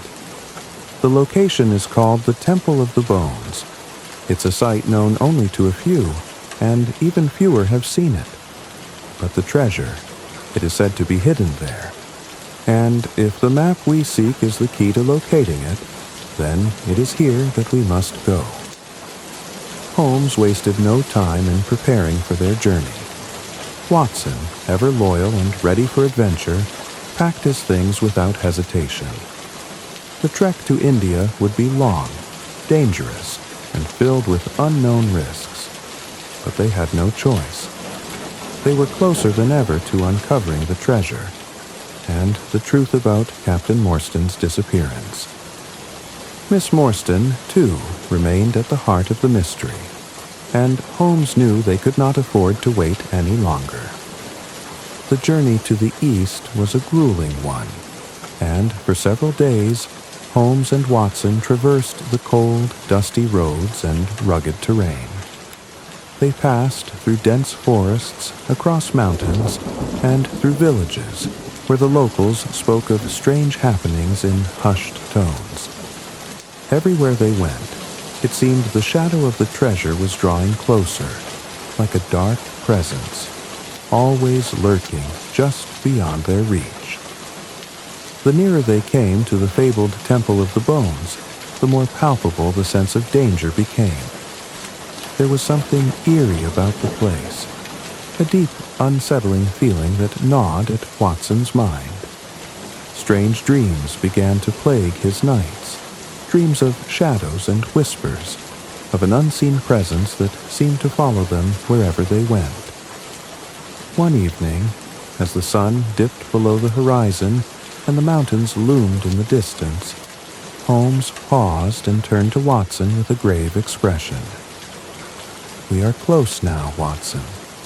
Very close. But I fear that we are not the only ones who seek the treasure."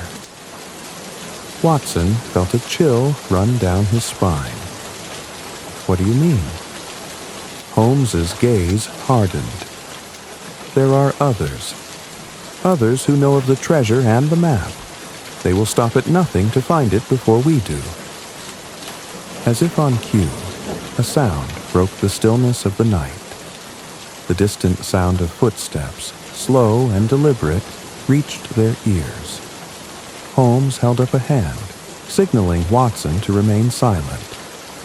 The two of them pressed back into the shadows, watching as figures appeared in the distance, their movements stealthy and calculated.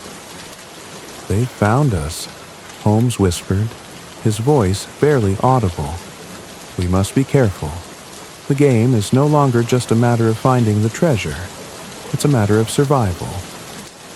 Holmes's instincts were sharp, and Watson knew that the stakes had risen higher than ever before. They were not just seeking a treasure, they were embroiled in a deadly race against time, and against those who would kill to get their hands on it. As the night wore on and the figures drew closer, Holmes and Watson moved swiftly, their minds working in perfect unison as they prepared for the next step in their perilous journey. The treasure awaited, but so did the dangers that would stand in their way. And as they neared the Temple of the Bones, one thing became clear. No one was going to walk away from this mystery unscathed. The darkness of the night seemed to grow thicker as Holmes and Watson crouched in the shadows, watching the figures in the distance. The footsteps were getting closer, deliberate and steady, as if the strangers were aware of their surroundings and had a singular purpose. Holmes's face was set in a grim expression, his keen mind already working through the possibilities of how to confront this new threat. "We can't let them find us, Watson," Holmes whispered, his voice tight with urgency. "We are nearing the Temple of the Bones, and these men, they are not here by accident. They know of the treasure, and they will stop at nothing to get it." Watson nodded, feeling the weight of the moment press upon him. The entire journey had led them to this point, a fateful confrontation with those who sought the treasure for themselves. Holmes's usual calm and collected demeanor remained, but Watson could see the tension in his eyes. The mystery they had unraveled was now becoming a perilous game of survival. The figures drew nearer, and Holmes motioned for Watson to follow him. The two men quickly and quietly slipped through the underbrush, moving deeper into the shadows of the jungle surrounding them. They had to find the temple before the strangers did. It was a race against time, but Holmes seemed to know exactly where he was going. After what felt like hours, they finally reached a clearing, where the outline of an ancient structure loomed before them. The Temple of the Bones stood in eerie silence, an ancient monument to a long-forgotten past. Its massive stone columns were partially crumbled, but the sheer magnitude of the structure was still impressive. The air around the temple seemed heavy, as if it carried the weight of centuries of history and secrets. Holmes approached cautiously, his eyes scanning the surroundings for any signs of danger. Watson followed closely behind, his hand resting on the grip of his revolver. The tension between them was palpable. They were on the brink of discovery, but they also knew that the path ahead would not be without peril. "There it is," Holmes murmured as he motioned toward the entrance of the temple. "The treasure is within, but we must be careful.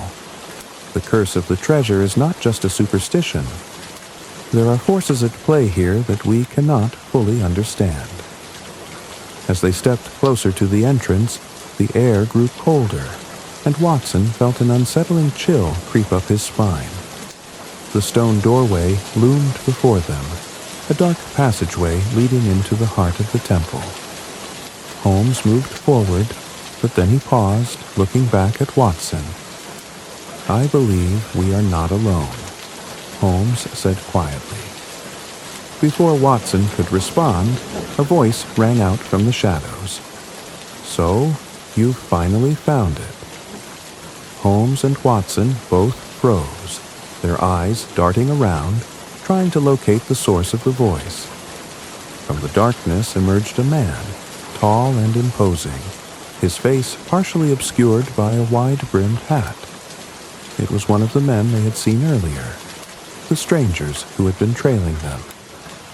"You," Holmes said, his voice cold and sharp. "You've been following us. Why?" The man smirked, stepping forward into the moonlight. "Because I knew you would lead me to it. I've been hunting this treasure for years, and now it's finally within my grasp." Watson's hand tightened on the revolver, but Holmes stopped him with a swift gesture. The detective's eyes were locked on the man in front of them, his mind working quickly to assess the situation. He was calculating the threat, weighing his options. "We won't let you take it," Holmes said firmly. The man laughed, a low, menacing sound that echoed off the stone walls of the temple. "You don't have a choice. I've already seen the map. I know where it's hidden. And you, well, you're just in my way." Holmes's eyes narrowed, his expression hardening. "That map belongs to Captain Morstan's daughter. You are nothing but a thief." The man's smile faltered for a moment, a flicker of something dark passing over his features. "You still don't understand, do you? It's not just about the treasure. It's about power. The treasure is the key to something much greater, something that can change the world. You've unwittingly become part of something much bigger than yourselves." Holmes took a step forward, his mind racing. "The curse you speak of, what is it really? What is the treasure hiding?" The man's eyes gleamed with a dark satisfaction. "It's not gold or jewels, Holmes. It's knowledge, the power to control, to reshape history. And now, I'm going to claim it." Before the man could make another move, Holmes acted swiftly. With a sudden motion, he pulled out a small device from his coat pocket, a flare gun. He fired it into the sky, sending a bright, fiery streak into the air. The noise echoed across the jungle, signaling their position. The man's face twisted with fury. "You fool!" he spat, reaching for his weapon. But in the moment of chaos, Holmes and Watson seized the opportunity. They rushed forward, knocking the man off balance, and with a well-placed strike, Holmes disarmed him. As the stranger fell to the ground, groaning in defeat, Watson stepped back, still watching for any other threats. But in that moment, they knew they had won. The treasure, the map, and the secrets of the Temple of the Bones were no longer in the hands of the enemy. The curse, it seemed, would not claim them. Holmes turned to Watson, his expression serious but with a gleam of triumph in his eyes. "We've done it, Watson. The mystery is solved." But just as Holmes began to approach the entrance of the temple, a sudden noise caused them both to freeze. From the depths of the temple, an eerie, low sound echoed, as though the earth itself were responding to their intrusion. Holmes's gaze hardened once more. "It seems there are still some secrets left to uncover." And so, the mystery of the treasure, and the forces that guarded it, remained unresolved. But for Holmes and Watson, this was merely another case solved, another adventure in the life of the greatest detective who ever lived. The mystery has been unraveled, and though many questions were answered, a few shadows still linger, leaving us to wonder about the secrets that remain hidden. We hope you enjoyed this journey into the world of intrigue, deduction, and adventure. If you have found yourself captivated by Holmes's unmatched intellect and Watson's steadfast companionship, be sure to join us next time for another thrilling tale. Until then, may your nights be peaceful, your dreams be full of mystery, and your curiosity never cease. Thank you for listening, and sweet dreams.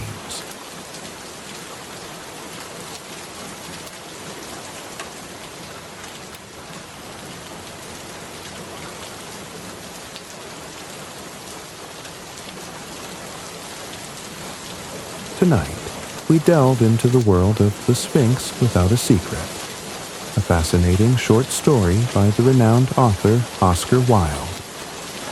In this intriguing tale, Wilde explores the mysteries of love, identity, and the allure of the unknown, with his signature wit and depth. There are moments in life when we encounter something so extraordinary, so tantalizingly out of reach, that it lingers in our minds long after the experience has passed. This is a story of one such encounter, though, as with all mysteries, It begins with the smallest of impressions, an almost imperceptible glimpse into something far greater than we could understand at the time. It was many years ago, on an evening in the heart of London, that I first saw her, the woman who would become the subject of my deepest musings, my most fervent curiosity, and, dare I admit, the woman who would haunt me long after the fleeting moments of our brief acquaintance had dissolved into the ether of time. I was not a man given to flights of fancy, nor to the intoxications of passion that seem to hold sway over the hearts of lesser men. No, I prided myself on my logical mind, my ability to separate sentiment from reason. Yet, there are forces in this world that defy all attempts to categorize them, and she was one such force.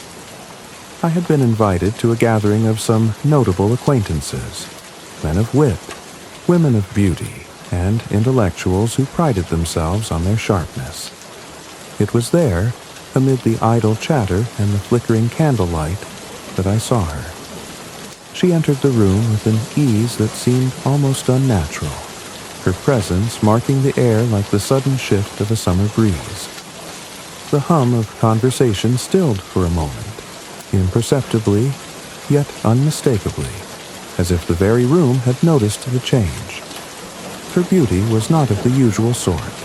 There were no overt displays of charm or flirtation. No need for such things. She wore a simple gown, its color subdued, but it was the quiet dignity with which she carried herself that made all others pale in comparison. There was a gravity to her, an elegance that seemed to come from a place far removed from the ordinary world. I had seen beautiful women before, of course. Women whose charm was in their laughter or the artifice of their makeup. Women whose beauty seemed fleeting, the kind that you could admire from a distance but knew would lose their shine with the passing of time. But this woman was different. There was something eternal about her, something that made her seem both of this world and not of it. She did not speak much at first, preferring to listen, her dark eyes scanning the room, assessing it with a quiet intensity that left you feeling exposed, as though she could see through the very fabric of your soul. I, like the others, found myself drawn to her presence in a way that I could not explain. The men around her, the so-called men of culture and experience, seemed to forget themselves entirely in her presence. They fumbled over their words, attempting to appear more than they were, and in doing so only made themselves seem less.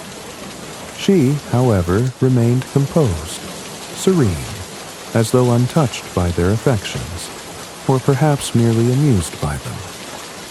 I could not take my eyes off her. It was as though she had cast a spell over the room, and I, too, had become an unwilling participant in whatever strange enchantment she wielded. And yet, there was no overt magic, no grand gestures. There was only her quiet poise, her subtle power, the way her gaze held everything in place without lifting a finger. I did not approach her immediately. I observed, as a man of reason does, calculating the nature of the mystery that stood before me. She seemed untouchable, not in the way that some women are distant, but in a manner more profound, untouched by time, untouched by the expectations that governed ordinary lives. It was then that I realized I was not merely looking at a woman. I was looking at an enigma, a puzzle that seemed too complex for even my sharpest faculties to untangle. I spoke with others at the gathering, exchanged pleasantries, and engaged in the usual social rituals. But all the while, my mind returned to her, circling her like a moth drawn to an unseen flame. Who was she? Where had she come from? Why did she seem so impossibly distant, as though she existed in a realm that was forever out of reach? And so, it was on that fateful evening that my fascination with the Sphinx began. I did not know it then, but my pursuit of her mystery would become an obsession, one that would shadow me for years to come. Its answer always just beyond my grasp. I could not have known that I was about to step into a world that would defy every expectation I had. A world where appearances would deceive, and where the truth would reveal itself in ways I could never have imagined. The Sphinx had entered my life, and she would leave me with a question that no answer could ever satisfy. The days that followed that first encounter were filled with an odd, restless anticipation. It seemed impossible to shake the image of her from my mind, as if the very air I breathed carried with it the lingering trace of her presence. I had seen many women in my time, of course, some fairer, some more charming, some far more approachable. But none had left such a mark upon me as she had. There was something uniquely compelling about her, something that resisted explanation. Perhaps it was the way she moved through the world as if it were not quite her world to begin with, as though she were merely an observer in a play whose script she had long since memorized, yet no longer found interesting. The opportunity to speak with her again came sooner than I had expected. A mutual acquaintance, a man of considerable social standing and charm, invited me to another gathering, a party, if you will, at his lavish estate. I did not attend these gatherings often. I preferred the company of books and solitary thought. But the pull of the enigma, the lure of what I had begun to suspect was a secret, proved too great. I could not resist. I told myself it was mere curiosity, nothing more, and certainly nothing that could lead to an obsession. After all, I was a man of reason. What could possibly be so intriguing about a woman whose only real characteristic seemed to be an aura of mystery? As I arrived at the host's grand house, I was greeted by the usual trappings of such events. Laughter, the soft clink of crystal glasses, and the rustle of fine fabrics as guests maneuvered through the rooms, exchanging pleasantries and polite conversation. Yet, amidst all this, my attention was immediately drawn to her. She stood in the far corner of the room, almost as if she were intentionally distant from the buzz of the gathering. Her posture was impeccable, and though her face remained serene, there was a certain unreadable quality in her eyes. She was not looking at anyone in particular, yet it seemed as if she were aware of every movement in the room, every whispered conversation, every shifting glance. I was determined this time. I would speak with her. I could no longer ignore the question that had gnawed at me ever since our first meeting. Who was she really? What lay beneath the surface of her immaculate composure? I made my way across the room, my steps deliberate but not hurried. As I approached, I noticed a slight change in her demeanor.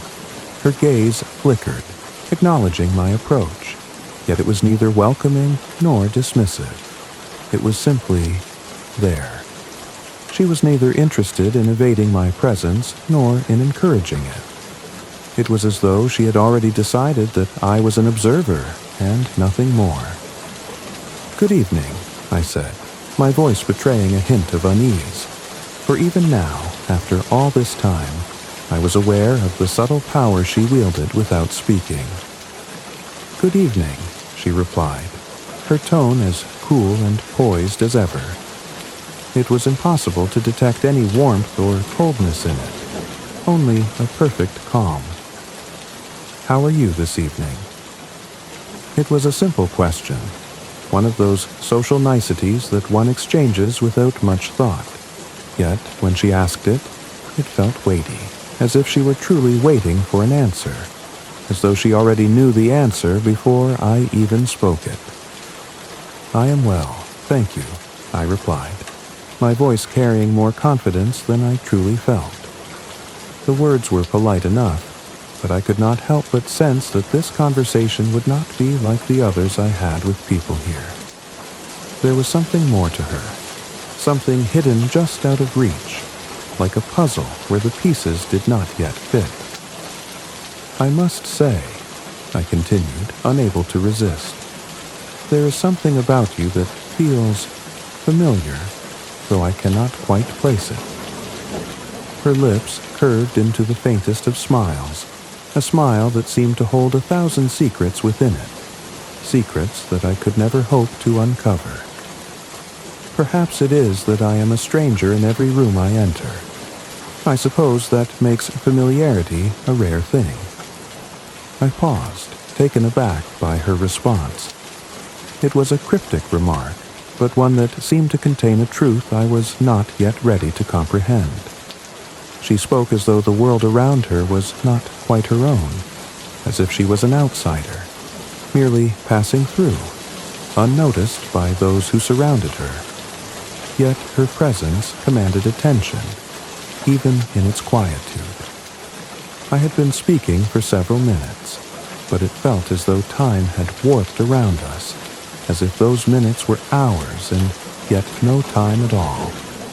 The conversation flowed between us like water running over stones, steady but disjointed, and I felt an overwhelming sense that she was always just beyond the reach of my understanding. "What is it that you seek?" I asked, almost involuntarily. It was the question that had occupied my mind since our first meeting, the question that had given rise to the mystery surrounding her.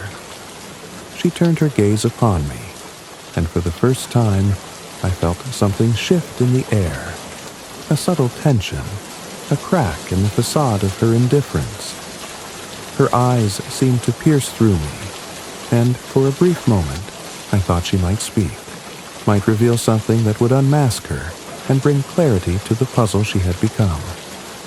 But no words came. Instead, she smiled again, the smile that was as enigmatic as ever. "I seek nothing," she replied softly. "I merely exist." I was left with a sense of perplexing finality. What did it mean to merely exist? Was this her secret? Was she truly as simple as that? A woman with no hidden depths, no tortured past, no mystery at all? And yet, as I stood there, looking into her calm eyes, I knew that such a simple answer could not possibly be the whole truth. No, there was more to her. I could feel it in every word she did not say, in every gesture she did not make. I had only scratched the surface of her mystery, and something told me that the answers I sought would not come easily. The days after our second meeting seemed to stretch before me like an endless maze, each turn more perplexing than the last.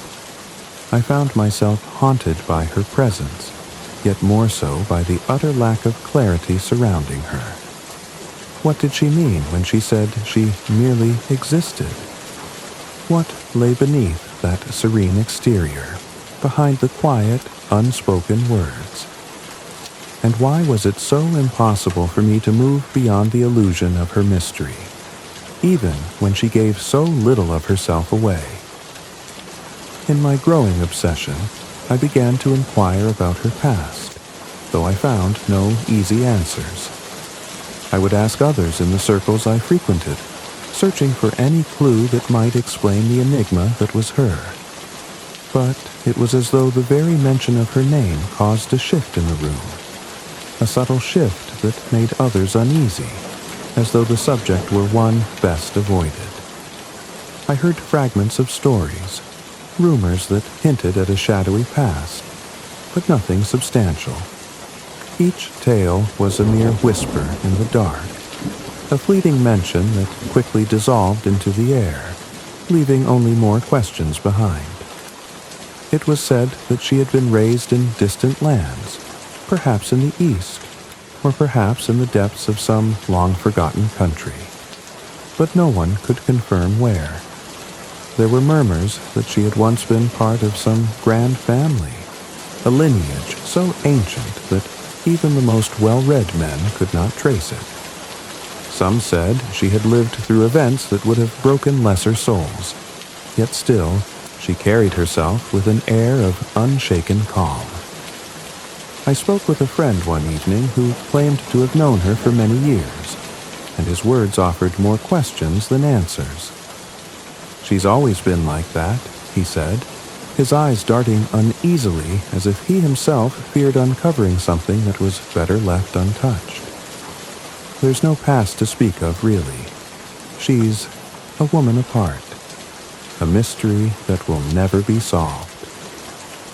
His cryptic words only deepened my obsession. A mystery that will never be solved.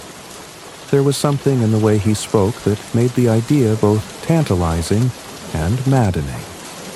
How could there be no past? How could such a remarkable woman simply be without any origin to explain her presence in the world? I had seen her at several more gatherings, each time more distant, more aloof than before.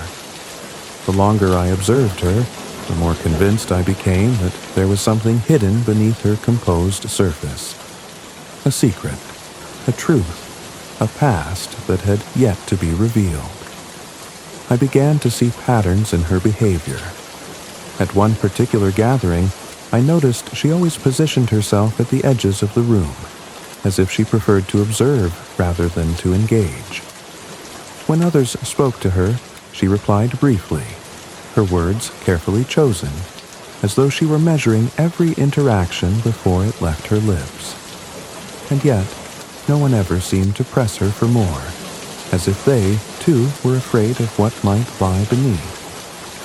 On another occasion, I overheard a conversation between two men discussing her, their voices low, filled with caution. "She has a past, you know," one of them said, "but it's not the kind of thing you ask about, not if you value your peace of mind." The other man laughed nervously, as if the very mention of it was enough to make him uncomfortable. "I've heard things," he added, "but none of it makes sense. It's as if she was someone else entirely in another life. But that's just nonsense. We all have our histories, don't we?" And yet, there it was again, the hint of something other in the words that were said. The suggestion that there was something profound and unsettling about her past that no one dared to confront. It was as if a veil had been cast over the very idea of her history, and those who might have known it were reluctant to lift it. I took to following her more closely, not in any overt way, but simply as an observer, a silent witness to her movements. Every evening she attended the gatherings with the same air of quiet detachment, never allowing anyone to get too close, yet always remaining the center of attention. She moved like a figure out of legend, untouchable, ethereal, as though the world around her were mere scenery. One evening, when she had retreated into the garden to escape the crowd, I found myself, once again, drawn to her side. She stood by a fountain, staring into the water, lost in thought. The silence between us felt oppressive, yet I could not bring myself to speak. It was as though words would break the spell, shatter the delicate atmosphere between us. And then, as though sensing my hesitation, she turned her gaze toward me. Her eyes, as always, seemed to pierce through me, seeing far more than I could ever hope to reveal. "Why do you watch me so closely?" she asked, her voice barely above a whisper, as though speaking louder might disturb something sacred between us. I hesitated, unsure how to respond. I find myself wondering about you," I admitted. "There is something about you, something that feels as though it should be known, yet remains beyond reach. It is as if you have a secret, a past that you keep hidden. What is it?" She regarded me with that same inscrutable expression, and for a long moment she said nothing. The silence stretched, thick and heavy, as though she were deciding whether or not to grant me the answer I sought. Finally, she spoke again, her voice low, almost tired. "It is not that I have a secret," she said, her words so softly spoken that I had to strain to hear them. "It is simply that I have no past worth sharing. What would you have me say? That I am something I am not? Or would you prefer the illusion that I am someone I could never be?" Her words hung in the air, elusive and unsettling, and I realized that perhaps the mystery was not in what she had hidden, but in what she was not revealing, and what I had imagined her to be. And yet, despite her words, I could not shake the feeling that there was more beneath the surface than she was willing to admit. The truth, I began to realize, was not in her past. It was in the way she made you question your own assumptions, your own perceptions. She was a puzzle not because of her history, but because of how she made you see the world, how she made you want to see the world. The more I searched, the more I uncovered about myself than I ever could about her. The mystery was not hers alone, but mine as well. The weeks that passed after our last conversation seemed to blur into one another, each day indistinguishable from the next. I found myself immersed in a quiet obsession, chasing fragments of her image in every conversation, every gathering, every fleeting moment of solitude. There were times when I questioned whether I had made the right decision by becoming so consumed by her. Yet there were other times when I felt drawn to the mystery of her like a moth to the flame. I could no longer distinguish where my fascination with her began and my own introspective desires ended. The lines between the two had blurred, and I could only follow the current wherever it led. And so, I returned to the gathering once more, hoping, perhaps desperately, for another glimpse of the woman who had so thoroughly bewitched my thoughts. I had grown accustomed to the lavish events, the laughter that echoed through gilded halls, and the delicate clinking of glasses filled with wine. Yet, as always, my attention gravitated toward the far corners of the room, toward the subtle, almost imperceptible shift in the air that signaled her presence. She was there again, of course, standing apart from the others as she always did.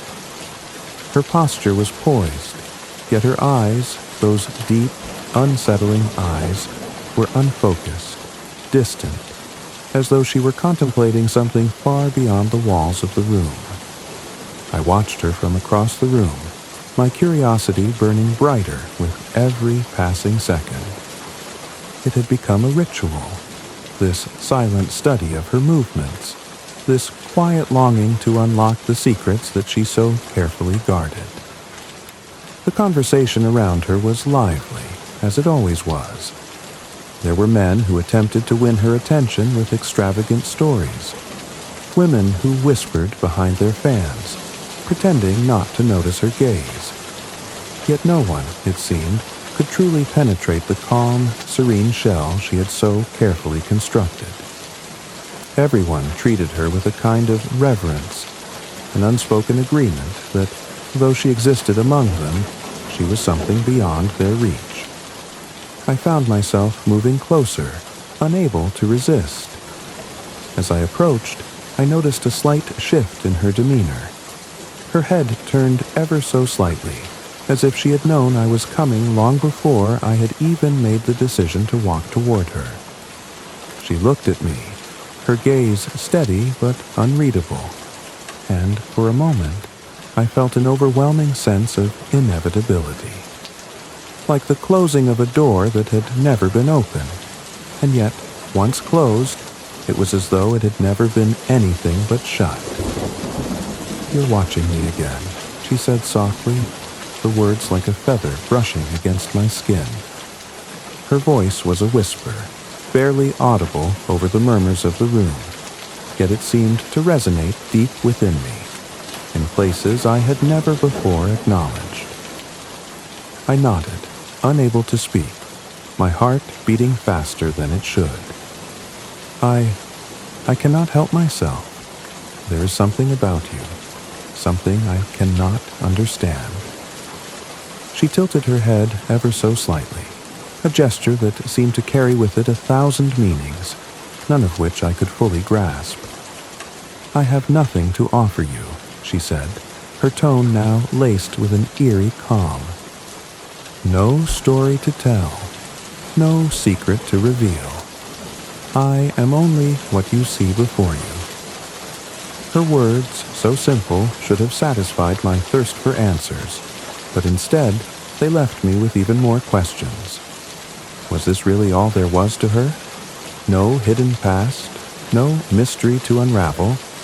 Or was she simply toying with me, playing the role of the inscrutable woman who could never be understood, forever just beyond my grasp?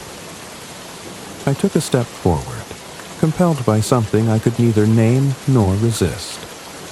"But there must be something more," I insisted. "I have heard things, rumors, stories. I know there is something you are hiding, something I am meant to find." She gave a small, almost imperceptible smile, the kind of smile that could mean 1,000 things, none of which were easily understood. It was a smile that spoke of knowledge, of secrets held close, and of the utter futility of my pursuit. "What if I told you," she said, her voice barely a murmur, "that the truth is far more mundane than you think? What if I told you that the very thing you seek is nothing more than an illusion?" My mind raced, desperate to make sense of her words, but she offered no more explanation. Instead, she turned her gaze back toward the crowd, as if I had never spoken, as if I were a mere shadow in the background of her life. For a moment, I stood frozen, as if the words had carved their way into my soul, leaving me with nothing but the emptiness of their meaning. I could not let it go. I could not accept that the answer was so simple. I had to know more, had to pierce the veil that she had wrapped around herself, had to understand why she insisted on remaining so distant, so unreachable. My mind spun with possibilities, each more improbable than the last. Perhaps she was hiding something far darker, something too terrible for the light of day. Perhaps her calm, serene exterior was a facade, a mask to cover a past too tragic or too shameful to reveal. As the evening wore on, I watched her from across the room, my thoughts racing. There were moments when I thought I saw something flicker behind her eyes, an emotion, a memory, that betrayed her composed exterior, but it was always gone before I could grasp it. And, as the night drew to a close, I realized that the truth, whatever it was, remained as elusive as ever. Perhaps, I thought, it was not the past that I was meant to uncover, but something far more important. Perhaps the mystery of the woman was not in the history she kept hidden, but in the way she made everyone around her question what they thought they knew. Perhaps the secret was not in what had happened, but in what could never be known. As I left the gathering that night, the questions continued to swirl in my mind, unanswered and unsettling. I could not escape the feeling that I had come closer to something significant, but had not yet reached it. And though I could not yet see it, I knew, deep in my bones, that the truth was there, just out of sight, waiting for the moment when it would finally reveal itself. And when it did, I feared it would shatter everything I thought I knew about her, and about myself. The weeks drifted by in a haze of confusion and unanswered questions. Each encounter with her seemed to bring me closer to the edge of some grand revelation. Yet each time I came closer, the answers slipped further from my grasp, like water flowing through my fingers. I had begun to understand something, though. There was a purpose behind the way she kept her distance, a method to the mystery she so carefully cultivated. Yet, the more I tried to make sense of it, the more I became entangled in the web she had spun. One afternoon, a letter arrived at my doorstep, an invitation of sorts. The handwriting was elegant, almost archaic, and it was unmistakably hers. My heart quickened when I saw her name, and a knot of both excitement and trepidation settled deep in my chest. The note was brief, but its contents were enough to send my thoughts spiraling. If you wish to know me truly, then come to my home at dusk. There, we shall have no distractions, and perhaps you will find the answers you seek. The words were cryptic, of course, but there was something in them that tugged at me, something in the quiet simplicity that made it feel almost like a command. And so, without hesitation, I made preparations to visit her, knowing that this could be the moment I had been waiting for, the moment when the veil would finally lift. As the sun began to set, casting long shadows over the city, I made my way to her address. The journey was long, winding through narrow streets I had never walked before. The further I went, the less familiar the surroundings became, as if I were being led into another world entirely, one where the ordinary rules of time and space no longer applied. Her house stood at the end of a forgotten lane, tucked away behind high, ivy-clad walls that seemed to reach for the sky. It was a large, imposing structure, not the kind of place you would expect someone like her to inhabit. The house had an air of neglect, as though it had once been grand but had long since fallen into disrepair. The windows were dark, and the front door, when I knocked, seemed to take an eternity to open. When it finally did, the woman herself appeared, as serene as ever, her expression unreadable. "Come in," she said, stepping aside to allow me entry. Her voice was soft, yet firm, and the way she spoke left no room for refusal. I stepped across the threshold, and instantly I felt a shift in the air. The house was cool, almost unnaturally so, and there was an unsettling stillness that hung over everything. The walls were lined with heavy tapestries, their rich colors faded with age, and the furniture, though expensive, appeared unused, as if it had been arranged for an audience rather than for living. It was a place frozen in time, untouched by the hands of those who might have once inhabited it. "Please, make yourself comfortable," she said, gesturing toward a chair in the dimly lit sitting room. As I sat, I could not help but feel that every object in the room was deliberately placed to keep me from seeing something, as though it were hiding a truth I was not yet ready to understand. "You wanted answers," she continued, settling into a chair across from me. "And now you will have them. But be warned, sometimes the answers we seek are not what we expect." Her gaze, as always, was steady, but there was something different about her tonight. It was as though she were standing on the edge of something vast and unknowable, and she was daring me to step closer. I could not resist. "What is it that you are hiding?" I asked, my voice barely above a whisper. I felt as though I were speaking aloud only to myself, the walls of the room closing in, pushing me toward an understanding I could not yet reach. For a long moment, she said nothing. She simply looked at me, her eyes unblinking as though weighing my very soul. Then, with a sigh that seemed to carry the weight of years, she spoke. "Everything you have heard is true, and yet it is all a lie," she said softly. Her words were as quiet as the shadows that stretched across the room, but they held a truth that made my blood run cold. "I am not who you think I am. My past is not what you believe it to be. And yet, I have never lied to you. I have only shown you what you have been willing to see." Her voice faltered slightly, and for the first time, I sensed a crack in the impenetrable facade she had so carefully constructed.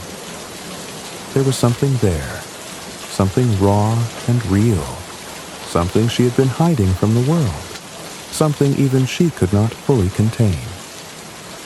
"You asked about my past," she continued, her tone growing more distant. "But what if my past is not something that belongs to me at all? What if it is a story that has been written for me, a narrative crafted by the hands of others, and I have no choice but to play my part? What if everything you know about me is not my truth, but the truth that others have forced upon me?" I leaned forward, my heart racing. Her words were like a riddle, twisting and turning, leading me down a path I was both terrified and compelled to follow. What was she saying? That her life, her entire existence, was not her own. That someone else had shaped her into this enigma? "There are things in this house," she said, her voice barely a whisper. "Things that have been hidden for so long that I no longer know where the truth ends and the lies begin. I have spent my life running from them, from the people who want to control me, to make me into something I am not. But I can never escape." I was overwhelmed, my mind reeling from the implications of her words. What did she mean? Who were these people? What did they want with her? The silence that followed felt oppressive, as though the very air around us had grown thick with secrets too dangerous to speak. And then, as if sensing my inner turmoil, she stood and moved to a nearby shelf. She reached for an old, dust-covered book and handed it to me without a word. As I took the book from her hands, I felt a cold shiver run through me. The leather was aged, the pages yellowed with time, and there was something almost forbidden about the way it seemed to pulse with hidden energy. "Read it," she said, her voice now barely audible, "and you will know the truth. But be warned, some truths are not meant to be known." With those words, she turned and walked away, leaving me alone with the book and the overwhelming sense that I had just opened a door to something far darker than I could have ever imagined. The book felt heavy in my hands, its weight a subtle warning that I could not ignore. As I traced my fingers along its worn leather cover, I felt an unspoken promise, one that whispered of hidden truths, of secrets waiting to be revealed.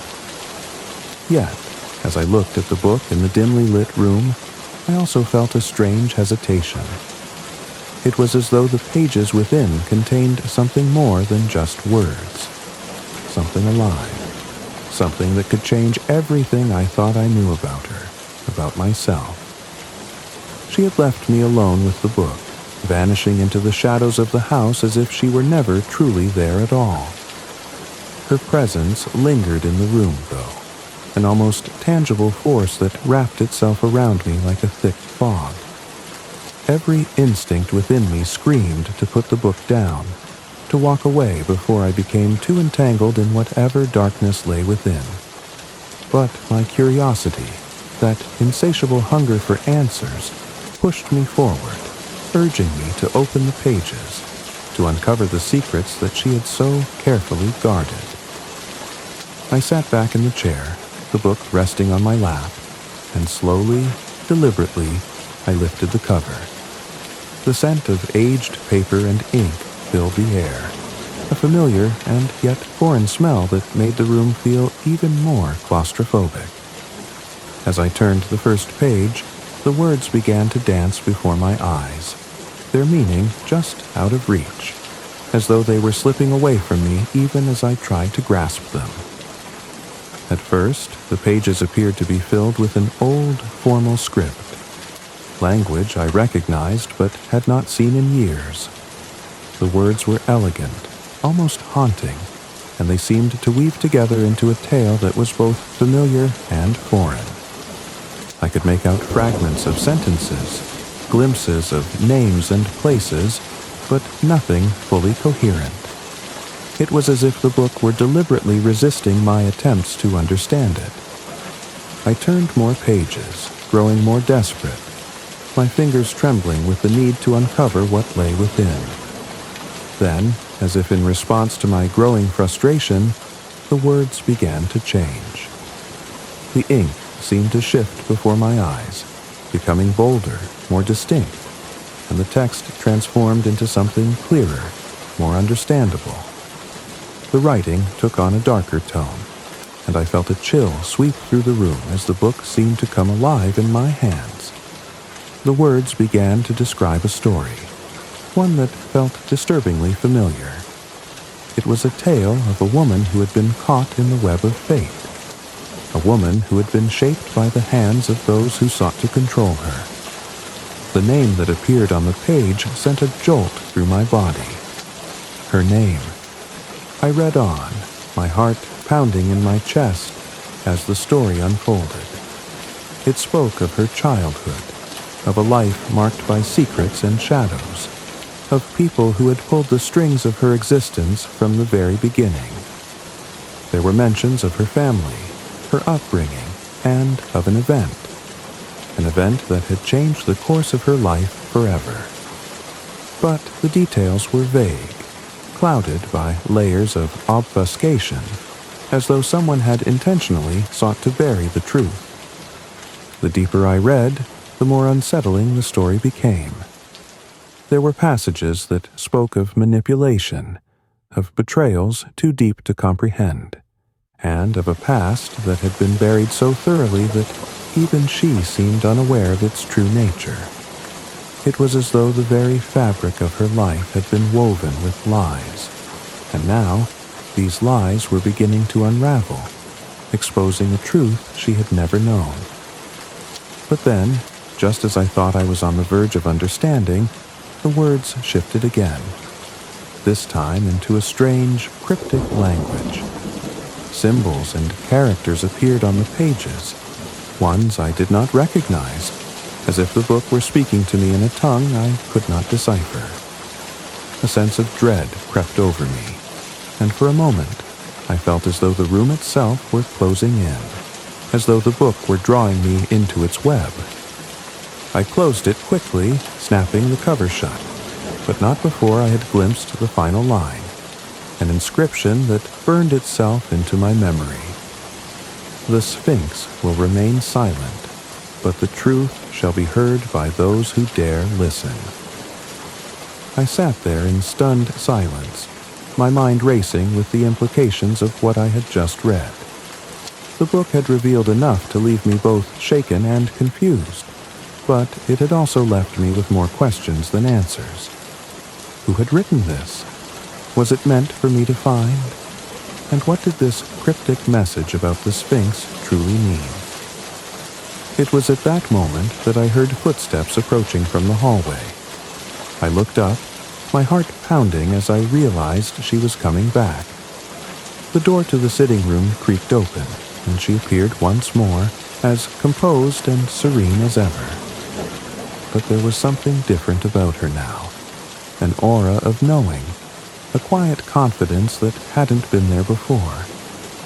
It was as though the woman before me had become someone else entirely, someone who had been shaped by the very secrets I had uncovered. "You've read it, haven't you?" she said softly, her eyes locking with mine. There was no accusation in her voice, only a strange sense of acceptance. I nodded, unable to speak, my thoughts still tangled in the pages of the book, still reeling from the revelations it had offered. "Good," she continued, her voice taking on a strange, almost detached quality. "You have seen a part of my story, but what you do with that knowledge is up to you." I opened my mouth to ask her about the cryptic message, about the Sphinx, about everything I had just read, but the words caught in my throat. Something about her presence, the way she stood there, holding herself with such quiet power, kept me from asking. It was as if I were on the edge of something far deeper, something darker, and the questions I wanted to ask were not meant to be spoken aloud. "You must understand," she said, her voice almost a whisper now. that some truths are dangerous to know. Some doors, once opened, cannot be closed again. She turned away from me then, her figure retreating into the shadows of the house, leaving me alone with my thoughts and the weight of what I had just learned. The book had offered me a glimpse into her world, but it had also warned me that some knowledge is not meant to be possessed. As I sat there in the fading light, I realized that I had crossed a threshold I could never return from. The truth, whatever it might be, was no longer a distant concept.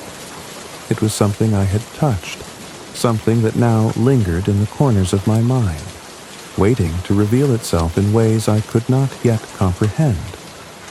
And though I knew the path ahead would be treacherous, I also knew that there was no turning back.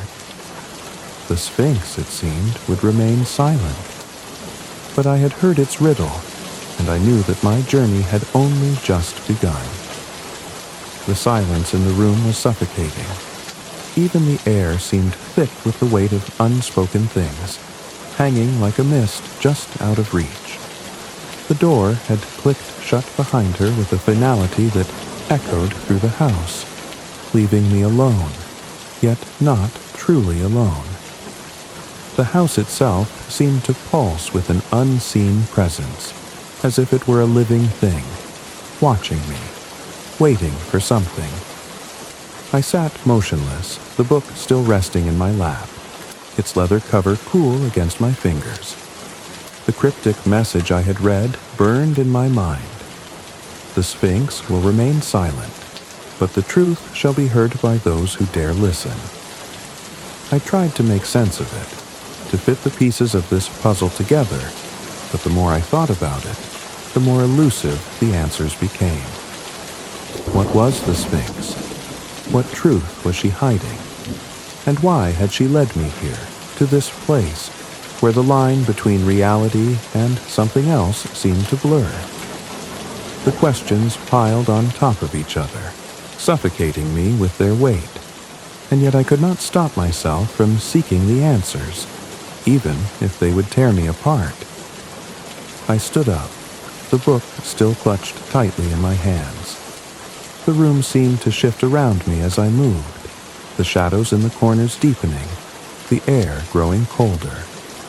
I could not shake the feeling that I was being watched, that something, or someone, was waiting for me to make a move. But what move was left to make? The hall beyond the sitting room was long, narrow, and dimly lit, the faint glow of candlelight flickering along the walls. I had only ventured this far once before, when I had first arrived at the house. But tonight, something felt different. There was an unfamiliar heaviness in the air, an almost tangible sense of anticipation. I walked slowly, my footsteps soft on the wooden floors, each one echoing in the silence that surrounded me. At the end of the hall, there was a door, an old, weathered door that seemed to hum with some unseen energy.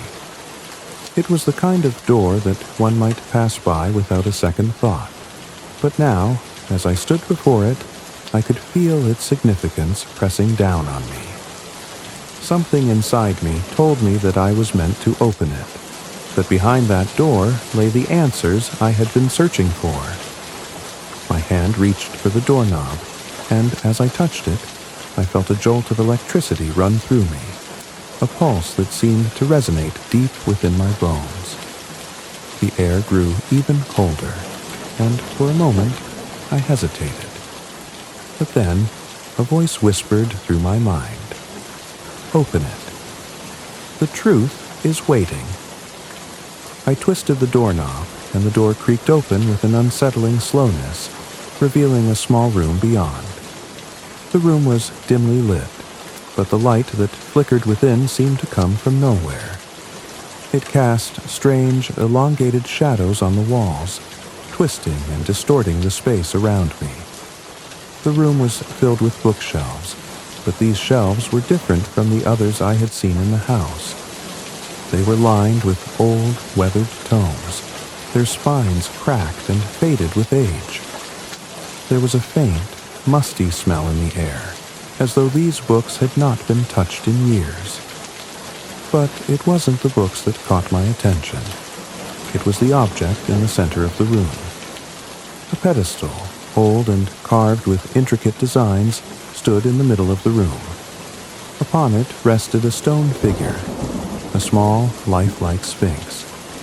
It was an object of undeniable beauty, yet it exuded an aura of menace, as though it were not meant to be touched, not meant to be examined. The figure was exquisitely detailed, with eyes that seemed to follow me as I moved, as though it were alive, aware of my every action.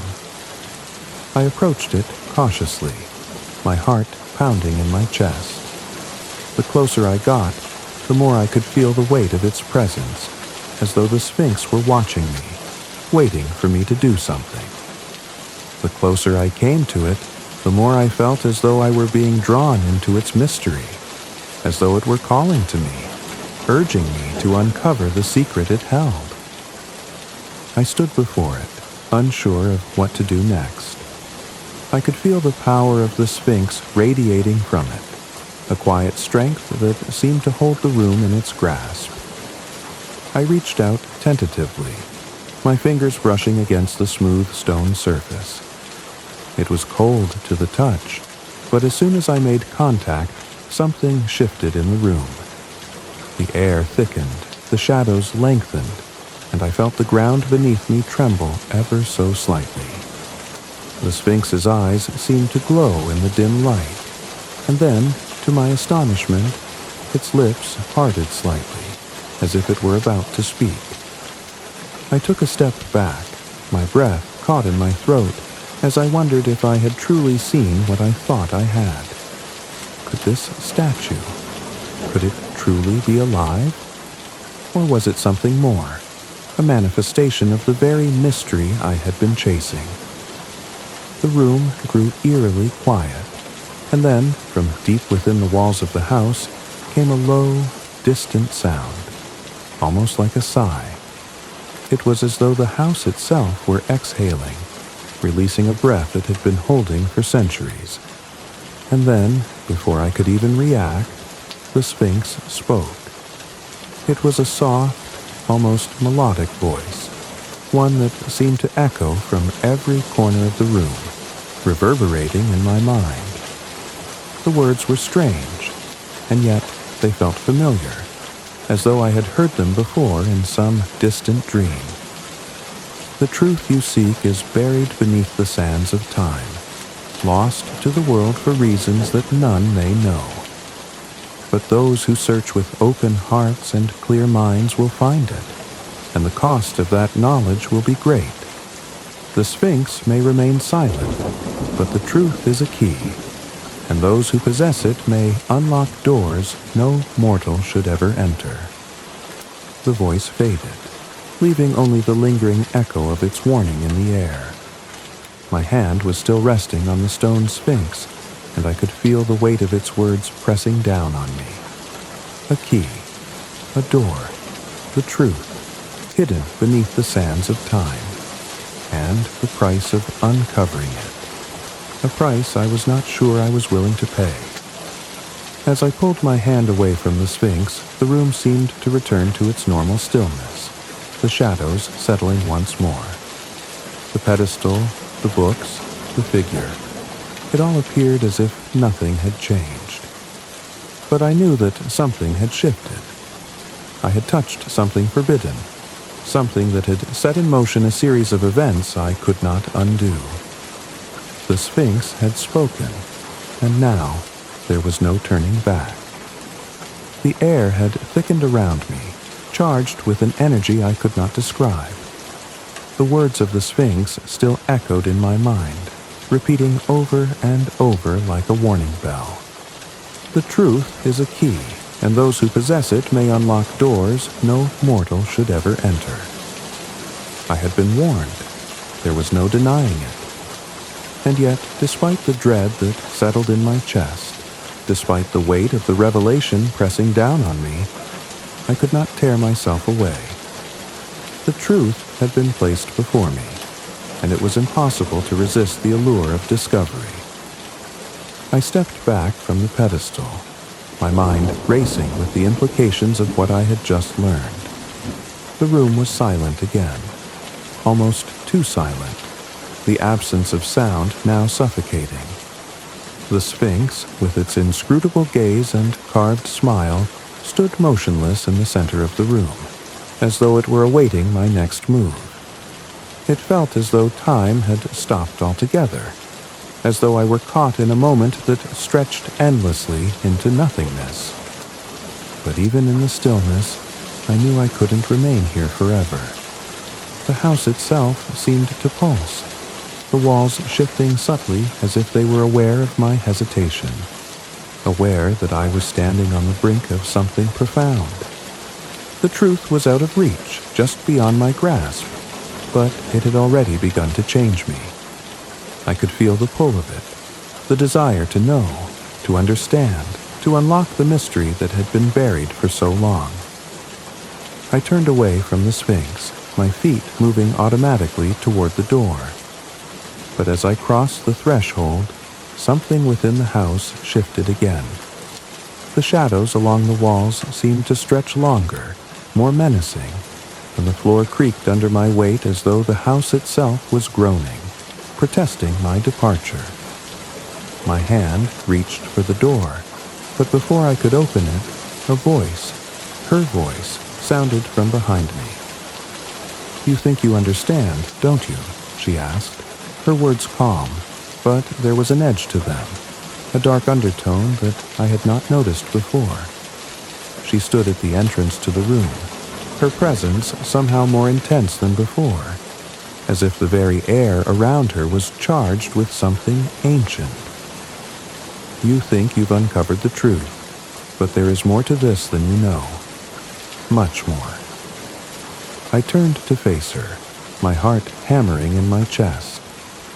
There was something different about her now, something I couldn't quite place. The woman I had come to know in fragments, whose secrets had always seemed just out of reach, now felt like a shadow herself. She was no longer the enigma she had been when I first arrived. Now, she was the key, the answer, the one who held the final piece of the puzzle.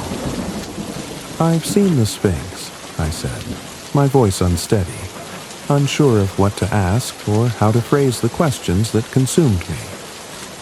"I've touched it. I've heard its words. What does it mean? What does all of this mean?" Her eyes softened slightly, but the air around her grew colder.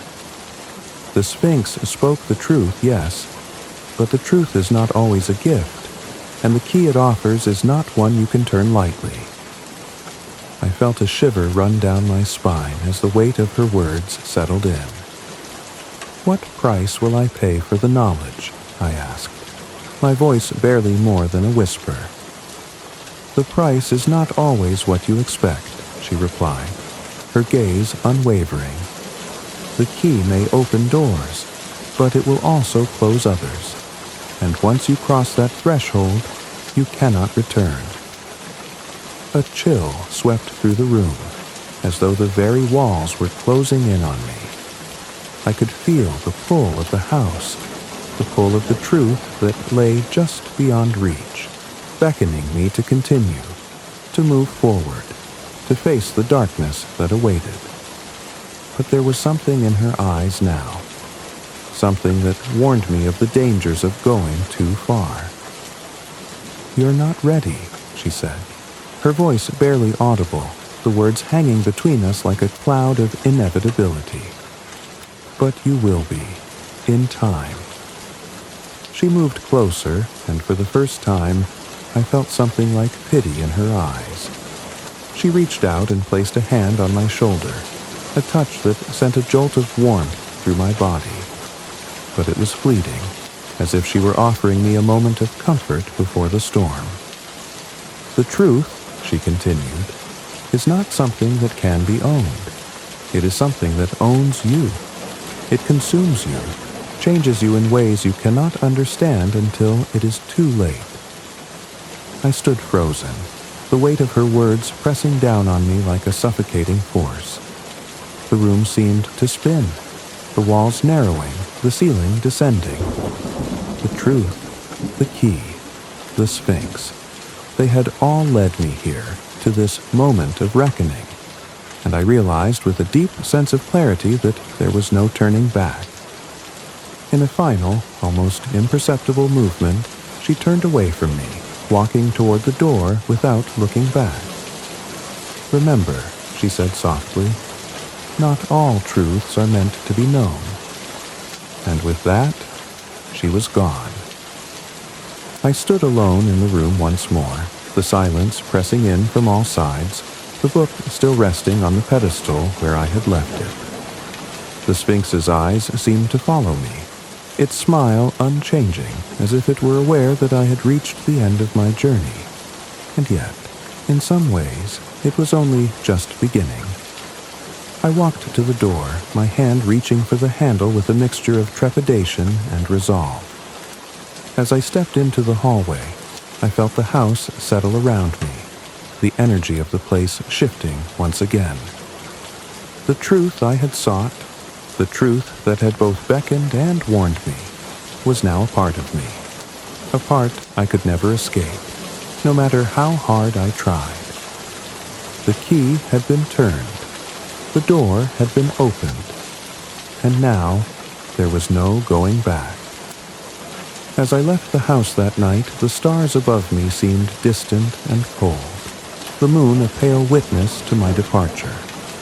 I had uncovered the truth, but it had come at a cost, one that I could not yet comprehend. The Sphinx had remained silent, but I knew the truth would not let me go so easily. I would carry its weight with me forever. As the final words of the Sphinx linger in the air, we are left to ponder the cost of knowledge and the secrets we choose to uncover. The house, the woman, the Sphinx, all of it now part of a greater mystery, one that will continue to haunt the corridors of our minds long after the tale has ended. Thank you for joining us on this enigmatic journey into the unknown. As always, remember to tread carefully when seeking truths that may be better left untouched. If you enjoyed this story, don't forget to subscribe to Mr. Sleep Story for more tales that will leave you questioning what's real and what's only a shadow of reality. Until next time, may your dreams be as mysterious as the stories we share. Good night.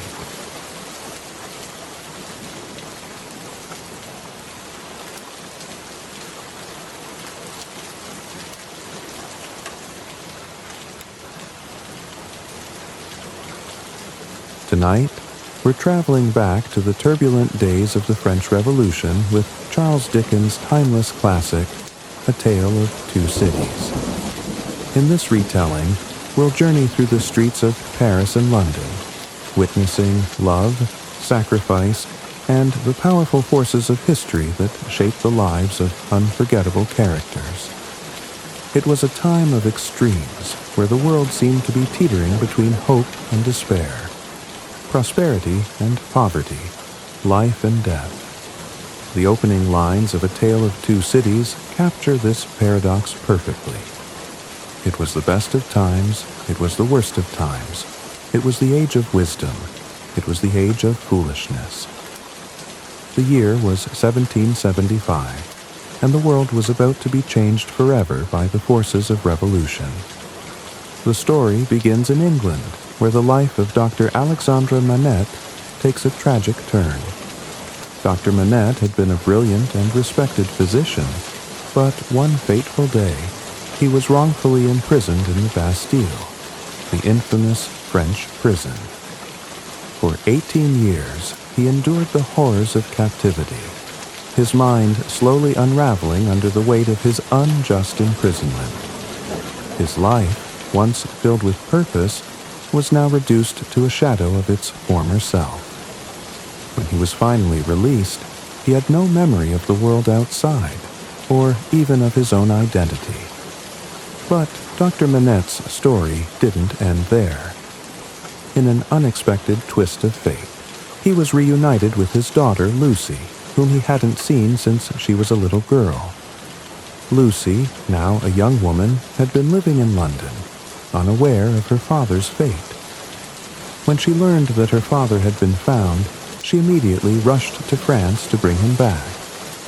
Upon seeing him, Lucy was heartbroken by the transformation her father had undergone.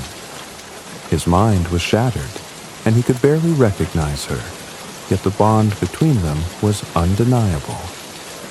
Lucy, with her gentle nature, became the one who could begin to heal him, one small step at a time. After Dr. Manette's release, Lucy brought him back to England, where they made a new life in London. They settled into a modest home, and Dr. Manette slowly regained some semblance of his former self, though the scars of his imprisonment never fully disappeared. Lucy was the steady light in his life, a beacon of love and compassion that helped him navigate the darkness of his memories. But the shadows of the past would not be so easily banished. In London, Lucy met a man named Charles Darnay. Darnay, a French aristocrat, had fled his homeland due to the cruelty of his family. He despised the injustices and privileges of the aristocracy, and although his family was wealthy and powerful, he rejected their ways. He made a new life for himself in England, away from the horrors of the French nobility. Darnay's quiet nobility and genuine kindness quickly captured Lucy's heart. In time, they became engaged, and a bright future seemed to lie ahead for them both. But Darnay's past would not remain hidden for long. Though he had left France, the weight of his family's legacy would soon catch up with him. In an unexpected twist, Darnay's fate became intertwined with the lives of Dr. Manette and Lucy in ways they could never have imagined. And, as they all moved forward in their lives, little did they know that the coming storm of revolution in France would alter everything they had ever known. Through this quiet beginning, Dickens sets the stage for the dramatic events that will unfold. The characters are drawn into a whirlwind of fate, where the past never fully releases its grip on the present, and the future is shaped by both the choices they make and the uncontrollable forces of history. The old world is giving way to the new, and as the storm of revolution begins to brew in France, the lives of these seemingly ordinary individuals will be forever changed. In the quiet streets of London, where the fog hung like a thick curtain over the cobblestone paths, Lucy Manette and her father, Dr. Alexandre Manette, began their new life. The shadows of the past still lingered around them, but each day was a fresh opportunity to rebuild their world, brick by brick. Lucy, ever the optimist, found solace in small things. A gentle breeze, a bird singing in the morning, the sound of her father's voice slowly returning to its former calm. It was in this atmosphere of tentative peace that Lucy met Charles Darnay, a young Frenchman who had fled his aristocratic roots. Darnay was a man of quiet principles, a man who sought nothing but to escape the cruel world of his family and their oppressive nobility. He had once been a part of the French aristocracy, born into wealth and privilege, but he turned his back on that life, much to the dismay of his family. His reasons were simple yet profound. He despised the injustices he witnessed, the casual cruelty with which his peers treated the common folk. It was a life he could no longer stomach, and so he left France behind. In England, Darnay sought refuge. He assumed the name Charles Darnay, and with it, he built a life far removed from the world he had known. But while he had abandoned his name and title, his past still clung to him like an old coat that refused to let go. As fate would have it, Darnay met Lucy in a simple moment. a chance encounter that would change both of their lives forever. Lucy, with her golden heart and her gentle smile, had that effect on people. Her kindness was like the sun, warm and unrelenting, drawing others into her orbit. Darnay, drawn to her light, soon found himself enamored by her grace and sincerity. They were often seen together in the parks, walking arm in arm, or sitting by the fire in quiet conversation. It was a slow, burning affection, like the early morning sun creeping over the horizon. Yet, despite the growing closeness between them, Darnay's past remained a looming presence, a secret he had yet to reveal to Lucy. It was Sidney Carton, the disheveled, self-doubting barrister, who saw the depths of this secret. Carton, a man who seemed to carry the weight of the world on his shoulders, had been a companion to Darnay during their studies. Though Carton's appearance was far from handsome, his mind was sharp, and it was this sharpness that allowed him to see what others could not. Carton, despite his personal demons and quiet misery, had a deep affection for Lucy. He saw in her a light that he could never hope to reach, a purity that reminded him of the better man he could have been. Though Carton's feelings were not returned with the same warmth, there was something about Lucy's kindness that soothed his troubled soul. He had never known such selflessness, and perhaps it was that very quality that made him feel like a man who had failed his own potential. He could never be what she deserved, yet he vowed, in his own way, to ensure her happiness. His sacrifice, though subtle at first, would become the driving force of his actions in the coming trials. As Lucy and Darnay's affection deepened, the undercurrents of revolution began to stir across the Channel. In France, the seeds of discontent were taking root in the heart of the nation. The cries of the poor grew louder, and the blood of the oppressed began to boil in their veins. The rich, the aristocrats, people like Darnay's family, had long ruled with an iron fist, and the resentment from the masses was reaching a boiling point. But here, in the safety of England, Lucy and Darnay were blissfully unaware of the impending storm. The two lovers dreamt of a future together, their days filled with quiet moments of joy. They could not know that the echoes of revolution were slowly creeping closer, like the winds before a great tempest. And so, the story moved forward, like the turning of a page, each moment bringing them closer to a world of change, where the lines between friend and foe would blur, where loyalty would be tested, and where the choices of one man would alter the course of history. The seeds of revolution had been sown, and their harvest was coming, whether they were ready for it or not. The story, like a train gathering speed, was moving ever closer to the precipice of fate. London, though relatively calm, was beginning to feel the stirrings of tension that echoed across the sea to France. The turmoil of revolution was not a distant whisper. It was a sound, muffled but relentless, coming from the streets of Paris.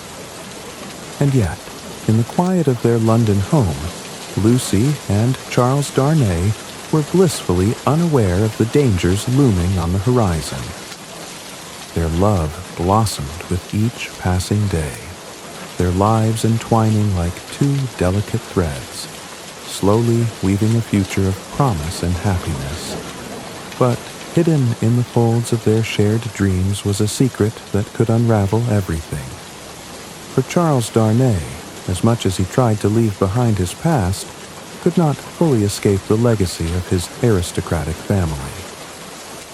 One evening, as the couple walked along the Thames, their conversation turned to the subject of family. Lucy, ever curious and kind, asked Darnay about his own background. She had heard little about his life before he had come to England, and her gentle inquiry seemed innocent enough. She had no idea that, with her question, she was about to open a door that Charles had worked so hard to keep locked. Darnay hesitated. His smile faltered, and a shadow seemed to cross his face. The words came slowly, as though each one carried the weight of 100 secrets. He spoke of his family in vague terms, describing his upbringing in France, but avoided any mention of his last name or his noble lineage. Lucy, sensing his discomfort, did not press him further, though a flicker of doubt now lingered in her mind. And so, the secret of Charles Darnay's past remained hidden, though not for long. Fate, it seemed, had other plans. Not long after their conversation, Darnay received an urgent letter, a summons. He was called back to France, to the home he had abandoned years ago, to the family that had once treated him as little more than a tool for their own selfish gain. He was needed, not by choice, but by necessity, to help an old servant who was caught in the midst of the growing chaos in France. The revolution had come, and with it, the devastation of everything Darnay had left behind. Though he tried to resist, Darnay knew he could not ignore the call. He knew the time had come to face his past once again, and, with a heavy heart, he made the decision to return to France. Lucy, ever the loving and trusting companion, supported his decision, unaware of the true implications of his return. She believed it to be a simple act of kindness, a man returning to help someone in need. But the truth was far more complicated. As Darnay made preparations for his journey, the atmosphere in Paris grew ever more volatile. The streets were filled with the cries of revolutionaries, demanding justice and retribution for the injustices that had been wrought by the aristocracy. The guillotine had become a symbol of the people's wrath, and no one was safe, not even those who had once believed themselves untouchable. It was here, in this boiling cauldron of violence and vengeance, that the hidden truths of Darnay's past would finally be revealed. For it was not just his family who had cast their shadow over his life, but the very blood that ran through his veins, the blood of the oppressors, the ones who had caused the suffering of so many. As Darnay set sail for France, his heart heavy with the knowledge that his return would bring consequences far beyond what he had imagined. Another figure watched from the shadows, the disillusioned lawyer Sidney Carton. Carton, who had spent much of his life in the depths of self-loathing and regret, had come to care for Lucy in his own quiet way. Though he would never confess his feelings to her, his love for her was profound and unspoken. He knew that Darnay's past, though hidden, was bound to catch up with him. He could feel the storm approaching, and he could not help but wonder if his own life might somehow be intertwined with the fate of these two people he cared for, whether he was ready or not. As the shadows of revolution grew darker, Darnay's journey back to France marked the beginning of a new chapter, one filled with danger, sacrifice, and the inescapable grip of history. The past, it seemed, would not be silenced, and the future would be shaped by the choices made in the midst of chaos. And so, the tale continued, hurtling toward a destiny neither Darnay, Lucy, nor Carton could yet comprehend. The past was never truly gone. It waited patiently, just around the corner, ready to make its return. The sun had set on the tranquil streets of London, but far across the sea, in the heart of France, the flames of revolution were beginning to burn brighter, their smoke drifting ever closer to the lives of those who had long lived in peace. In London, the lives of Lucy and Charles Darnay seemed untouched by the storm gathering over France, but fate, like the sea, would eventually carry them both into the rising tide of turmoil.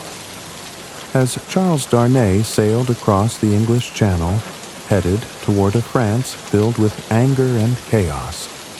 Lucy's heart began to flutter with unease.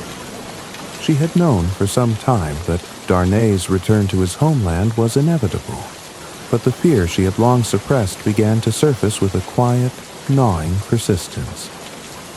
Though she trusted him, the world into which he was headed was not the same world he had once known.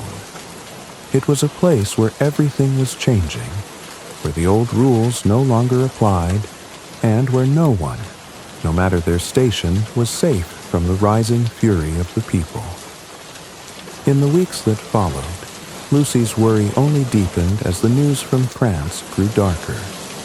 The streets of Paris were filled with revolutionaries, their cries of justice ringing through the air, demanding the overthrow of the aristocracy and the end of the old regime. The guillotine stood ready, its blade sharp and gleaming, a symbol of the people's wrath.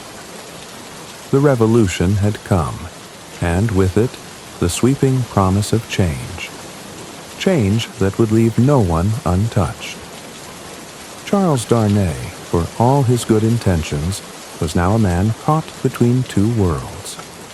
He had once rejected the privileges of his aristocratic family, but he had not been able to escape the weight of his bloodline.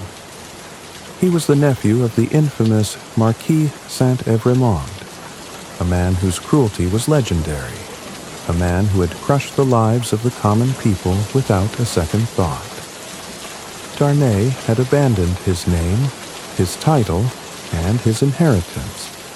But the people of France did not see the man he had become. They saw only the name that was still tied to the family's crimes. As Darnay arrived in Paris, the chaos around him seemed almost palpable. The streets were in constant upheaval, the cries of revolutionaries echoing off the stone buildings. He went to the home of an old servant, seeking to offer his assistance, but it wasn't long before the past caught up with him in the most unexpected way. The revolution, with its ferocious desire for justice, was not about to let the past remain buried. In a sudden and cruel twist of fate, Darnay was arrested on charges of being an enemy of the people. His family name had been enough to condemn him, and despite his efforts to distance himself from the horrors of his heritage, he was now trapped by a system that cared little for his intentions.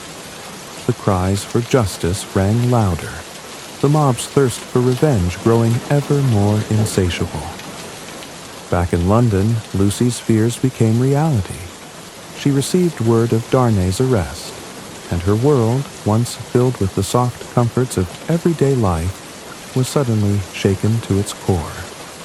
She knew that she had to act, to find a way to save the man she loved from the chaos that threatened to destroy him. But how could she save him when the very forces that were closing in on him were so much greater than her own strength? The storm of revolution had touched them both, and now Lucy was faced with the possibility of losing everything: her husband, her future, and the life she had so carefully built. She turned to her father, Dr. Manette, who had once been a prisoner in the Bastille, hoping that his influence and reputation would be enough to secure Darnay's release. But even Dr. Manette, who had once been a man of power and respect, found himself powerless in the face of the raging tide of revolution. In Paris, Darnay awaited his fate, locked in a dark, cold prison cell. His mind raced, wondering how it had all come to this. He had done nothing wrong. He had rejected the privileges of his family, fought against the injustices they had wrought. And yet, it seemed, none of that mattered now. The past had found him, and there was no escaping its grip. As the trial loomed, the tension in Paris reached a fever pitch. The revolutionaries were not concerned with the nuances of guilt or innocence. They wanted justice, and justice was being defined by the sharp, unrelenting edge of the guillotine. For Darnay, The walls of his past were closing in around him, and the storm of revolution seemed more powerful than ever. Back in London, Lucy clung to the hope that her husband would be freed, even as the storm clouds of uncertainty gathered above her head. But the future, it seemed, would not be kind to those who stood in the way of the revolution's rage. Charles Darnay's fate was now bound to a world of violence and vengeance, and the lives of Lucy, Dr. Manette, and even Sidney Carton would soon be forever changed by the rising storm of the revolution. Paris, once a city of grandeur and culture, was now a city of shadows and fear. The revolution had swept through the streets like a roaring tempest, leaving nothing untouched in its wake. And now, the storm had found Charles Darnay, whose quiet life in England was shattered by the unforgiving reach of his family's legacy. In the prison where Darnay languished, time seemed to stand still. The cold stone walls, the dim torchlight flickering from the sconces, and the heavy silence of his solitude were his only companions. He knew what awaited him, a trial, the outcome of which seemed inevitable. To be an aristocrat during such a time was to be guilty by association, no matter what one's actions might have been. His name, even though he had cast it aside, was enough to condemn him in the eyes of the revolutionaries. His fate was sealed by the bloodline he had sought to escape. Darnay's only solace was the thought of Lucy, his beloved wife, who would be left behind in London unaware of the terrible storm that had engulfed him. He thought of her often, her golden hair, her gentle touch, the way her laughter filled the rooms with warmth. The love they shared was pure, untouched by the violence of the world. But even love, it seemed, could not shield him from the cruel hand of fate. The day of the trial arrived, and the streets of Paris were teeming with people. The courthouse was a place of chaos, filled with shouts of anger and cries for justice. The revolution was in full force, and the people were demanding blood. The jury, handpicked by the fervent revolutionaries, would offer little hope for a fair trial. It was a moment when the lines between justice and vengeance had become blurred, and the guillotine's shadow loomed large over all who were accused. In the midst of this, Lucy, Dr. Manette, and their loyal servant Miss Pross had arrived in Paris, desperate to see Darnay and to plead for his release. Lucy's heart was heavy with fear, her face pale with worry as she stood at the courthouse, watching as her husband's fate was debated. Her father, Dr. Manette, though a man of great intellect and moral conviction, was as powerless as she was in the face of the tumultuous world they now inhabited. Dr. Manette, in his years of suffering and healing, had become a figure of authority and respect, and in this moment, he hoped that his standing would offer some protection for his son-in-law. Yet, even his influence seemed to hold little weight against the growing tide of bloodlust. Though he spoke eloquently and passionately in Darnay's defense, it was clear that the jury had already made its decision. Sidney Carton, the disheveled and self-deprecating barrister who had long harbored unspoken love for Lucy, was also present. Though Carton had once seemed an unlikely hero, his life defined by wasted potential and an overwhelming sense of despair, he now found himself in the midst of an unexpected struggle. Carton had always been a man of contradictions, brilliant yet apathetic, capable yet resigned to his fate. But as he sat in the courtroom, watching Lucy's anguish, something shifted inside him. For the first time in his life, he saw an opportunity for redemption. Sidney Carton had always believed he was incapable of great acts, convinced that his life had been a series of failures. But in that moment, As he looked at Lucy and saw the depth of her love for her husband, he made a silent vow, a vow that would alter the course of all their lives. Though he had no claim to her affection, Carton was determined to do something, to give something of himself that might save the man who was so loved by the woman he adored.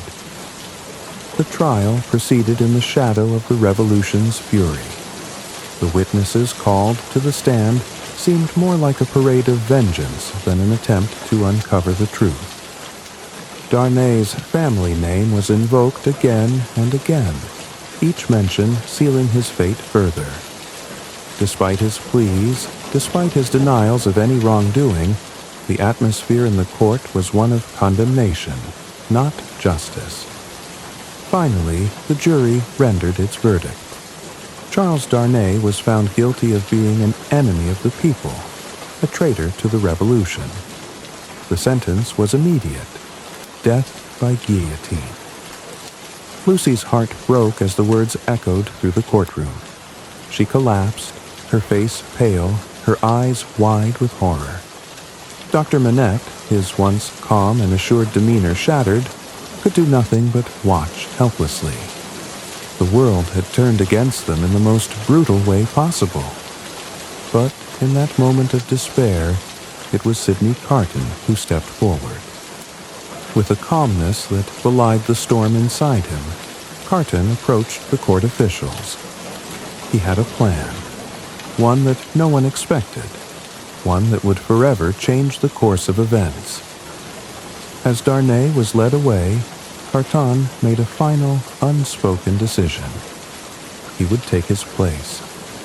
It was an act of selflessness, a sacrifice that would carry with it the hope of redemption, even if only in the eyes of the woman he loved.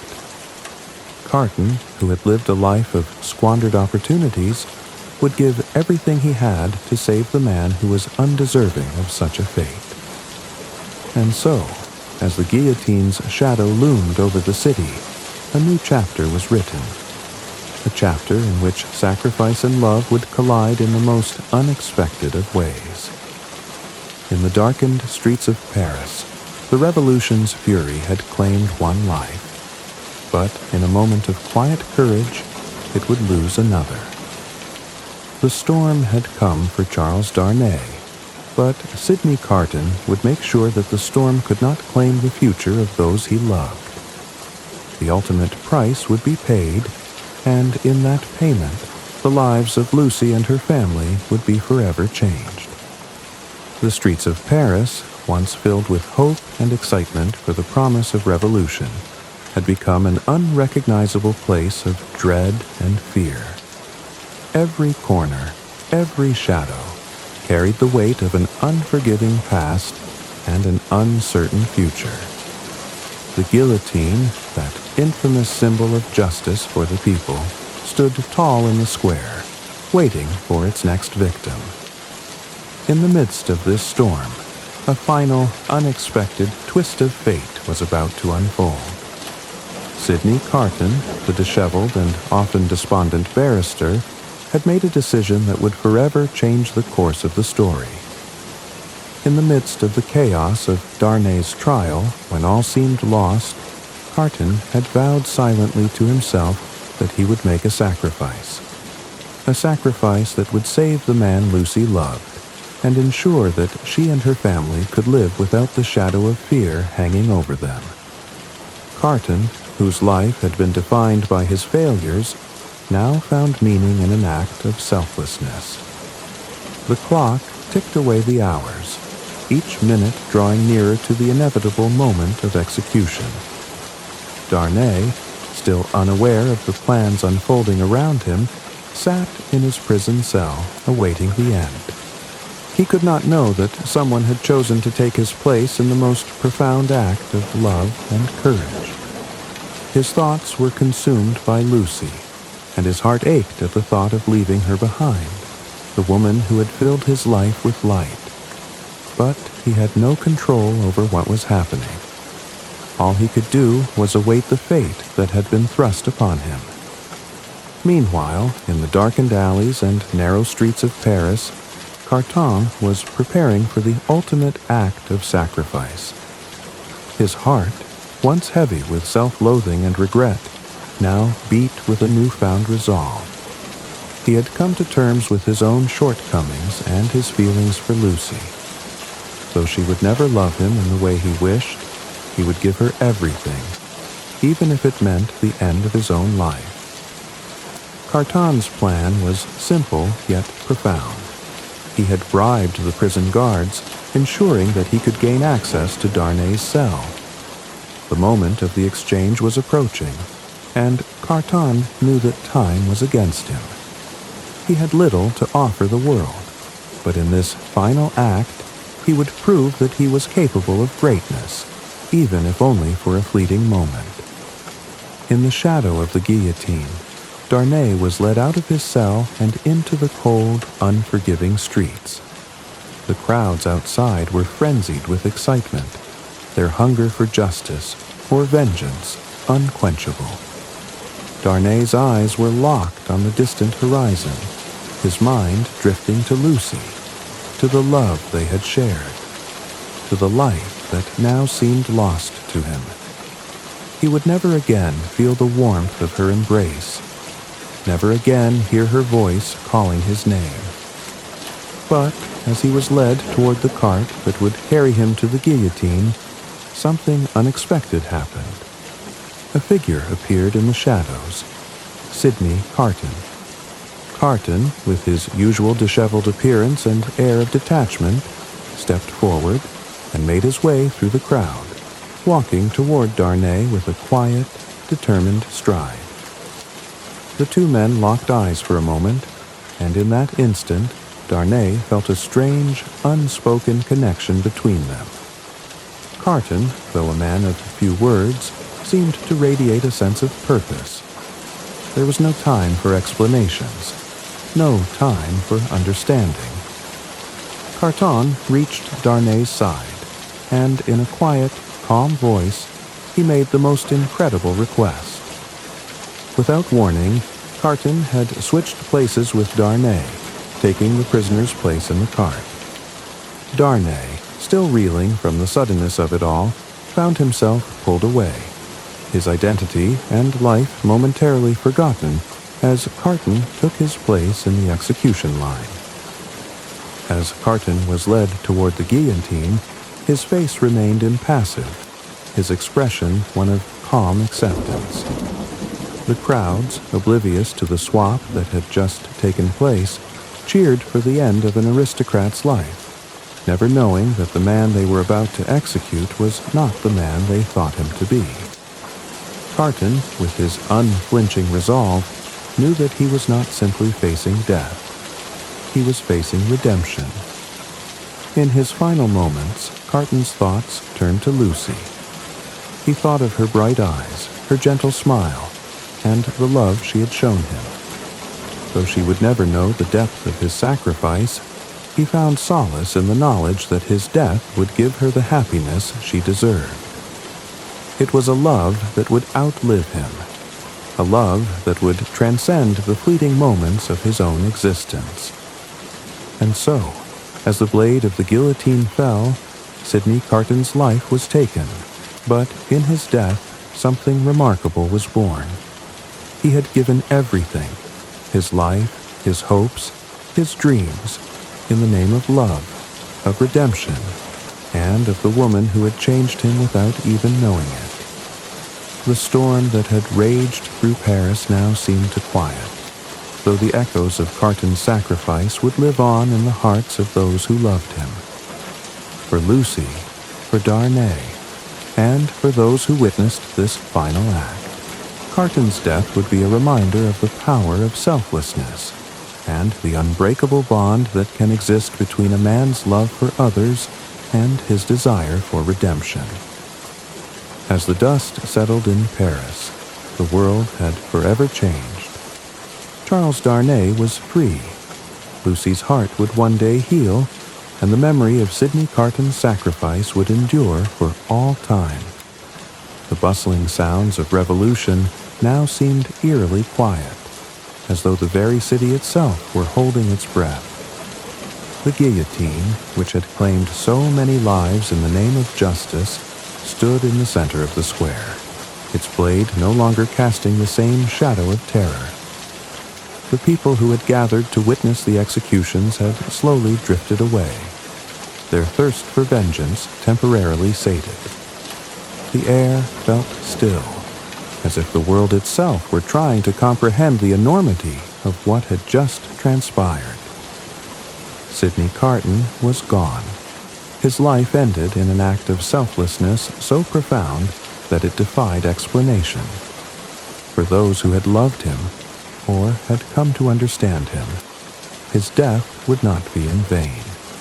It would serve as a reminder of the power of redemption, of the human capacity to change, even in the face of the darkest moments.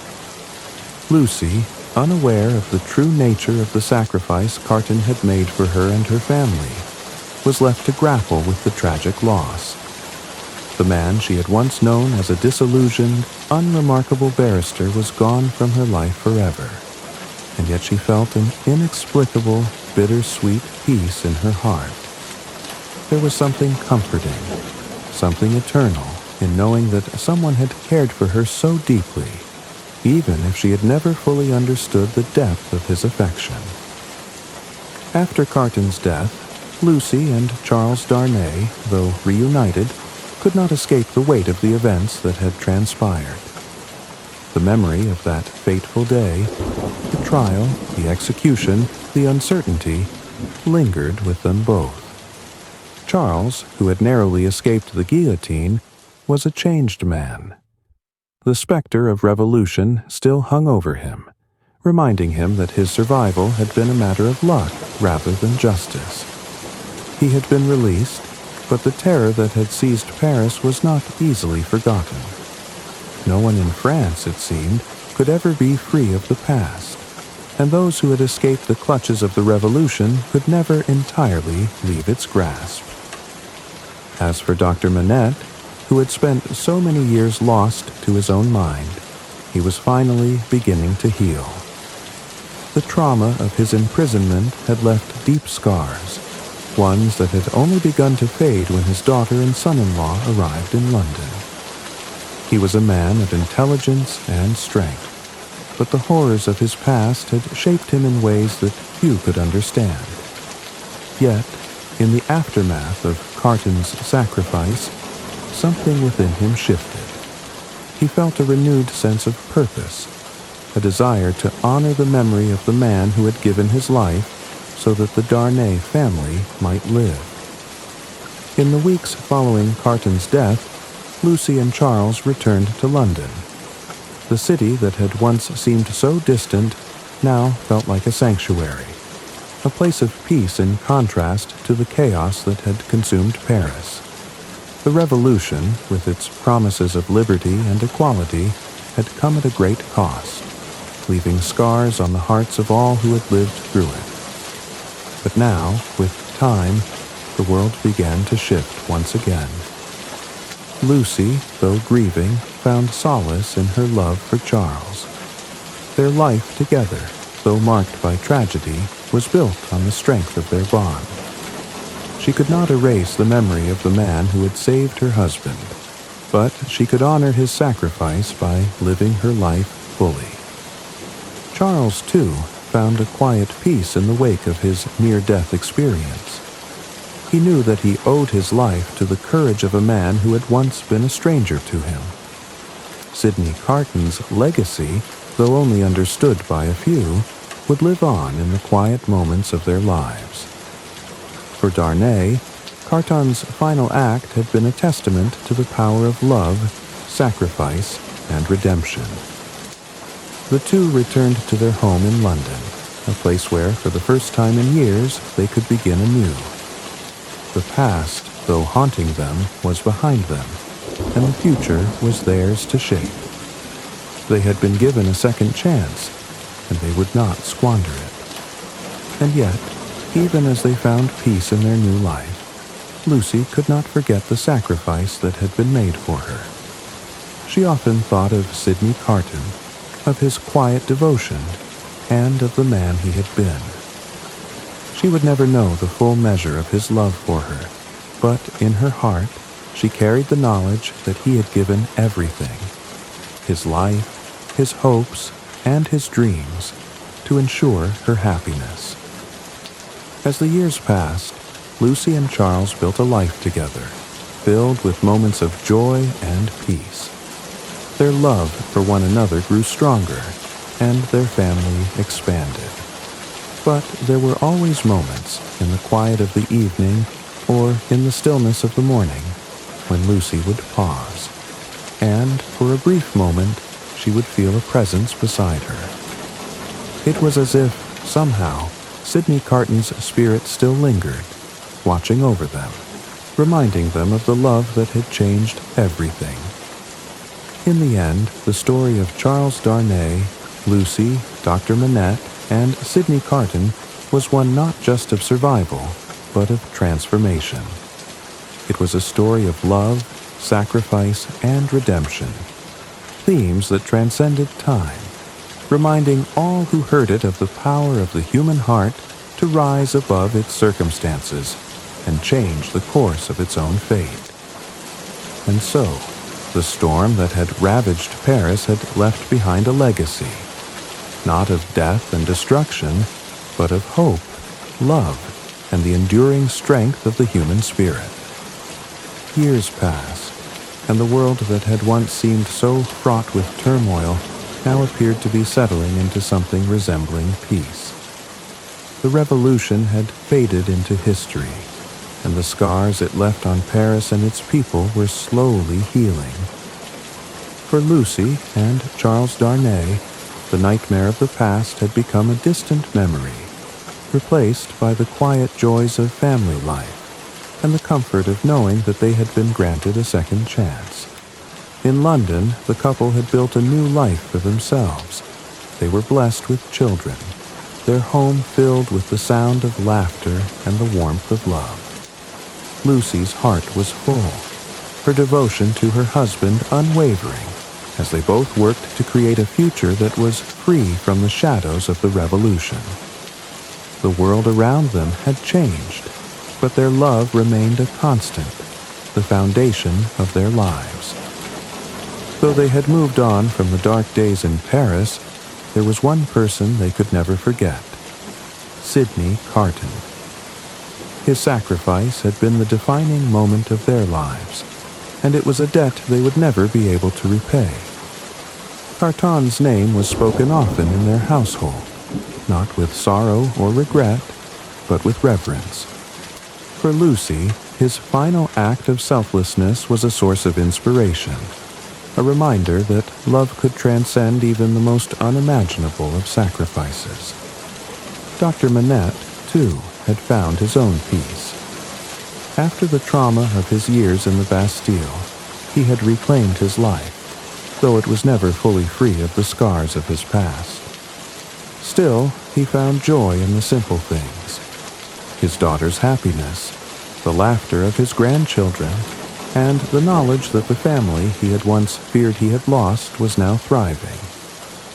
He had seen both the worst and best of humanity, and in his heart, he carried the hope that even the darkest of times could lead to redemption.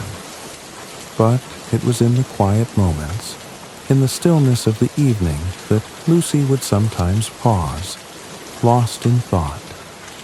She would sit by the window, gazing out at the London streets, her mind drifting back to the man who had given everything for her happiness. Sidney Carton had never asked for anything in return. His love had been pure, unspoken, and unrequited.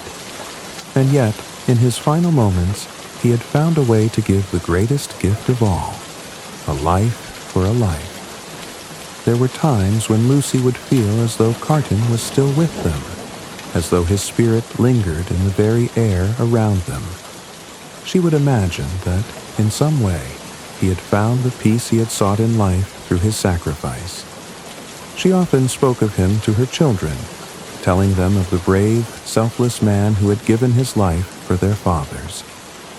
The story of Sidney Carton became a cherished part of their family's history, a tale of love, redemption, and the power of selfless sacrifice. For Charles Darnay, too, the memory of Carton's sacrifice never faded. He knew that he owed his life to a man who had nothing to gain, a man who had loved not only Lucy, but the very idea of redemption. Darnay's heart was heavy with gratitude, and though he could never fully repay Carton, he did his best to live a life that would honor the memory of the man who had given him the freedom to live. As the years went on, the story of the Revolution became a distant one, a chapter in history that the world could now reflect upon with a mixture of sorrow and understanding. But for those who had lived through it, the memories lingered, of the people they had lost, the sacrifices they had made, and the love that had endured even in the face of great tragedy. Lucy, Charles, and Dr. Manette had survived the storm, and in its wake, they had found a peace that had once seemed impossible. They had been tested by the cruelty of the world, and yet they had emerged stronger, more determined to live their lives with compassion and grace. They had learned that the greatest acts of love were often the ones that went unnoticed, the ones that required no recognition or reward. They had learned that redemption was not always about grand gestures, but about the quiet choices made in the face of adversity. And so, the legacy of Sidney Carton lived on, not in the grand monuments or in the whispers of history, but in the lives of those he had touched.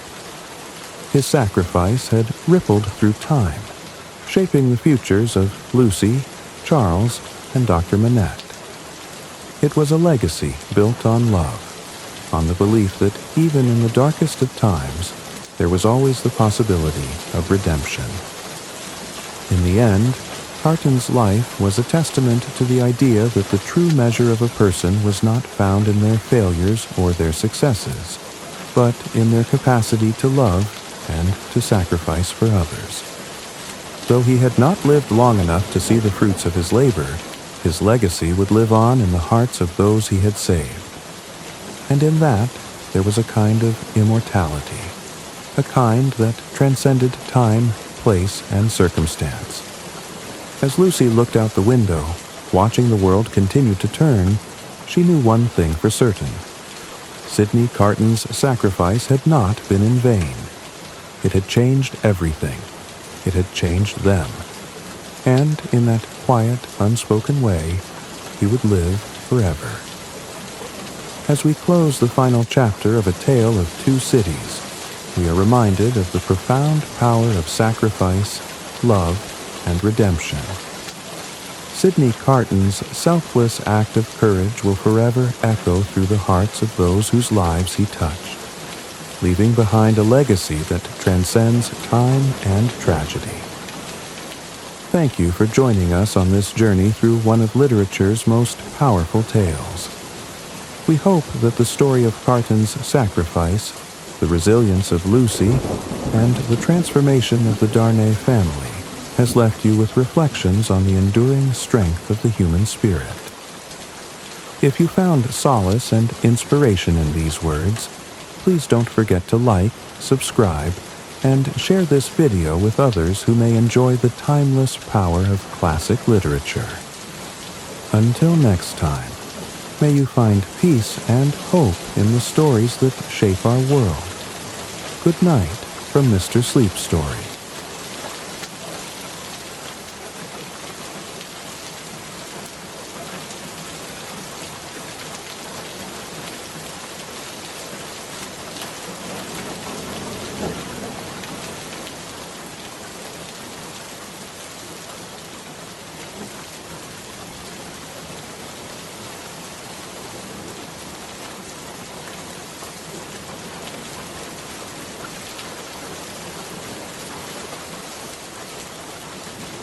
Tonight, we're taking a magical journey down the rabbit hole into the whimsical world of Alice's Adventures in Wonderland. This timeless tale of curious characters, enchanting adventures, and riddles that spark the imagination.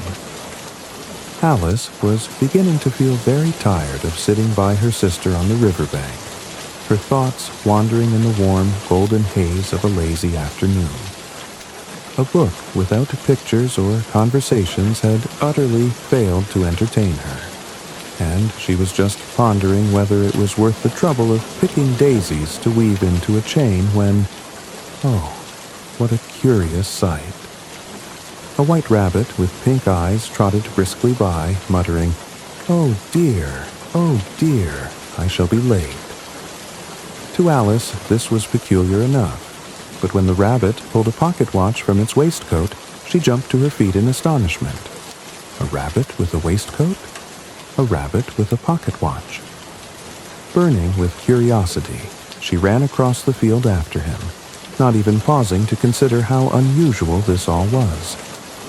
The rabbit darted into a rabbit hole beneath a hedge, and without a second thought, Alice followed. Down she tumbled, and down, and down. A long, dark well that seemed to have no end. She had time to notice shelves filled with jars, cupboards, and maps along the walls of her descent, even managing to pick up a jar labeled orange marmalade, though it was empty. Well, she thought, after such a fall as this, I shall think nothing of tumbling downstairs. Finally, she landed, softly, thank goodness, in a peculiar hallway lit by strange hanging lamps. Around her were many locked doors, and when she found a small glass table with a tiny golden key upon it, her hopes rose. Yet the key fit none of the doors, until she discovered a little door hidden behind a curtain. It led to the loveliest garden Alice had ever seen, with bright flowers, cool fountains, and green grass that seemed to shimmer with magic. Oh, how she longed to explore that garden, but she was far too big to fit through the tiny door. Disappointed, she returned to the table where a bottle labeled "Drink Me" had mysteriously appeared. It looked quite tempting, and since it wasn't marked poison, Alice decided to try it. To her delight, she began to shrink until she was just the right size to fit through the door. But, oh bother, she'd left the golden key on the table, and now she was too small to reach it. Tears of frustration welled up in her eyes until they spilled over, creating a pool so large it covered the floor like a miniature ocean. Just as Alice was trying to console herself, she noticed a small cake in a glass box with the words, "Eat Me," written on it. Well, I'll try this too, she thought. And in a blink, she began to grow, taller and taller, until her head nearly bumped the ceiling. She was now far too large to fit through the door, much less escape the hallway. And so began Alice's adventure, a curious blend of frustration, enchantment, and a gnawing sense that the world she had tumbled into was unlike anything she had ever known. As the hallway swirled around her with its strange proportions and peculiar objects, Alice could only wonder what more this curious journey would bring. As Alice stood towering over the tiny door, feeling rather forlorn, she glanced at the pool of tears she had cried when she was so much smaller. To her astonishment, the pool had grown into a sizable sea, and soon Alice found herself wading through the salty water. I wish I hadn't cried so much, she scolded herself, paddling about as the waves lapped against her enormous shoes. Amid her swimming, she noticed a curious creature paddling toward her. A mouse, sleek and whiskered, looking terribly offended by the splashing. "Oh, I beg your pardon," Alice said quickly. "Perhaps you know how to get out of here." The mouse twitched its nose and replied rather gruffly, "Let us swim to shore, and perhaps I shall tell you." The two paddled along, joined soon by an odd assortment of creatures. A dodo bird with a grand air of authority, a duck quacking indignantly about the water's depth, and a cheerful lory and eaglet. Once they all reached dry land, the company stood shivering, dripping wet and quite unhappy about it. "I declare," said the dodo with a ruffle of its feathers, "that the best way to dry off is a caucus race." "A what?" Alice asked, perplexed. "Why, a race where everyone runs in a circle, of course," the dodo explained. With that, the group began running around in chaotic circles, paying no mind to the lack of rules or the absence of a starting line. Alice tried her best to join in, though she found the whole affair utterly nonsensical. After some time, the dodo stopped abruptly and declared, "Everyone has won, and all must have prizes." "But what prizes?" Alice inquired. "Why, whatever you have in your pocket," said the dodo. Alice rummaged through her dress and offered a thimble, which the dodo presented back to her with a flourish, declaring her the winner of her own prize. Alice giggled, charmed by the absurdity of it all. As the group settled down, the mouse cleared its throat and declared it would tell a very dry tale to help everyone stay warm. Its story of ancient conquests and laws was so dull that Alice could scarcely keep her eyes open, but she politely listened, nodding now and then. Soon after, the mouse grew offended by a stray remark Alice made about cats. "Our cat, Dinah, is ever so good at catching mice," and swam away in a huff, muttering about how ill-mannered Alice was. The other animals, equally alarmed by Alice's fondness for cats, began to scatter. Left alone once more, Alice felt a pang of loneliness and wondered if she would ever make sense of this peculiar place. Yet, even as she sat pondering, her heart tingled with the thrill of what might come next.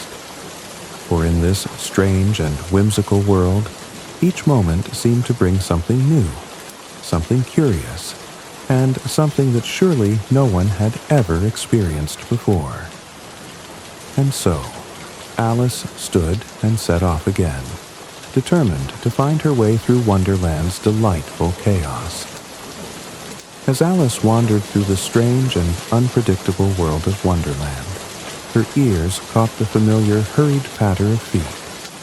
It was the White Rabbit again, muttering to himself, "Oh, my ears and whiskers, how late it's getting." Without a moment's hesitation, Alice followed him, her curiosity pulling her forward like an invisible string. The rabbit darted into a tidy little house tucked beneath the shade of a giant mushroom. Over the door hung a polished brass plaque reading, "W. Rabbit." Alice was just about to knock when the rabbit popped his head out and, mistaking her for someone else, barked, "Marian, run inside at once and fetch my gloves and fan." Marian, thought Alice, bewildered but too intrigued to argue. I suppose I might as well help. She stepped inside the house, which was quite cozy but oddly proportioned, with furniture that seemed to tilt and lean in the oddest ways. Alice soon found a pair of gloves and a fan lying atop a small table, but as she glanced around, her eyes fell upon a curious little bottle. "I know better than to drink strange things," she said aloud, though her hand was already uncorking the bottle. "But then again, everything here is strange, so perhaps it won't matter." She took a sip, and before she knew it, her head was pressing against the ceiling, and her arms were sticking out of the windows like great tree branches. "Oh no, not again!" she cried.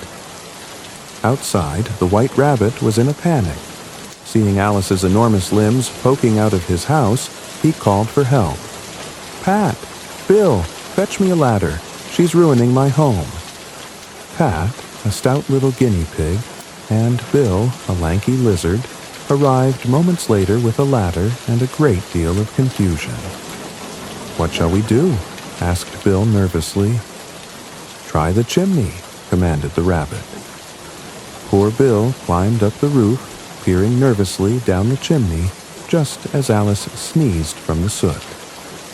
The sneeze sent Bill tumbling head over tail through the air and into the garden below. Alice, meanwhile, managed to grab hold of a tiny cake sitting on a shelf just within reach. "Perhaps this will fix me," she hoped. Taking a bite, she began to shrink rapidly until she was smaller than a blade of grass. She dashed out of the house, much to the rabbit's relief, and ran into the garden, where towering flowers and leaves swayed above her like a forest canopy. Alice felt a mixture of triumph and frustration. "I've managed to escape," she thought, "but I'm no closer to understanding how to get back to my proper size, or home."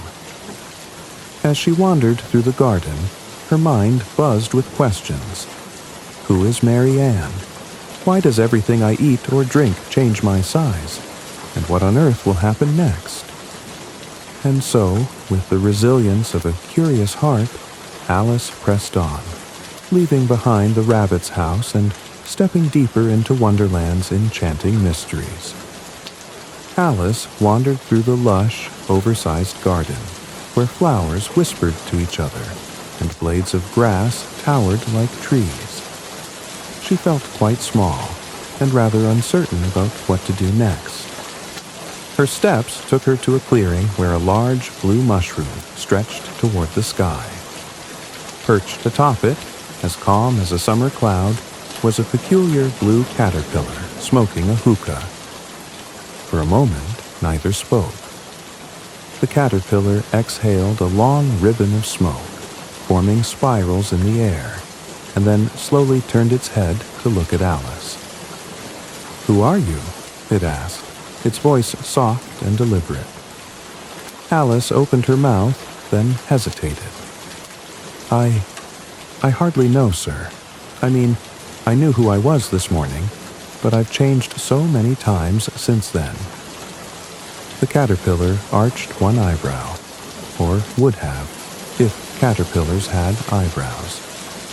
"What do you mean by that?" it asked. "Well, you see," Alice began, "I've been growing and shrinking, and I never seem to stay the same size for very long. It's all rather confusing." The caterpillar took another puff of its hookah, the smoke curling lazily around its head. "Keep your temper," it advised, as though this were the most helpful thing in the world. "I'm not trying to lose it," Alice replied, feeling her cheeks flush. The caterpillar ignored her frustration and continued. "One side will make you grow taller, and the other side will make you grow shorter." "One side of what?"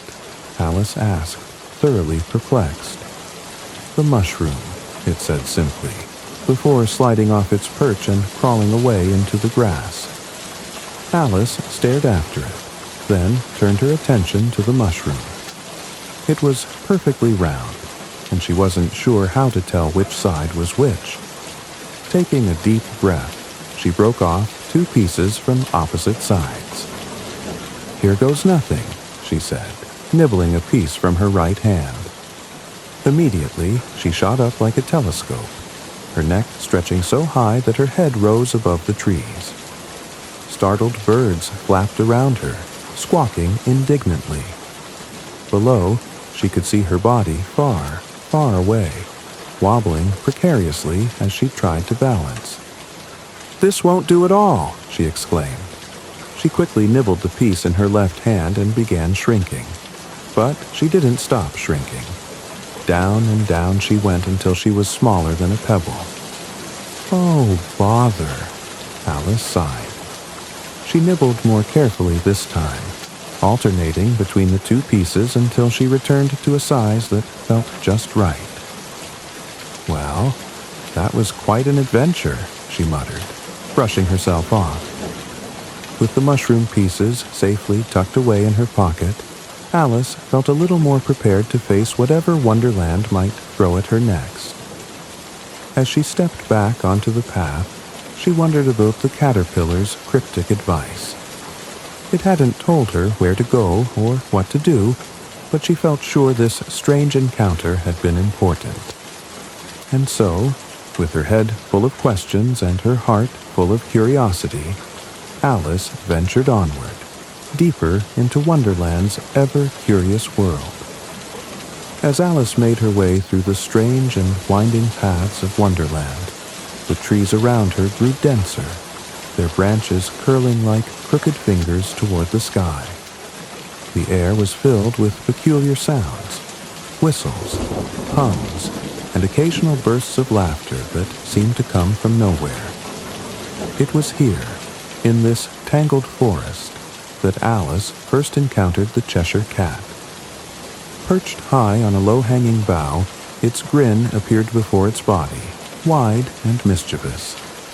Slowly, the rest of the cat faded into view, its striped tail swishing lazily. "Goodness!" exclaimed Alice, stepping back. "I didn't know cats could appear like that." "In Wonderland, my dear," purred the Cheshire Cat, "you'll find that most things happen quite as they please. And where, pray, are you headed?" "I wish I knew," Alice said. "I keep wandering, but I don't know where to go." The Cheshire Cat's grin widened even more. "Then it doesn't much matter which way you go," it said. Alice frowned. "But I want to get somewhere." "Oh, you're sure to do that," said the cat, "if you walk far enough." Its tail flicked thoughtfully. "But if you're looking for adventure, you might visit the Hatter. Or perhaps the March Hare. They're both quite mad, you know." "I don't want to meet mad people," Alice protested. "Too late for that," said the cat with a laugh like a ripple of water. "We're all mad here. I'm mad. You're mad." "How do you know I'm mad?" Alice asked, folding her arms. "You must be," replied the cat, "or you wouldn't have come here." And with that, it began to vanish, piece by piece, until only its grin remained, hanging in the air like a crescent moon. "Well, that's the most curious cat I've ever met," Alice said to herself. She chose a path at random, hoping it might lead to some answers, or at least something interesting. Before long, she came upon a sunny clearing where a long table stretched under the shade of a giant tree. The table was covered in mismatched teacups, teapots, and plates of half-eaten cake. At one end sat the Mad Hatter, his top hat tilted at a jaunty angle, and at the other the March Hare, who was busily dunking a watch into a cup of tea. Between them dozed a dormouse, nestled in a teapot. "No room, no room," they cried as Alice approached. "There's plenty of room," Alice replied, plopping down in an empty chair. The Hatter squinted at her, as if deciding whether she belonged. "Would you like some wine?" he asked. Alice looked around the table. "I don't see any wine." "There isn't any," said the Hatter. "Then it wasn't very polite of you to offer it," Alice said crossly. "It wasn't very polite of you to sit down without being invited," the March Hare retorted. This was only the beginning of a series of nonsensical conversations. The Hatter asked riddles that had no answers, such as, "Why is a raven like a writing desk?" Alice tried her best to reason with them, but found it quite impossible. The topic of time came up, and the Hatter explained that he had quarreled with time himself, which was why it was always 6 o'clock, tea time. Alice eventually grew tired of their endless chatter and decided she'd had enough. "This is the silliest tea party I've ever been to," she declared, standing up. As she walked away, the sounds of the Hatter and March Hare's laughter faded behind her. She couldn't help but smile, though. Wonderland was strange and often maddening, but it was never boring. And so she ventured onward, wondering what other peculiar encounters lay ahead. Alice wandered further along the path, her mind buzzing with the peculiarities of Wonderland. Soon, the trees gave way to an open garden of dazzling beauty. Roses as large as dinner plates bloomed in neat rows, their colors so vivid they seemed almost to glow. In the distance, she spotted a group of peculiar figures scurrying about. A closer look revealed they were living, playing cards. These card-like creatures were busy painting the white roses red, dripping scarlet paint over the pristine petals in frantic strokes. Alice, her curiosity piqued, stepped closer. "What are you doing?" she asked a card with the number 2 printed on its chest. "We planted the wrong roses," 2 whispered anxiously, glancing over his shoulder. "The Queen likes red roses, not white. If she sees this, it'll be off with our heads." "Off with your heads?" Alice repeated, horrified. "Shh," hissed another card, this one labeled 5. "Here she comes."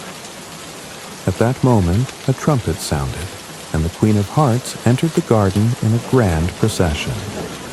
She was a formidable figure, clad in a dress adorned with hearts, her crown glittering atop her head. The King of Hearts, small and timid, followed behind her, along with a parade of card soldiers. The Queen's sharp eyes immediately fell on Alice. "Who is this?" she demanded. Alice curtsied, though her knees felt a little wobbly. "I'm Alice, Your Majesty." The Queen's gaze narrowed. "And what are you doing here?" "I was just admiring your lovely garden," Alice replied, hoping to sound respectful. Grunted the Queen. Her mood shifted abruptly, and she shouted, "Let's play croquet." The soldiers quickly assembled a croquet set, but in true Wonderland fashion, it was unlike any croquet Alice had ever seen.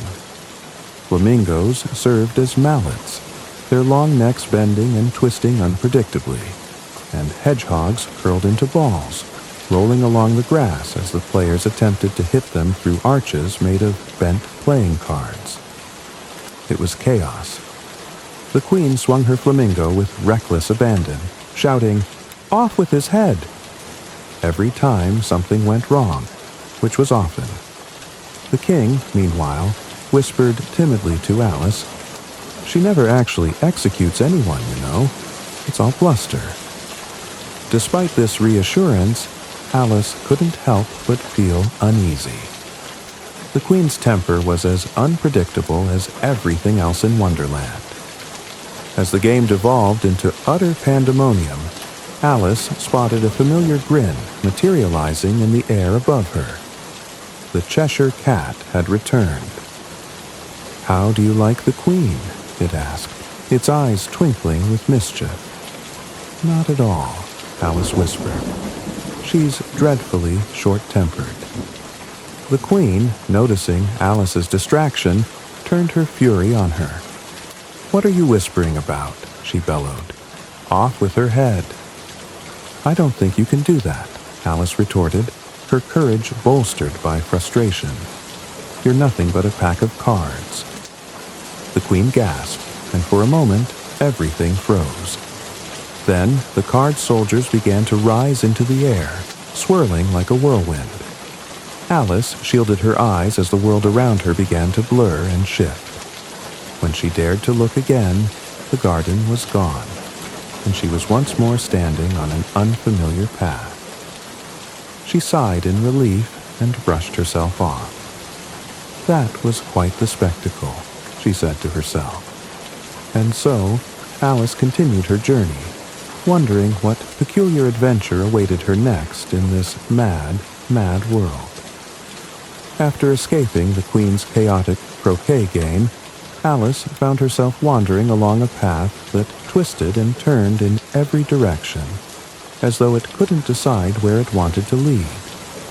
She trudged on, feeling a mixture of relief and curiosity. The air grew salty, and soon she arrived at the edge of the sea, where she encountered two odd figures sitting on the sand. One was a griffin, a majestic creature with the body of a lion and the wings and head of an eagle. It was lazily sprawled out, its talons drawing shapes in the sand. Beside it sat the mock turtle, a peculiar being that looked like a turtle with a mournful expression and the feet of a calf. "They told me to bring you here," said the griffin, its voice a mix of laziness and authority. "Who did?" Alice asked, her curiosity immediately piqued. "The Queen, of course," the griffin replied. "She said you must hear the mock turtle's story." Alice looked at the mock turtle, who sniffled dramatically and wiped a tear from its eye. "Why are you so sad?" she asked gently. "It's my natural state," the mock turtle replied, heaving a deep sigh. "Shall I tell you my tale?" "Please do," Alice said, sitting down on a rock. The mock turtle cleared its throat, and with a voice that wavered between sorrow and pride, it began its story. "Once I was a real turtle. I lived in the sea and attended the finest school, reputable and rigorous. It was called the School of Hard Shells." "What did you study there?" Alice asked, intrigued. "Reeling and writhing, of course," said the mock turtle, "and also ambition, distraction, uglification, and derision." Alice frowned. "I've never heard of those subjects." "Clearly, you've not had a proper education," the mock turtle said, shaking its head. "We also took courses in laughing and grief, taught by the finest instructors. And do you know what our weekly dance lesson was called?" Alice shook her head. "The lobster quadrille!" cried the mock turtle, perking up a little. At this, the griffin jumped to its feet. "Shall we show her?" it asked eagerly. "Oh yes," said the mock turtle, its mournful demeanor briefly replaced by enthusiasm. The two creatures began an elaborate and highly ridiculous dance with leaps and spins that sent sand flying everywhere. The griffin sang a jaunty tune, and the mock turtle joined in. "Will you, won't you, will you? Won't you, will you join the dance?" Alice clapped along, thoroughly amused by the performance. When the dance was over, the mock turtle slumped back into its melancholic posture. "Such happy times," it sighed wistfully. "But now, here I sit, far from the sea, with nothing but my memories and the griffin for company." "Your story is very interesting," Alice said kindly, though she wasn't entirely sure she understood it. "Shall we go back now?" the griffin asked, stretching its wings. "The Queen may be looking for you." Alice hesitated, but nodded. As they walked away, she glanced back at the mock turtle, who waved a flipper sadly. "Goodbye," Alice called. "Goodbye," it replied, its voice echoing softly over the waves. And so, Alice followed the griffin back toward the Queen's court, her mind spinning with thoughts of curious lessons and dancing lobsters. Wonderland, she realized, had a way of making even the strangest encounters feel like something wonderful and unforgettable. The griffin led Alice back to the Queen of Hearts' court, where the scene was as chaotic as ever. The card soldiers were scrambling to stack themselves in perfect formations. The king was fretting over a misplaced crown, and the queen was bellowing, "Off with their heads at anyone who dared cross her path." In the midst of this commotion, a trial was underway. A makeshift courtroom had been set up, and at its center stood a trembling knave of hearts, accused of stealing the queen's tarts. "Silence," roared the Queen as Alice and the Griffin entered. "The trial begins now." Alice, her curiosity once again taking charge, made her way to the front of the crowd to watch. The king, acting as the judge, adjusted his crown and declared, "Call the first witness." The White Rabbit, who appeared to be the court's herald, scurried forward. "The first witness is Alice," he squeaked. "Me?" Alice gasped. Before she could protest, she was ushered to the stand. The Queen leaned forward, her eyes narrowing. "What do you know of this crime?" "Nothing at all," Alice replied firmly. "Nothing?" the Queen repeated, her voice rising. "That's very suspicious." "Not at all," Alice retorted. "In fact, this whole trial is nonsensical." The Queen's face turned red as a rose. "Nonsensical? Off with her." But Alice, who was growing quite tired of the Queen's antics, stood tall. At that moment, she realized something peculiar. She was growing. With each passing second, she became larger and larger until she towered over the entire court. "Who's afraid of a pack of cards?" she declared boldly. The Queen shrieked, and the card soldiers rushed toward Alice, their edges fluttering like the pages of an angry book. But Alice simply swatted them away. As the cards swirled around her, the world began to blur and dissolve. She felt a soft breeze on her face and opened her eyes to find herself lying beneath a tree, the dappled sunlight filtering through the leaves. The familiar sounds of the real world, the rustle of grass, the chirping of birds, welcomed her back. "Why, I've been dreaming," Alice exclaimed, sitting up. She glanced around and saw her sister nearby, reading a book. "You've been asleep for quite some time," her sister said, smiling. Alice stretched and gazed into the distance, her mind still full of Wonderland's wonders: the grinning Cheshire Cat, the eccentric Mad Hatter, the mournful Mock Turtle, and the blustery Queen of Hearts. "What a curious dream it was," she murmured. As her sister returned to her reading, Alice lay back down, her thoughts racing. She wondered if Wonderland was truly just a dream, or if perhaps it existed somewhere just beyond the edge of reality. A place where curiosity and imagination reigned supreme. And though she had returned to the ordinary world, Alice knew that the magic of Wonderland would stay with her forever. A reminder that life itself is often as mad, beautiful, and unpredictable as a journey through a rabbit hole.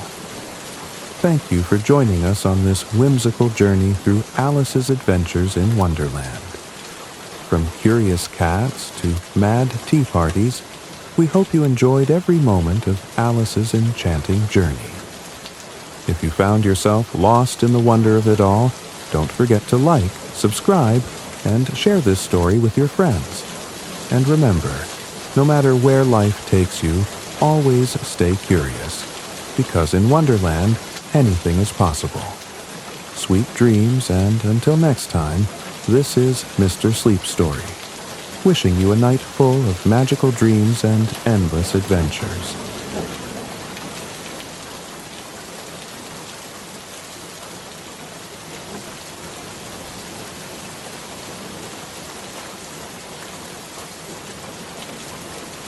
Tonight, I shall be reading a retelling of a classic from the Brothers Grimm, a magical and enchanting tale known as Little Briar Rose.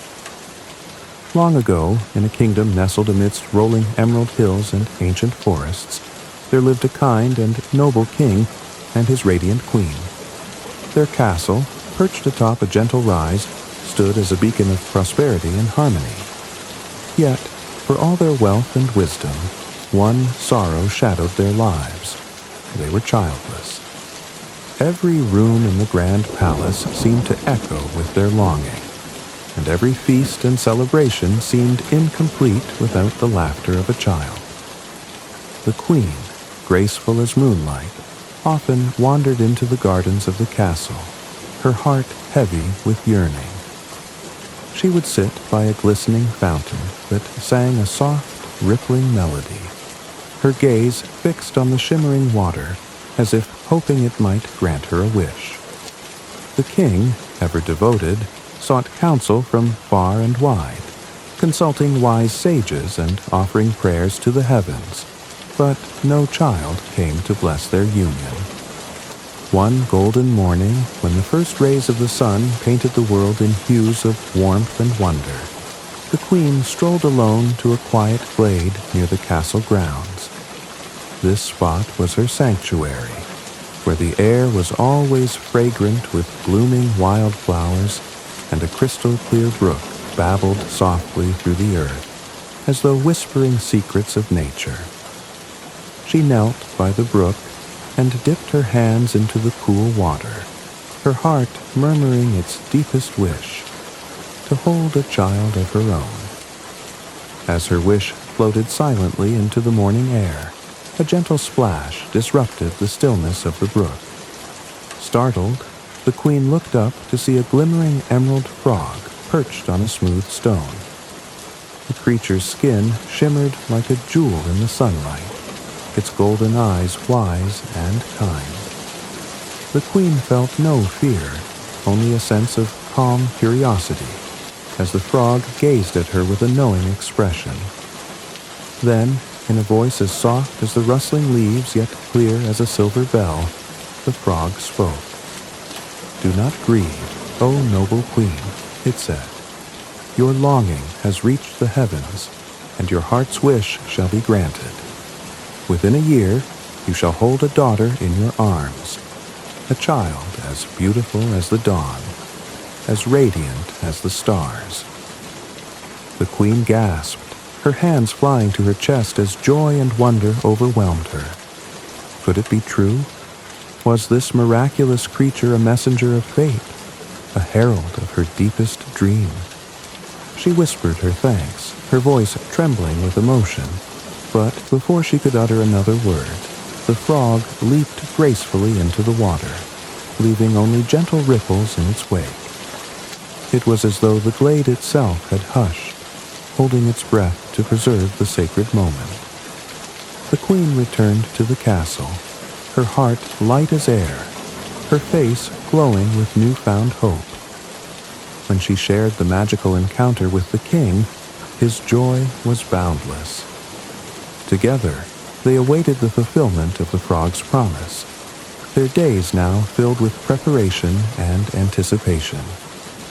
The halls of the castle were soon adorned with golden threads and fragrant garlands, and the kingdom buzzed with quiet excitement, as though nature itself rejoiced in the blessing yet to come. True to the frog's words, a year passed, and the queen gave birth to a daughter, a child so enchanting that even the sun, in all its splendor, seemed to pause in admiration when its light touched her. The princess's cheeks were like rose petals, her hair like threads of gold, and her eyes sparkled with the promise of joy and adventure. The king and queen named her Friar Rose, for she was as precious and delicate as the wild roses that blossomed near the brook where the queen's wish had been granted. The kingdom rejoiced, and from the highest tower of the castle to the humblest village home, the air was alive with celebration. The birth of Friar Rose was more than a blessing to her parents. It was a gift to the entire realm, a promise of hope, beauty, and enchantment that would echo through the ages. From the moment Friar Rose entered the world, it was as though the heavens had poured their blessings upon her. The newborn princess was a vision of delicate beauty, her cheeks soft and pink like the petals of a freshly blossomed rose. Her hair, a fine golden down, seemed to catch and hold the sunlight, glowing faintly even in the dim light of her cradle. Her tiny lips, perfectly shaped, held the softest of smiles, as if she already carried the dreams of the kingdom in her peaceful slumber.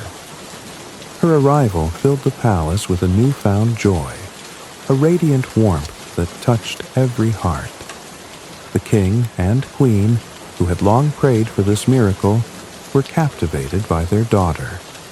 Each day they marveled at her perfection.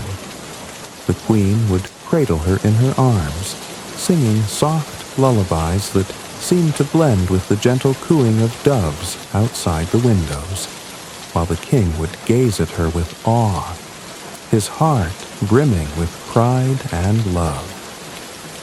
Even as an infant, Briar Rose seemed to exude an ethereal grace. Her movements, though small and uncoordinated, had a delicate charm. When she stretched her tiny hands toward the sunlight streaming through the castle's tall windows, the servants whispered that the very light itself seemed to gather around her, illuminating her soft features. There was a quiet but unmistakable strength in her, as though she carried within her the promise of something extraordinary. As the days turned into weeks, her personality began to blossom. She was a serene child, rarely crying, as if she already understood the tranquility her presence brought to those around her. Her laugh, when it came, was like the chiming of tiny silver bells, a sound so pure and joyful that it would draw even the busiest servant away from their work to share in her delight. She gazed at the world with wide, curious eyes, their blue depths reflecting the wonder and innocence of her soul.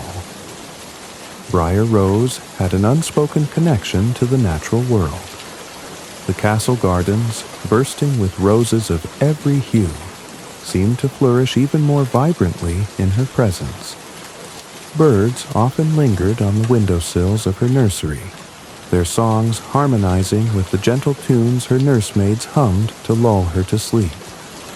When the queen carried her into the garden, butterflies would flit around her, drawn as though by an unseen magic.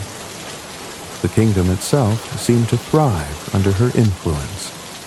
Crops grew in abundance, the rivers sparkled clearer than ever, and the people's hearts swelled with hope for the future. Word of the princess's beauty and charm spread beyond the castle walls, and the villagers would gather in the hopes of catching a glimpse of her during her rare appearances. As the day of her christening approached, the palace buzzed with excitement. Courtiers prepared lavish decorations, weaving garlands of roses and golden threads to adorn the great hall. Messengers were dispatched to invite the wisest and noblest of the realm to celebrate the cherished child. The king and queen, though deeply devoted to their daughter, were mindful of the blessings yet to be bestowed upon her by the wise women, who would guide her destiny. The days leading up to the ceremony were filled with anticipation, as the entire kingdom prepared to honor the princess, whose presence had already begun to weave a story of beauty, grace, and promise. Yet, even amidst the joy, an undercurrent of unease lingered in the air, an inexplicable sense that the perfection of this moment could be as fragile as the petals of a rose. The kingdom glittered with celebration as the day of the princess's christening dawned. Bells rang from every tower, their joyful peals carrying the news of Briar Rose's naming ceremony far and wide. Nobles and villagers alike flocked to the grand hall, eager to bestow their blessings on the cherished child. Among the honored guests were 12 wise women, each renowned for their gifts of wisdom and magic. These women, dressed in flowing robes that shimmered like starlight, arrived bearing blessings for the princess. Their presence filled the hall with a sense of wonder, for it was said that their gifts could shape the destiny of any they chose to favor. One by one, the wise women approached the cradle where Briar Rose lay, swaddled in silken blankets and glowing with an otherworldly beauty. The first gifted her with beauty beyond compare, so radiant that even the flowers would envy her. The second bestowed a voice as melodious as the sweetest songbird. The third granted her grace in every step and gesture, while the fourth promised boundless wisdom. Each blessing wove a thread of magic into the princess's destiny, a tapestry of perfection that grew more dazzling with every gift. But as the 11th wise woman stepped forward to offer her blessing, a chill swept through the hall. The air seemed to darken, and the joyous murmurs of the crowd faded into uneasy silence. The grand doors of the hall, flung open in welcome, now slammed shut with an ominous force. All eyes turned to the entrance, where a figure draped in shadows stood. It was the 13th wise woman, her expression a mask of cold fury. Uninvited and overlooked, she had come not to celebrate but to claim her vengeance for the slight. Her robes were dark as midnight, and her eyes burned with an unnatural light. The king and queen exchanged panicked glances, their joy hurtling into dread. They had miscalculated, for though only 12 golden plates had been set at the table, they had underestimated the wrath of the uninvited. Striding into the hall with an air of terrible power, the 13th wise woman stopped before the cradle of Briar Rose. Her voice, sharp and unyielding, rang out like a thunderclap. "You dare slight me, the eldest of the wise women, the keeper of knowledge and fate. For your arrogance, I shall repay you in kind." She raised her hand, and the room seemed to shudder under the weight of her magic. This child, so perfect and blessed, shall meet her doom. On her 15th birthday, she shall prick her finger on the spindle of a spinning wheel and die. A collective gasp swept through the crowd. The queen collapsed into the king's arms, her face pale with horror, while the courtiers stood frozen, unable to intervene. The wise woman's curse hung in the air like a storm cloud, its dark promise chilling the hearts of all who heard it. Before the 13th wise woman could depart, the 12th stepped forward, her face serene yet resolute. "Sister," she began, her voice calm but firm, "your wrath is great, but your curse shall not be absolute.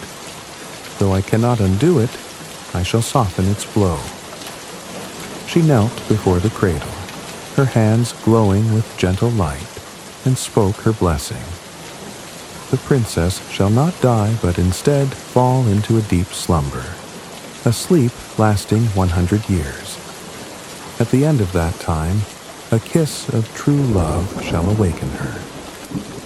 Though the room remained steeped in fear, this promise of hope pierced the darkness like a single beam of sunlight through storm clouds. The 13th wise woman scowled, her eyes narrowing, but she said nothing more.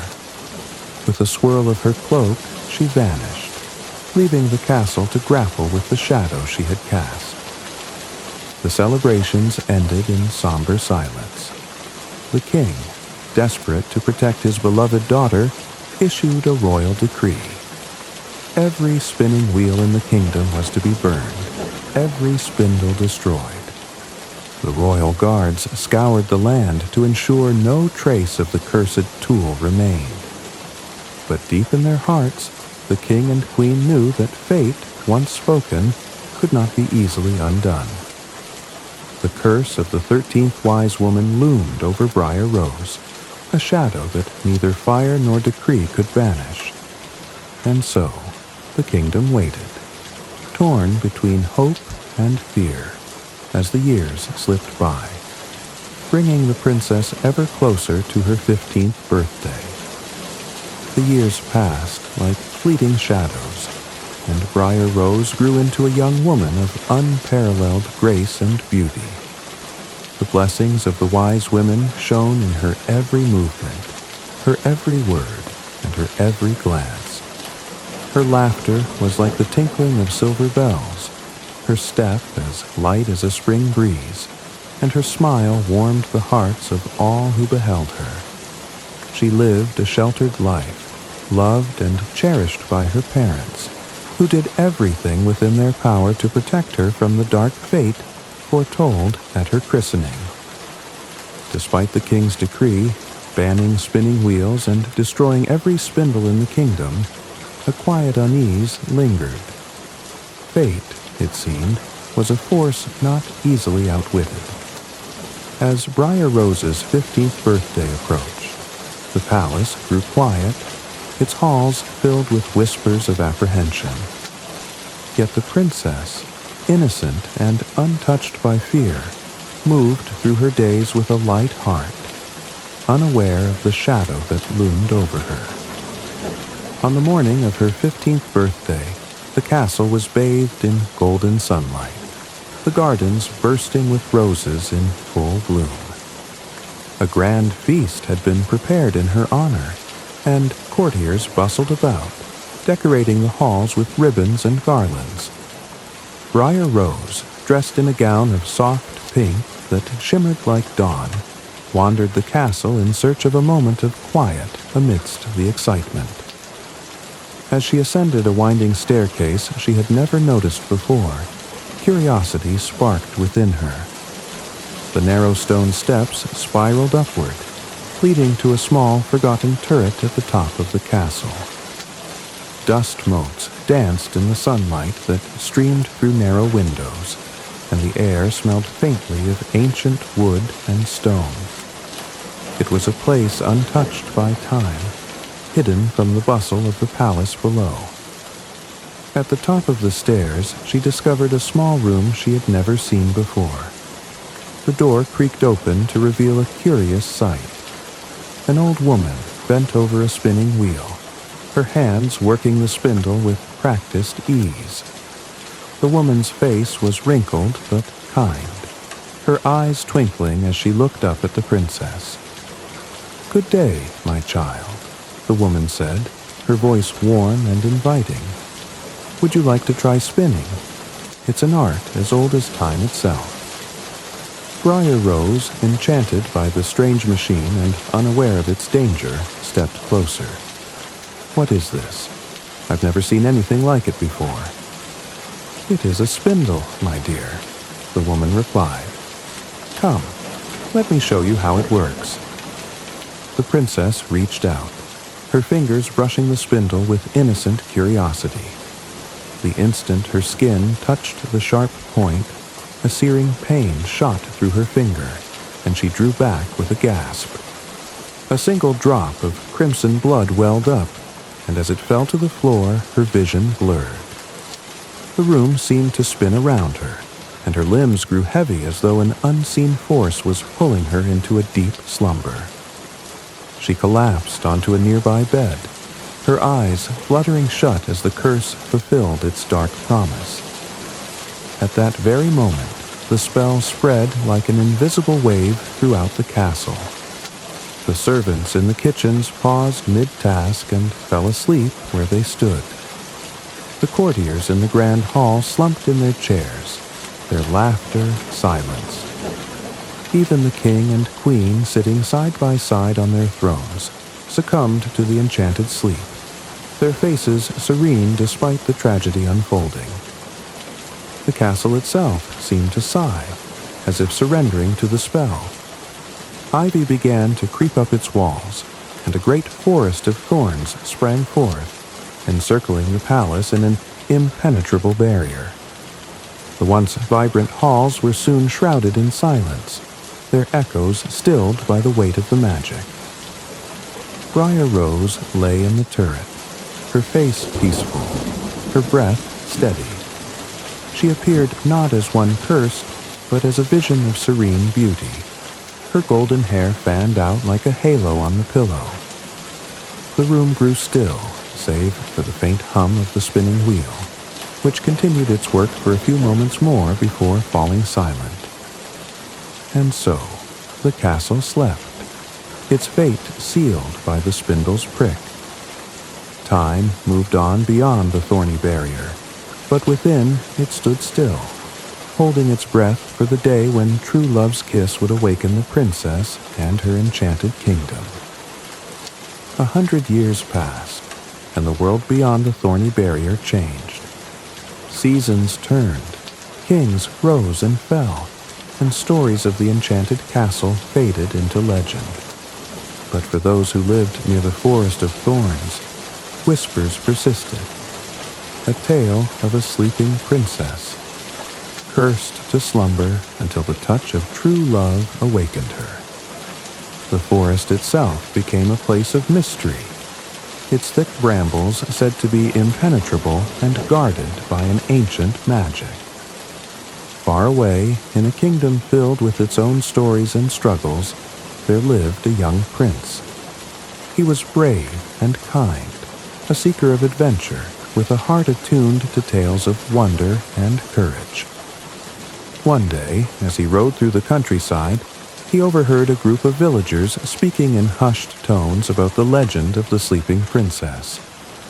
The prince's curiosity was piqued, and he pressed them for details. "The castle lies beyond the forest," an old man said, his voice trembling with the weight of the tale. "It is said that no one who ventures into the thorns ever returns. But within, they say, a princess of unparalleled beauty sleeps, waiting for the one who can break the curse." The prince felt a stirring in his heart, a sense of destiny calling to him. He resolved to find the castle, not out of a desire for glory, but because the tale touched something deep within him, a belief in the power of love and the courage to face the impossible. With only his trusted horse and a heart full of determination, the prince set out toward the forest. When he reached the edge of the thicket, he marveled at its otherworldly nature. The thorns were unlike any he had ever seen, black and twisted, their tips glinting like iron in the sunlight. Yet, as he approached, the barrier seemed to sense his purpose. The thorns shifted and parted before him, creating a narrow path that invited him forward. The journey through the forest was treacherous. Shadows danced among the trees, and the air was thick with a strange, humming magic. But the prince pressed on, driven by the image of the sleeping princess etched in his mind. Finally, after what felt like an eternity, he emerged into a clearing and beheld the castle. Time had left its mark on the grand structure. Ivy and moss clung to its walls, and its once bright banners hung in faded tatters. Yet there was a beauty to the place, an air of timeless enchantment that spoke of its hidden wonder. The prince dismounted and entered the silent halls, where he found the courtiers and servants frozen in slumber, their faces peaceful as if caught in a fleeting dream. Guided by an unshakable instinct, he climbed the winding stairs to the turret. There, bathed in a beam of golden light, lay the princess. Her beauty was breathtaking, her expression serene, as if she were merely resting and not under a century-old spell. The prince's heart swelled with awe and tenderness as he knelt beside her. Gently, he leaned forward and pressed a kiss to her lips. It was a kiss born of love, pure and unselfish, carrying with it the magic needed to break the curse. As his lips touched hers, a ripple of light swept through the room, like the first rays of dawn breaking over a darkened sky. The princess's eyes fluttered open, and for a moment she gazed at the prince with wonder. "Is it you?" she whispered, as if she had been dreaming of him all along. "Yes," the prince replied, his voice filled with warmth. "It is I, here to awaken you." The magic spread throughout the castle, and one by one the courtiers and servants stirred. The halls filled with gasps and laughter as life returned to the enchanted kingdom. Even the forest of thorns melted away, its dark barrier replaced by sunlight and blooming flowers. The king and queen awoke with tears of joy, embracing their daughter and welcoming the prince as their savior. The kingdom celebrated with a feast that lasted for days, rejoicing not only in the breaking of the curse, but in the love that had conquered it. The joy that spread through the castle after the awakening of Princess Briar Rose was unlike anything the kingdom had ever known. Courtiers and servants, newly risen from their century-long slumber, bustled with energy, their hearts filled with gratitude and wonder.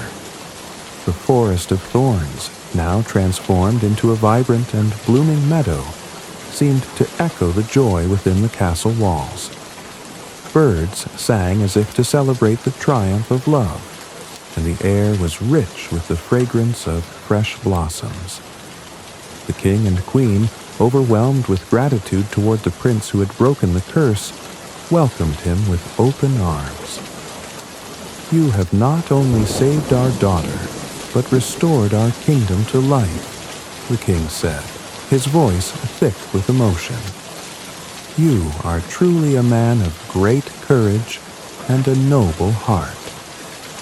The prince, humbled by their words, turned to Briar Rose. From the moment she had opened her eyes and their gazes had met, he had known that their bond was unlike any other. She, too, felt it, a connection that transcended the years and the magic that had bound them. It was as if their hearts had been waiting for this moment, their destinies intertwined long before they had met. As days turned into weeks, the castle bustled with preparations for the grandest celebration the kingdom had ever seen. The prince and princess were to be married, and the event would mark not only the union of two hearts, but the renewal of hope and joy for all. Invitations were sent far and wide, summoning royalty, nobles, and common folk alike to witness the union that had been foretold in legend. The wedding day dawned with a golden sunrise, the sky painted in hues of pink and gold, as if nature itself rejoiced in the occasion. The castle was transformed into a vision of enchantment, adorned with garlands of roses in every shade imaginable. The great hall, where so many had fallen asleep under the curse, was now alive with laughter and music, its chandeliers sparkling like captured starlight. Briar Rose, radiant in a gown of shimmering gold threaded with rose motifs, walked down the aisle with a grace that took everyone's breath away. Her hair cascaded like sunlight over her shoulders, and her eyes shone with a happiness that seemed to light up the room. The prince stood at the altar, his gaze fixed solely on her, his heart pounding with a love so profound it seemed the world itself paused to witness it. The ceremony was presided over by the kingdom's wise elders, who spoke of the power of love to overcome even the darkest curses. Vows were exchanged, promises of devotion and partnership that resonated with every soul present. When the prince and princess were pronounced husband and wife, a cheer erupted, echoing through the castle and beyond. The festivities that followed were unparalleled. Feasting tables stretched as far as the eye could see, laden with delicacies both humble and exotic. Musicians played lively tunes, and dancers twirled beneath the stars. Lanterns floated into the night sky, each one carrying a wish for the newlyweds' happiness. As the evening deepened, the prince and princess stole away to a quiet balcony overlooking the transformed landscape. Hand in hand, they gazed at the kingdom that now thrived once more, its fields lush and its people jubilant. "Do you think it was fate that brought us together?" Briar Rose asked, her voice soft as the night breeze. "I believe it was love," the prince replied, his voice steady and warm. a love that waited patiently through time and trials, stronger than curses and thorns. Together, they watched as the moon rose high, its silver light bathing the world in serenity.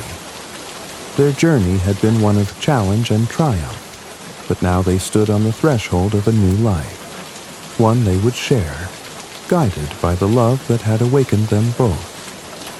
And so, the prince and princess ruled their kingdom with wisdom and compassion, their love a beacon of hope and harmony. They built a life together filled with laughter, adventure, and the simple joys of shared companionship.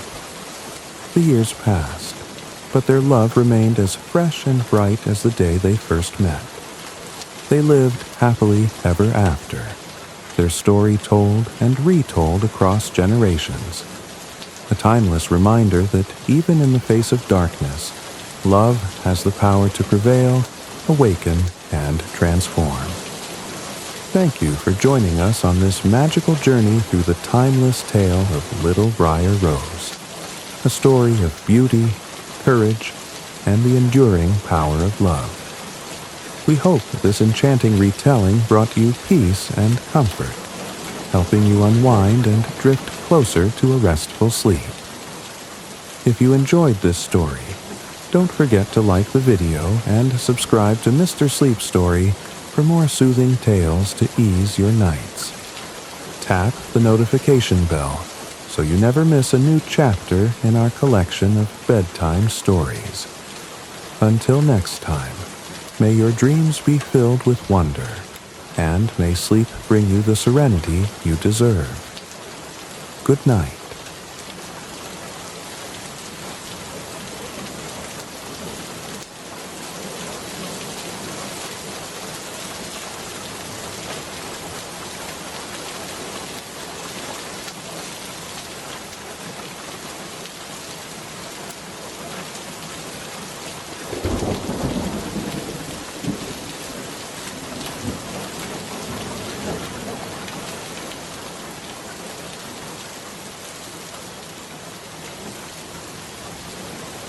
Tonight, let us journey into the shadowy world of a literary masterpiece, Mary Shelley's Frankenstein. This retelling is carefully crafted to retain its Gothic charm while easing your mind into a restful state. Our story begins in the shadows of the Swiss Alps, where the wind whispered secrets through the valleys and the mountains loomed like ancient sentinels. A child named Victor Frankenstein was born into a world of privilege and wonder. His childhood was a tapestry of contrasts, filled with the warmth of familial love, yet tinged with an insatiable hunger for the unknown. Victor's father, Alphonse, was a man of wisdom and stability, while his mother, Caroline, radiated kindness and compassion. Their home in Geneva was a haven, filled with books and the laughter of children. Yet, even amidst this happiness, there was a quiet yearning in Victor's soul, a restlessness that set him apart. As a boy, Victor was captivated by the mysteries of the natural world. He would spend hours wandering through the family's gardens, marveling at the intricate patterns of leaves and the endless hum of life hidden within. It was during one such moment that fate intervened and brought Elizabeth into his life. She was a golden-haired orphan adopted by his parents, a girl whose presence seemed to bring light to even the gloomiest days. Victor regarded her as more than a sister.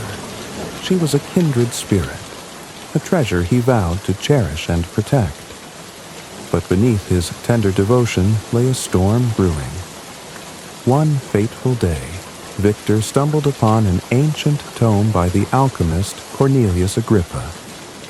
Its pages spoke of forbidden knowledge, of secrets that could unlock the very fabric of life itself. Though his father dismissed the book as outdated nonsense, Victor's fascination only deepened. He devoured the works of Agrippa, Paracelsus, and Albertus Magnus, their ideas igniting a fire in his mind. He began to dream of creation and mastery over the natural world. To Victor, the laws of science were not boundaries, but challenges, veils waiting to be lifted. His curiosity became an obsession, and his youthful innocence gave way to a more profound desire to understand the spark of life. As Victor grew, tragedy struck. His mother, the gentle light of his childhood, fell ill with scarlet fever. Though her passing was swift, its impact on Victor was profound. Before she drew her final breath, she made a plea that Elizabeth would one day become his wife. Victor, shattered by grief, promised to honor her wishes, yet something in him shifted.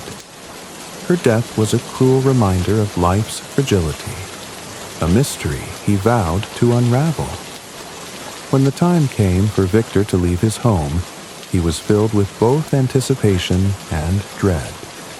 The University of Ingolstadt awaited, a place where the boundaries of knowledge would be pushed and the seeds of his obsession would find fertile ground. His father, proud yet concerned, encouraged him to seek balance in his pursuits, but Victor was already too far gone. His heart burned with a singular purpose, to conquer the mysteries of creation and death. And so, Victor departed Geneva, leaving behind the innocence of his youth. As he crossed the threshold into adulthood, he carried with him the weight of his mother's loss, the burden of his insatiable curiosity, and a shadow that would soon grow darker than he could imagine. When Victor Frankenstein arrived at the University of Ingolstadt, the world seemed vast and brimming with potential.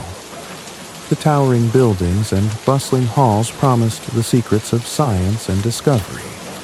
Yet the shadow within Victor's heart grew darker with each passing day. He immersed himself in his studies, devouring knowledge like a man starved. His mind, already shaped by the fantastical musings of alchemists, now wrestled with the rigorous logic of modern science. It was here that Victor encountered two men who would forever alter his path. M. Krempe, a stern and dismissive professor of natural philosophy, and M. Waldman, a gentle yet inspiring mentor who saw the spark of brilliance in Victor's obsession. M. Waldman's lectures on chemistry and the power of the natural world ignited something fierce within Victor. Here was a man who understood the promise of science, who spoke not just of its laws, but of its possibilities. Under Waldman's guidance, Victor felt his ambitions solidify. The dream of understanding life itself was no longer a childish fancy. It became an achievable goal, tantalizingly close. As the seasons changed, Victor's studies consumed him. The world beyond the university faded into a distant memory. Letters from his beloved family, Elizabeth, his father, and his friend Henry Clerval, went unanswered, their loving words unable to pierce the fog of his obsession. The nights grew longer as Victor spent countless hours in solitude, poring over anatomical texts, dissecting cadavers, and experimenting with the elements of life itself. It was during these lonely nights that the true descent began. In the flickering light of his laboratory, surrounded by the tools of his trade, Victor pushed the boundaries of science into the forbidden. He collected bones from charnel houses, gathered organs from the newly dead, and stitched them together with meticulous precision. The once bright halls of academia seemed to close in around him, their grandeur replaced by the oppressive weight of his grim work. Though his body grew frail from lack of rest, his mind was aflame. Victor spoke to no one of his experiments, guarding his secret with a paranoia that bordered on madness. His dreams became nightmares, haunted by grotesque visions of his creation and the life he sought to bestow. Yet he could not stop. The goal was too close, the allure of playing God too powerful to resist. On a stormy night, with lightning cracking the sky, Victor reached the pinnacle of his ambition. He harnessed the primal force of electricity, directing its power into the lifeless form he had assembled. As the room filled with the stench of decay and ozone, Victor's heart thundered in his chest. And then it happened. A spark, a twitch, a sudden convulsion. The lifeless body stirred, its eyes opening to reveal a glassy, unnatural stare. Victor had done it. He had created life. But as he gazed upon his work, a wave of horror and revulsion swept over him. The creature was monstrous, its form grotesque and unnatural despite his careful design. What he had hoped would be a triumph of beauty and power now stood before him as a dreadful abomination. Overwhelmed by the enormity of what he had done, Victor fled from the room, leaving his creation to awaken alone. The once brilliant scholar who had sought to unravel the mysteries of life now found himself consumed by the darkness he had unleashed. The night Victor Frankenstein brought his creation to life, a chill colder than the winds of the Alps settled into his soul. Fleeing the laboratory, he staggered through the dark streets of Ingolstadt, the weight of his actions pressing heavily on his chest. His thoughts were a whirlwind of regret, terror, and disbelief. The very hands that had given life now trembled in fear of what they had unleashed.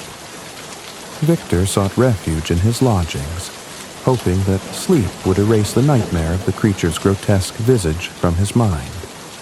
But sleep eluded him. Every shadow seemed alive, every creak in the floorboards a step closer to doom. When at last he drifted into a restless slumber, it was filled with visions of Elizabeth, her warm smile turning to a ghastly leer, her form decaying before his eyes. He woke drenched in sweat, the echoes of his own screams reverberating in his ears. Morning came, bringing no solace. Driven by a dreadful compulsion, Victor returned to the laboratory. He dreaded what he might find, yet the room was empty. The creature, his creature, had vanished. Relief washed over him, mingled with an insidious fear. Where had it gone? What would it do? For days, Victor wandered the city, his mind fractured and his body weakened by sleepless nights and gnawing dread. He avoided his professors and classmates, retreating into a solitary world of guilt and paranoia. The memory of the creature's yellow, watery eyes and patchwork form haunted him like a specter. He began to feel as though the monster's shadow followed him at every turn. It was in this state of despair that Victor encountered his childhood friend, Henry Clerval, who had arrived in Ingolstadt to pursue his own studies. Henry's presence was like a balm to Victor's tormented soul. With his kind eyes and unshakable optimism, Henry coaxed Victor out of his darkness, encouraging him to reconnect with the world he had so thoroughly abandoned. Under Henry's care, Victor's health began to improve. The nightmares receded, and the oppressive weight of his secret seemed to lighten, though it never fully left him. Victor convinced himself that the creature had fled far away, perhaps lost in the wilderness, never to be seen again. For a time, he allowed himself to hope that he could escape the consequences of his ambition. But fate, as it often does, had other plans. Several months later, a letter arrived from Victor's father.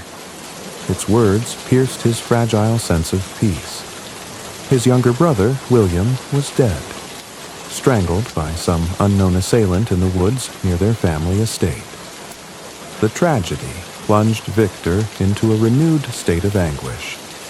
He resolved to return to Geneva at once, eager to console his grieving family and escape the city that had borne witness to his terrible deeds. As he approached the Swiss Alps, the familiar landscape brought both comfort and unease. In the brooding skies above and the towering peaks shrouded in mist, Victor felt the presence of his past lurking just beyond sight. And, as he wandered the path toward home, a storm gathered on the horizon, mirroring the turmoil in his heart. In a flash of lightning, Victor saw it, a figure of immense stature, moving with unnatural speed across the rocky terrain. The creature, his creation. It was not lost, not gone, but here, in the heart of his homeland, weaving itself into the fabric of his life once more. The storm raged on, and Victor stood frozen, his soul gripped by a chilling certainty. The horrors he had unleashed were far from over. Victor Frankenstein's return to Geneva was steeped in sorrow. The death of his youngest brother, William, had cast a pall over his family. Elizabeth was consumed with guilt, believing that her carelessness in allowing William to carry a prized locket had made him a target. Victor's father, once a man of quiet strength, now seemed weathered and broken. But Victor bore a greater burden. The figure he had seen during the stormy approach to Geneva haunted his thoughts. He knew the truth, that William's death was no accident, no random crime. The creature, his own creation, was the hand that had snatched the boy's life. Victor's heart twisted with guilt and horror, but he dared not share his suspicions. Who would believe him? Who could comprehend the dark secret he carried? As if this tragedy were not enough, fate dealt another cruel blow. Justine Moritz, a kind-hearted servant of the Frankenstein family, was accused of William's murder. The locket, found in her possession, a cherished trinket that Elizabeth had once gifted William, was enough to seal her fate. Justine proclaimed her innocence, but the evidence against her was damning. She was arrested, tried, and sentenced to death. Victor, racked with guilt, knew the creature had planted the locket to frame her. But fear and shame silenced him. How could he confess that he had unleashed a monster upon the world? How could he admit that the horror now befalling his family was his own doing? He watched in anguish as Justine was condemned, unable to summon the courage to speak the truth. On the night before her execution, Victor and Elizabeth visited Justine in her cell. The young woman, serene despite her fate, forgave them both and professed her innocence once more. Elizabeth wept bitterly, clinging to Justine as though her love alone might save her.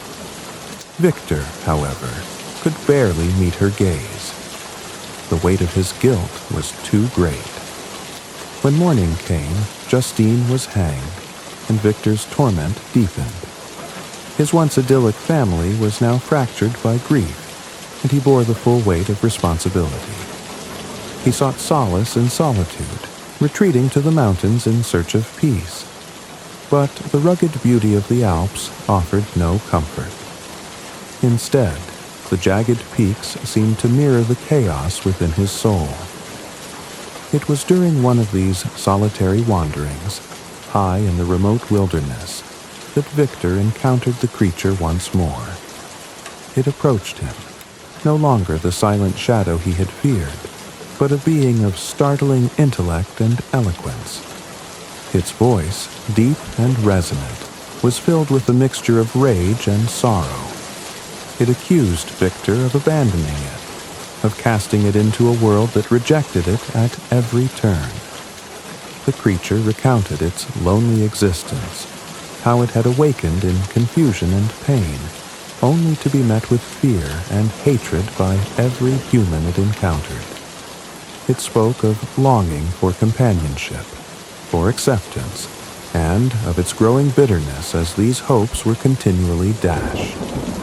Victor listened, torn between revulsion and pity, as the creature revealed the depth of its suffering.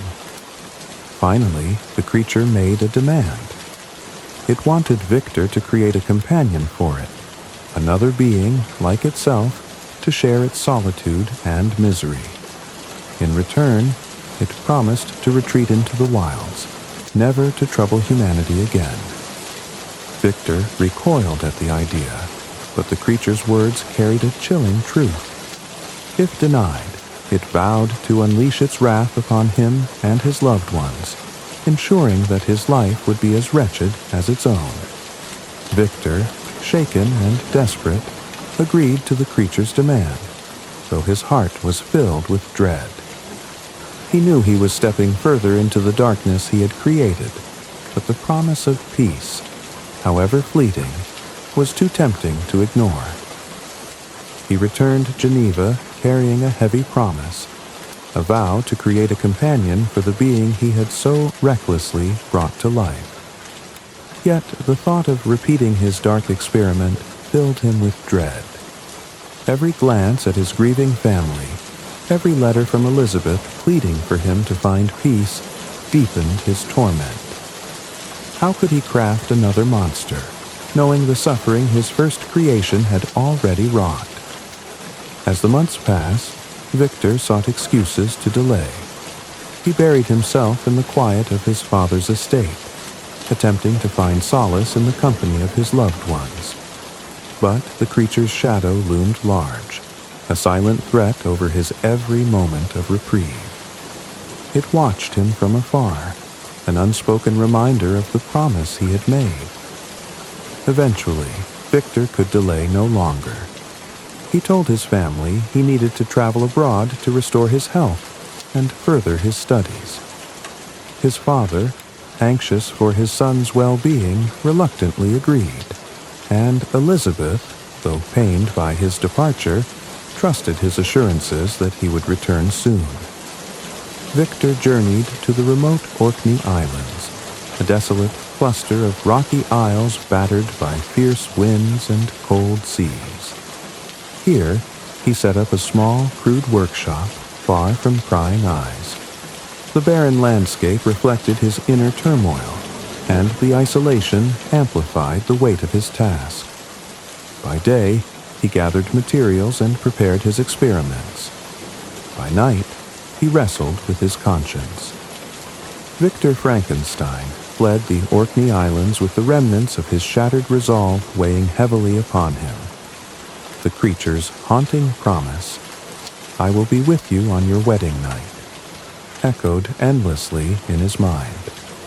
He longed to escape the darkness that seemed to follow him, but there was no refuge from the consequences of his actions. The shadow of his creation stretched across every horizon. After leaving the islands, Victor sailed to the mainland, seeking anonymity in the chaos of distant towns and crowded ports. His body was frail, his mind fractured, yet the sense of dread kept him moving. He refused to tell his family of the horrors he faced, shielding them from the monstrous truth. Letters from Elizabeth arrived often, filled with love and concern, pleading for his return and urging him to reclaim the joy that had once defined his life. Each word was a dagger to his heart, for Victor knew that danger loomed closer with every passing day. It was during one of his restless travels that fate turned against him again. In a small village along his route, Victor was suddenly arrested. He learned that a man's lifeless body had been found washed ashore, a victim of strangulation. The villagers, finding Victor near the scene, accused him of murder. Though he protested his innocence, his haggard appearance and evasive demeanor made him an easy target for suspicion. To his horror, Victor discovered that the victim was Henry Clerval, his dearest friend. Henry, who had always been a beacon of kindness and optimism, had fallen prey to the creature's wrath. The sight of Henry's lifeless body broke something in Victor, and he collapsed into a feverish delirium. For weeks he remained imprisoned, consumed by grief and guilt. In his fevered dreams, the creature's ghastly form appeared, mocking him, reminding him that this was but the beginning of its vengeance. Eventually, Victor's father arrived to secure his release, convinced of his son's innocence. The reunion was bittersweet. Alphonse Frankenstein's joy at seeing Victor alive was tempered by the realization that his son was a shadow of the man he had once been. Victor, though freed, carried with him the unbearable burden of Henry's death and the chilling certainty that the creature's promise would soon come to fruition. Upon returning to Geneva, Victor attempted to find solace in the arms of his family. Elizabeth, ever devoted, worked tirelessly to restore his spirits. Despite his mounting fears, Victor allowed himself to be drawn into preparations for their long-delayed wedding. Yet every step toward the ceremony felt like a march toward doom. The creature's ominous vow rang in his ears, and though he warned Elizabeth of vague dangers, he could not bring himself to reveal the full truth. The wedding day arrived, a bittersweet occasion cloaked in foreboding. Victor and Elizabeth exchanged vows under the bright sunlight, their families rejoicing around them. For a fleeting moment, Victor dared to hope that the creature's threat was empty. But as night fell and the couple retreated to a secluded villa, his dread returned with full force. The villa, nestled by the tranquil waters of Lake Geneva, seemed a peaceful refuge. Victor, however, was on edge, prowling through the shadows, prepared to confront the creature. He armed himself and stationed himself near the door, waiting for the monster to strike. But he had misjudged his adversary. The creature, cunning and cruel, sought not Victor, but his heart. From the bedroom came a scream, a sound so piercing and desperate that it froze Victor's blood. He rushed into the room to find Elizabeth lifeless on the bed, her body limp, her once radiant face now a mask of terror. The creature had fulfilled its promise, exacting its vengeance in the most devastating way possible. Victor fell to his knees, his world shattered beyond repair. Outside, the wind carried the faint sound of mocking laughter as the creature disappeared into the night. Victor swore vengeance, vowing to pursue the monster to the ends of the earth if necessary. But in his heart, he knew that no act of retribution could ever mend the ruin his ambition had caused. The process of creating life once more was both a physical and emotional torment. The lifeless form taking shape on his table was a grotesque mockery of his earlier ambitions. Each stitch and every careful adjustment reminded him of the consequences of his first act of hubris. But, as the creature had promised, its silent presence was never far, its watchful eyes a constant pressure.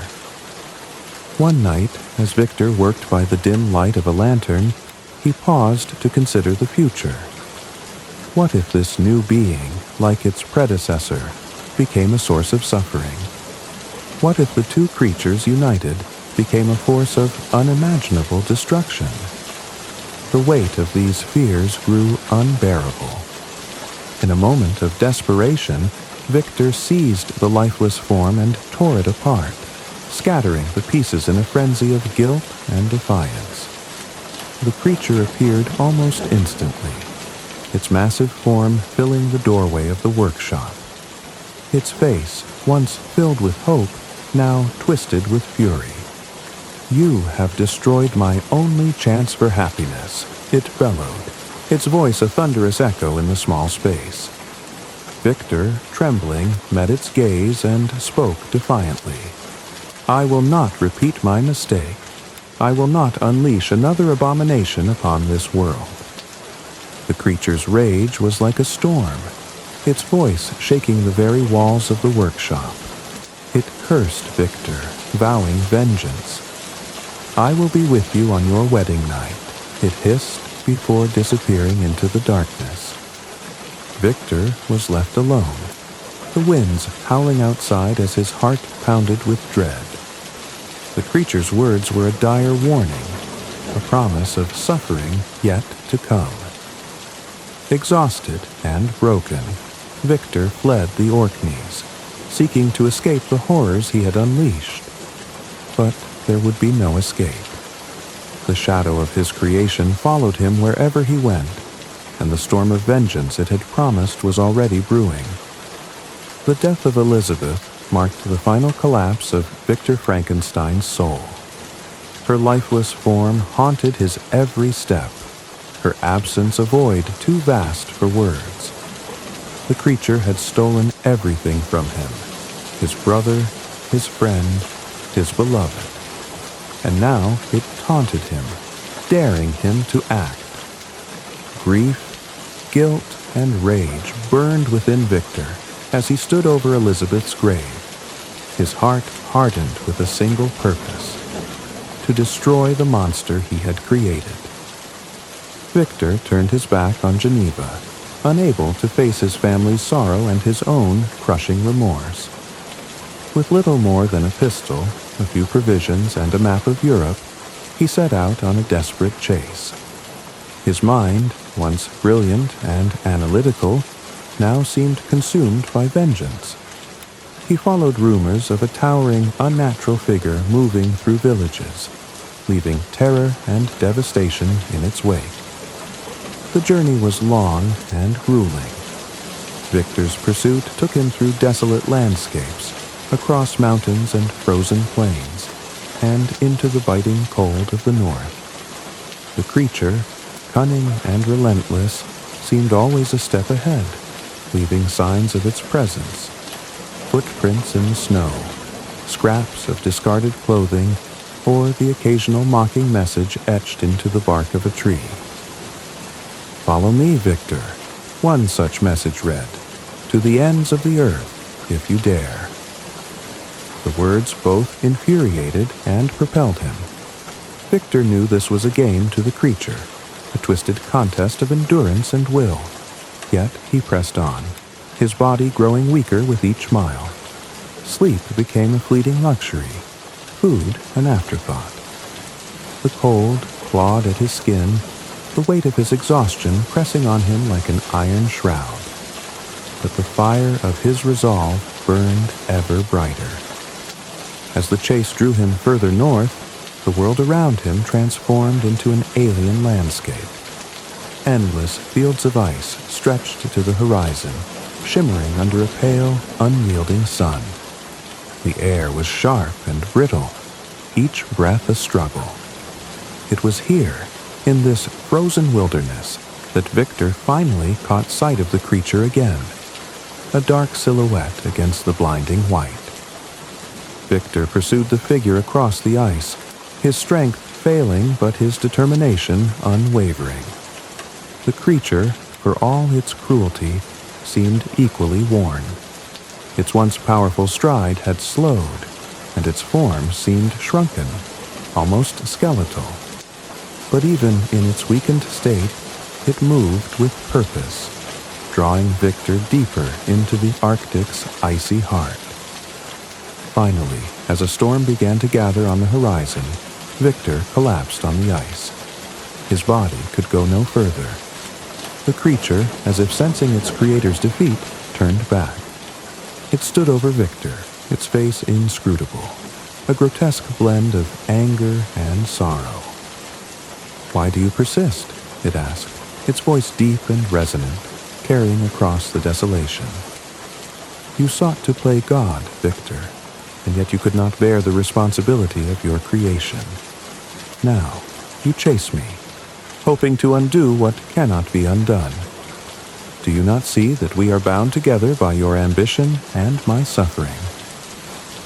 Victor, trembling with cold and fury, could only curse the creature. "You are a demon," he spat. "You have brought nothing but misery to this world, and I will see you destroyed, even if it costs me my life." The creature laughed, a hollow, bitter sound. Then follow me, Victor, to your end and mine. This is your punishment, and it is mine. We are locked in this dance until the ice claims us both. Before Victor could reply, the storm overtook them. Blinding snow and howling winds swallowed the creature's figure as it disappeared into the white.